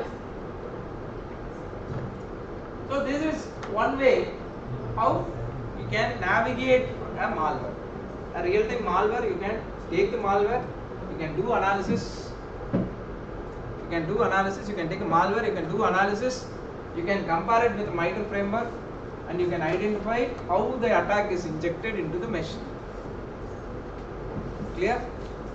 You can have a practice of doing this kind of malware analysis. And if you are extraordinary, you just want to do a malware research, subsequently IIT is also offering a platform called Open Malware Research. You can note down, you can check this at a later stage.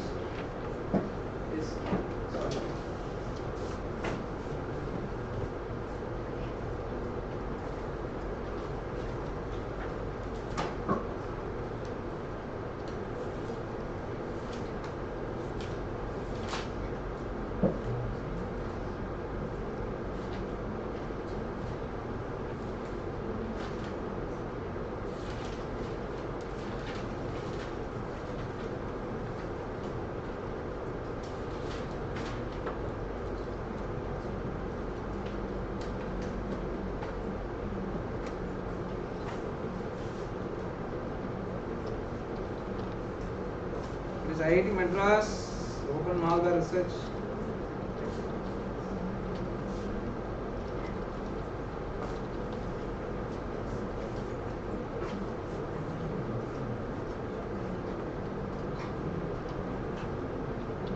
I think there's a problem with their domain.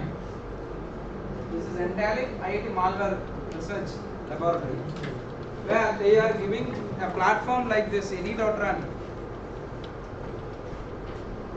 Like this any.run, they are giving a platform for you to do a malware analysis. Clear? So you will get a 0-day kind of attacks where you can navigate. Clear? This you can do that.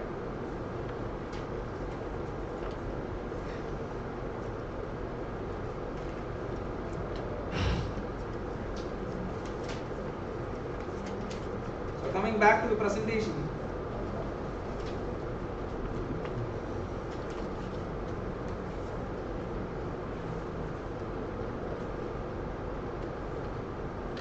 So we need a proactive intelligence gathering. So that is what, from 0 day you need a proactive system like this to gather the malware, and there should be a proper predictive analysis so that a similar kind of such attack, the moment when a similar kind of such attack is being triggered, it has to be prevented at an early stage. So you need a predictive analysis and monitoring, and having that we need a wider international collaboration as well to doing such kind of malware analysis.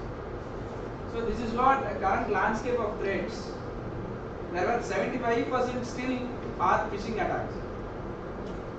Either phishing can be either through mobile or phishing, you can say, by having a voice message or a text message to your phones. 75% of such kind of attacks are being completed. 68% were very much crucial based on ransomware, and 54% that comes with the DDoS, and 61% here there comes the data breach. Data breach is nothing but the moment when a hospital data is being done, the moment when a hospital data set is being breached, what happens? The hospital might be having a 30,000 patient records or 20,000 patient records. All the entire data will get breached. Entire patient history, starting from patient history, patient records, all their data, backend data, everything will get breached. Yeah. So, are we prepared for that as well? Because we are in the future having multiple applications in various sectors. Like we have healthcare, finance, transport, agriculture, and manufacturing. So we need a crucial goal in developing such kind of LLM models into AI. That is exclusive for cyber security. So NVIDIA started an LLM model exclusive for red teaming. They call it as AI red teaming. NVIDIA already have started AI based red teaming.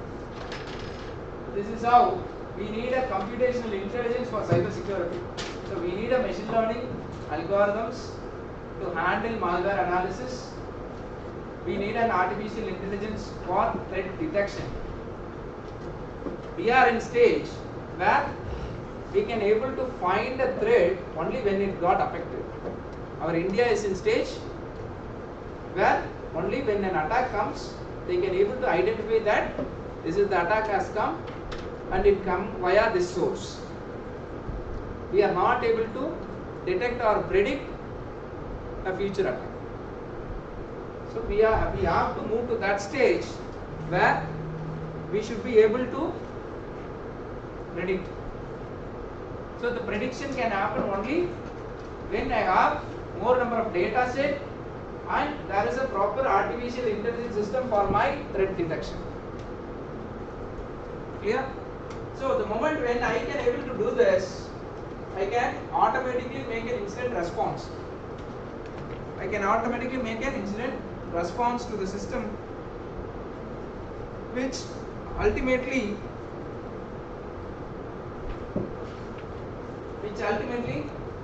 this can leverage to adaptive security strategies. Okay? And here, this you can take the real world application scenario where now our every WhatsApp were started with encrypting text messages.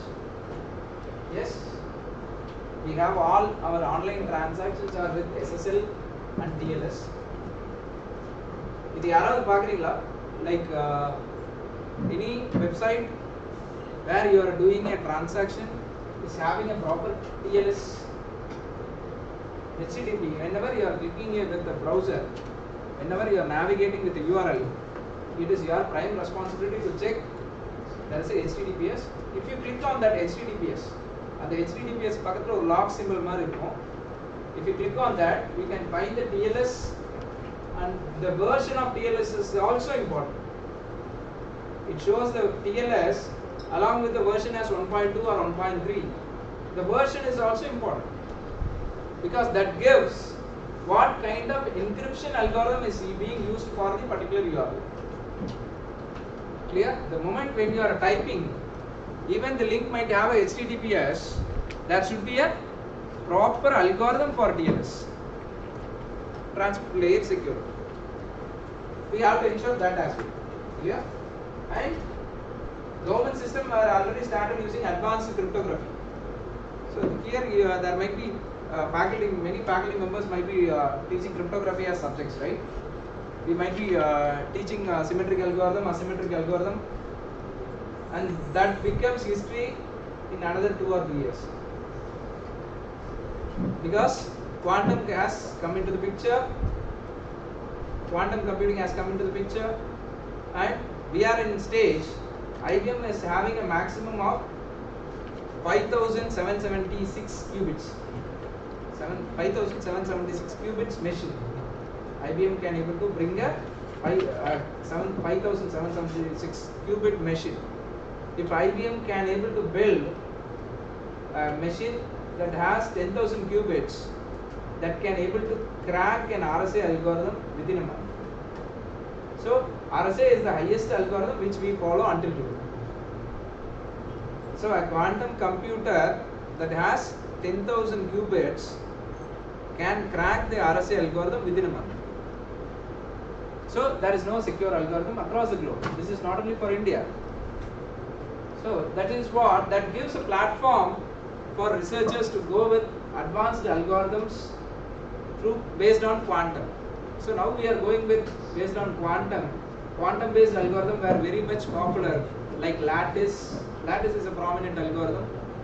The research we are going on lattice, applying with QKD, quantum based algorithms like QKD, lattice, such kind of algorithms are presently going viral, and that becomes a technology backbone for any encryption. So this RSA have served from 1982 till 2024. Until now, RSA is the crucial encryption algorithm.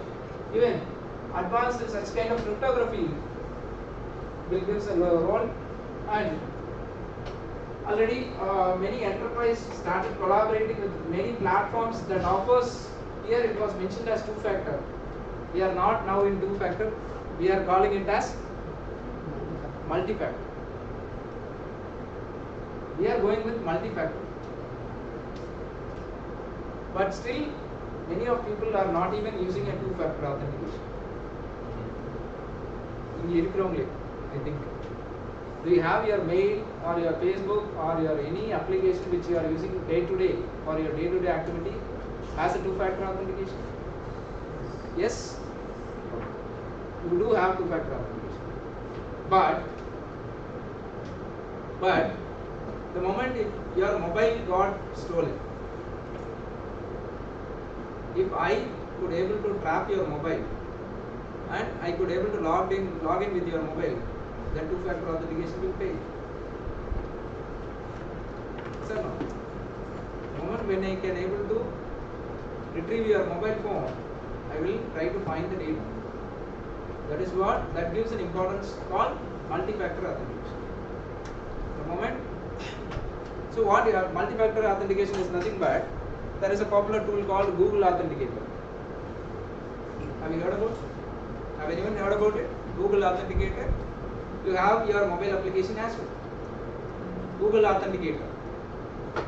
Google is having its own authenticator, and similarly there are multi authenticator like that, where you can add for your Facebook or your Instagram or your WhatsApp, you can add another factor leveraging with a third-party authenticator like Google. What happens is, this authenticator will give you a key. That key will be valid for few seconds. So the moment, so as of now what we do is like we believe with OTP or a second factor authentication alone. There is a need for more than second as a third party authenticator. Even though I capture your phone or even though I capture your email, I will not be able to access your Facebook or Instagram because it asks for another authentication that will be triggered from your Google. So this is called multi-factor authentication. And as I mentioned in the earlier, critical systems like industrial control system or SCADA networks or power grid transmission, all were very crucial. All these has to be secure. So the best practice is there should be a strong password management. Are we doing it? It begins from here. So can I have use my name as a password? No? How many of you say no? How many of you say yes? Can I have my name as my password?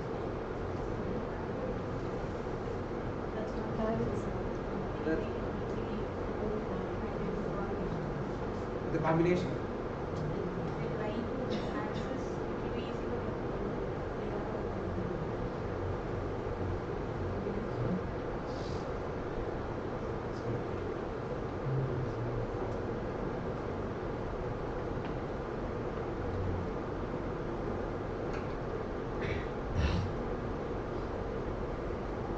So having my username and password, right?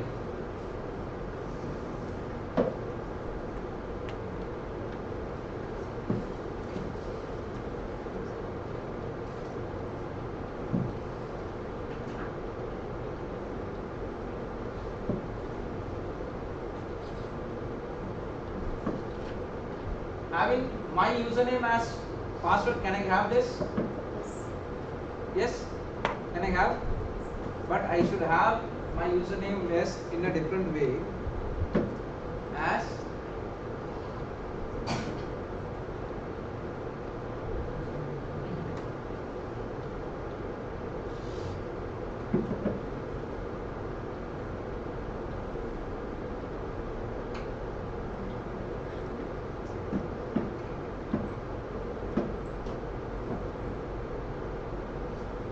this is strong password.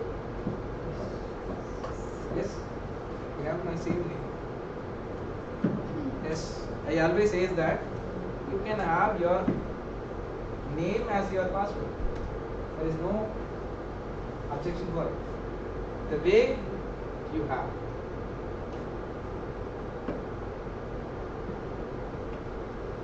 It not only, say for example, I can have for my Facebook, I can have all the A's to be at symbol. For my bank accounts, I can have only the starting A to be at symbol. This Gopalan L can be 1 for some occurrence. No one can have. Because it has the 0 as O, the 0 says O. Clear? That is what bank says actually. The problem here is people think or people are being see எப்படிதான் நான் password வெச்சுக்கிறதுன்னு தெரியல. This bank keep on asking me to change password for every 60 days or every 30 days. How can I remember my password? Yes, you cannot have a combination of previously used. That's it. But you can have it in this way. And you can also think in a different way. I have Hari as the first one.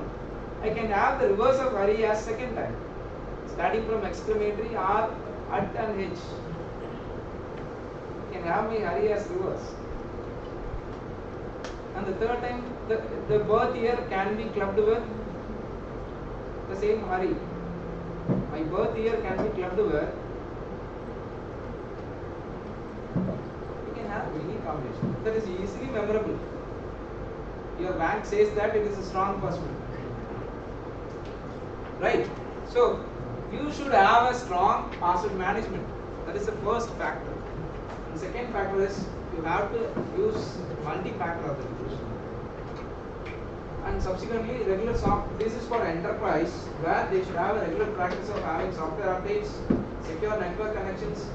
There should be a proper employee training, incident response plan, and comprehensive backups.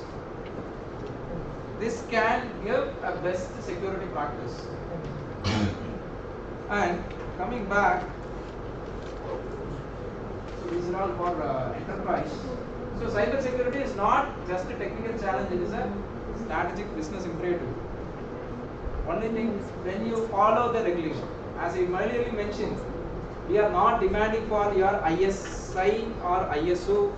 The moment you are ready to give ISO, even in a college join people, by knowingly or unknowingly, parents were strict to see the NIRF ranking for the institution.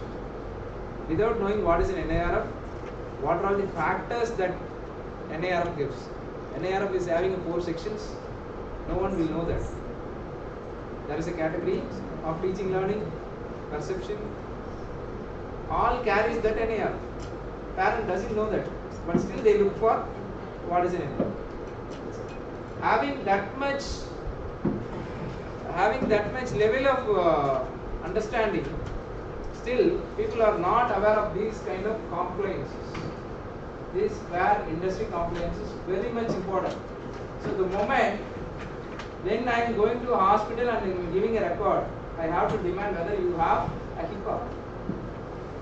HIPAA is nothing but Health Insurance Portability and Accountability Act, that says any hospital should have a secure practice of handling your data, a personal data.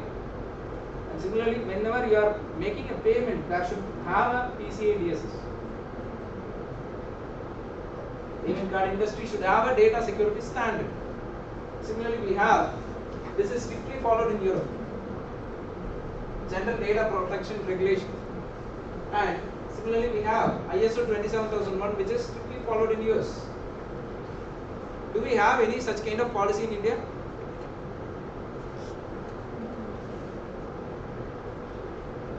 Do we have any such kind of complaints for India? For personal data, Yes, Modi have announced recently in the last year, it is called DPD. DPDP. It is not DPDPA, it is DPD. It is DPDP 2023. Modi have recently announced Digital Privacy Data Protection. That is what DPD. Digital Privacy Data Protection. So any institution, not only institution, anyone getting a client data, anyone getting a client information, be it a hospital or be it a education institution or be it any vertical, anyone getting, even a person sitting in a mall gathering the data, gathering user data, should have a stringent policy to safeguard your data, to safeguard a personal data. If they pay, this DPDP is backed by CERTIN. CERTIN is an empaneled company to ensure the security in the country. So CERTIN is backed up by MeitY, Ministry of Electronics and Information Technology. What they will do is, the moment when there is a breach got happened in so X company or X institution or X hospital, they have to pay a penalty from 1 lakh to 65 to nearly a crore. They have to pay as a penalty for a security data breach. That is what DPDP says. Yeah. So these are all certain kind of regulations. Where, so having that, so there should be a proper hands-on learning. A virtual labs is required. Hands-on penetration is required.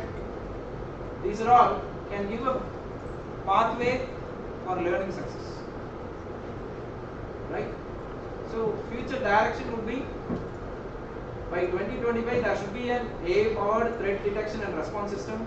By 2027, the rise of quantum will be at the maximum. So quantum-based resistant encryption protocols is essential. By 2030, decentralized identity management that happens with blockchain. And 2032, there will be a homomorphic encryption algorithm that comes into the picture. So we are going to elevate the future direction with next generation technologies. Okay. So with this, I'm winding off. So myself, Dr. Harihar Gopalan, I'm the founder and CEO of Zycron Technologies Private Limited, based at Bangalore. And I do have operations in Coimbatore. Apart from that, I am an associate professor in the Department of Computer Science. Thank you. And last 5 minutes, I can have any clarifications from your end. So how you can leverage your cybersecurity base or your cybersecurity pathway or whatever it may be. How you can take or what queries you have you can raise. Do you have any queries? No. But you have two cases either. You understand something?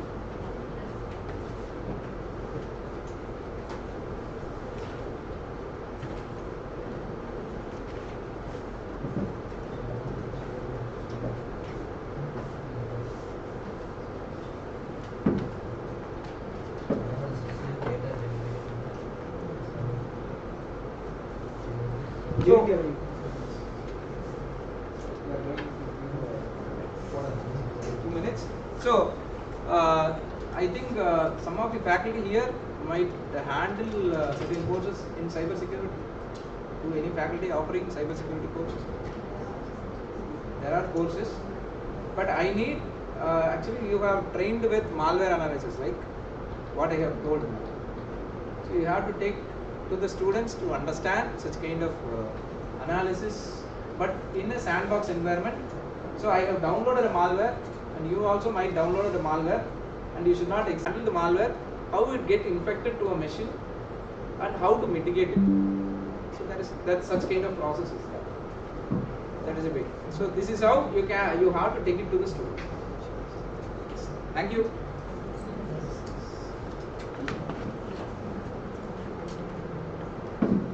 Good evening everyone. It is my distinct honor and privilege to extend a vote of thanks. First and foremost, I would like to extend my sincere gratitude to our chief guest, Dr. Harihar Gopalan sir, Associate Professor, Department of CFC, Sri Ramakrishna Engineering College for his exceptional presentation on the emerging topic. Sir, your expertise and engaging discussion on cyber threats and their impact on our national security have provided us with invaluable knowledge and practical strategy to safeguard our digital environment, sir. I would like to extend my sincere thanks to our CEO, Mr. Arvind sir, and Secretary Ma'am, Dr. B. Vanitha ma'am, for their unwavering support. My sincere thanks to our Principal, Dr. Vedramala ma'am, and Vice Principal, Dr. Vidya ma'am, for encouraging all our faculty development activities. I also extend my thanks to deans, heads, and faculty members for their support. My special thanks to the organizers, participants from KGCAS institutions, and from other institutions and students for their active participation and their commitment. Thank you. Last but not least, thank for patient listening.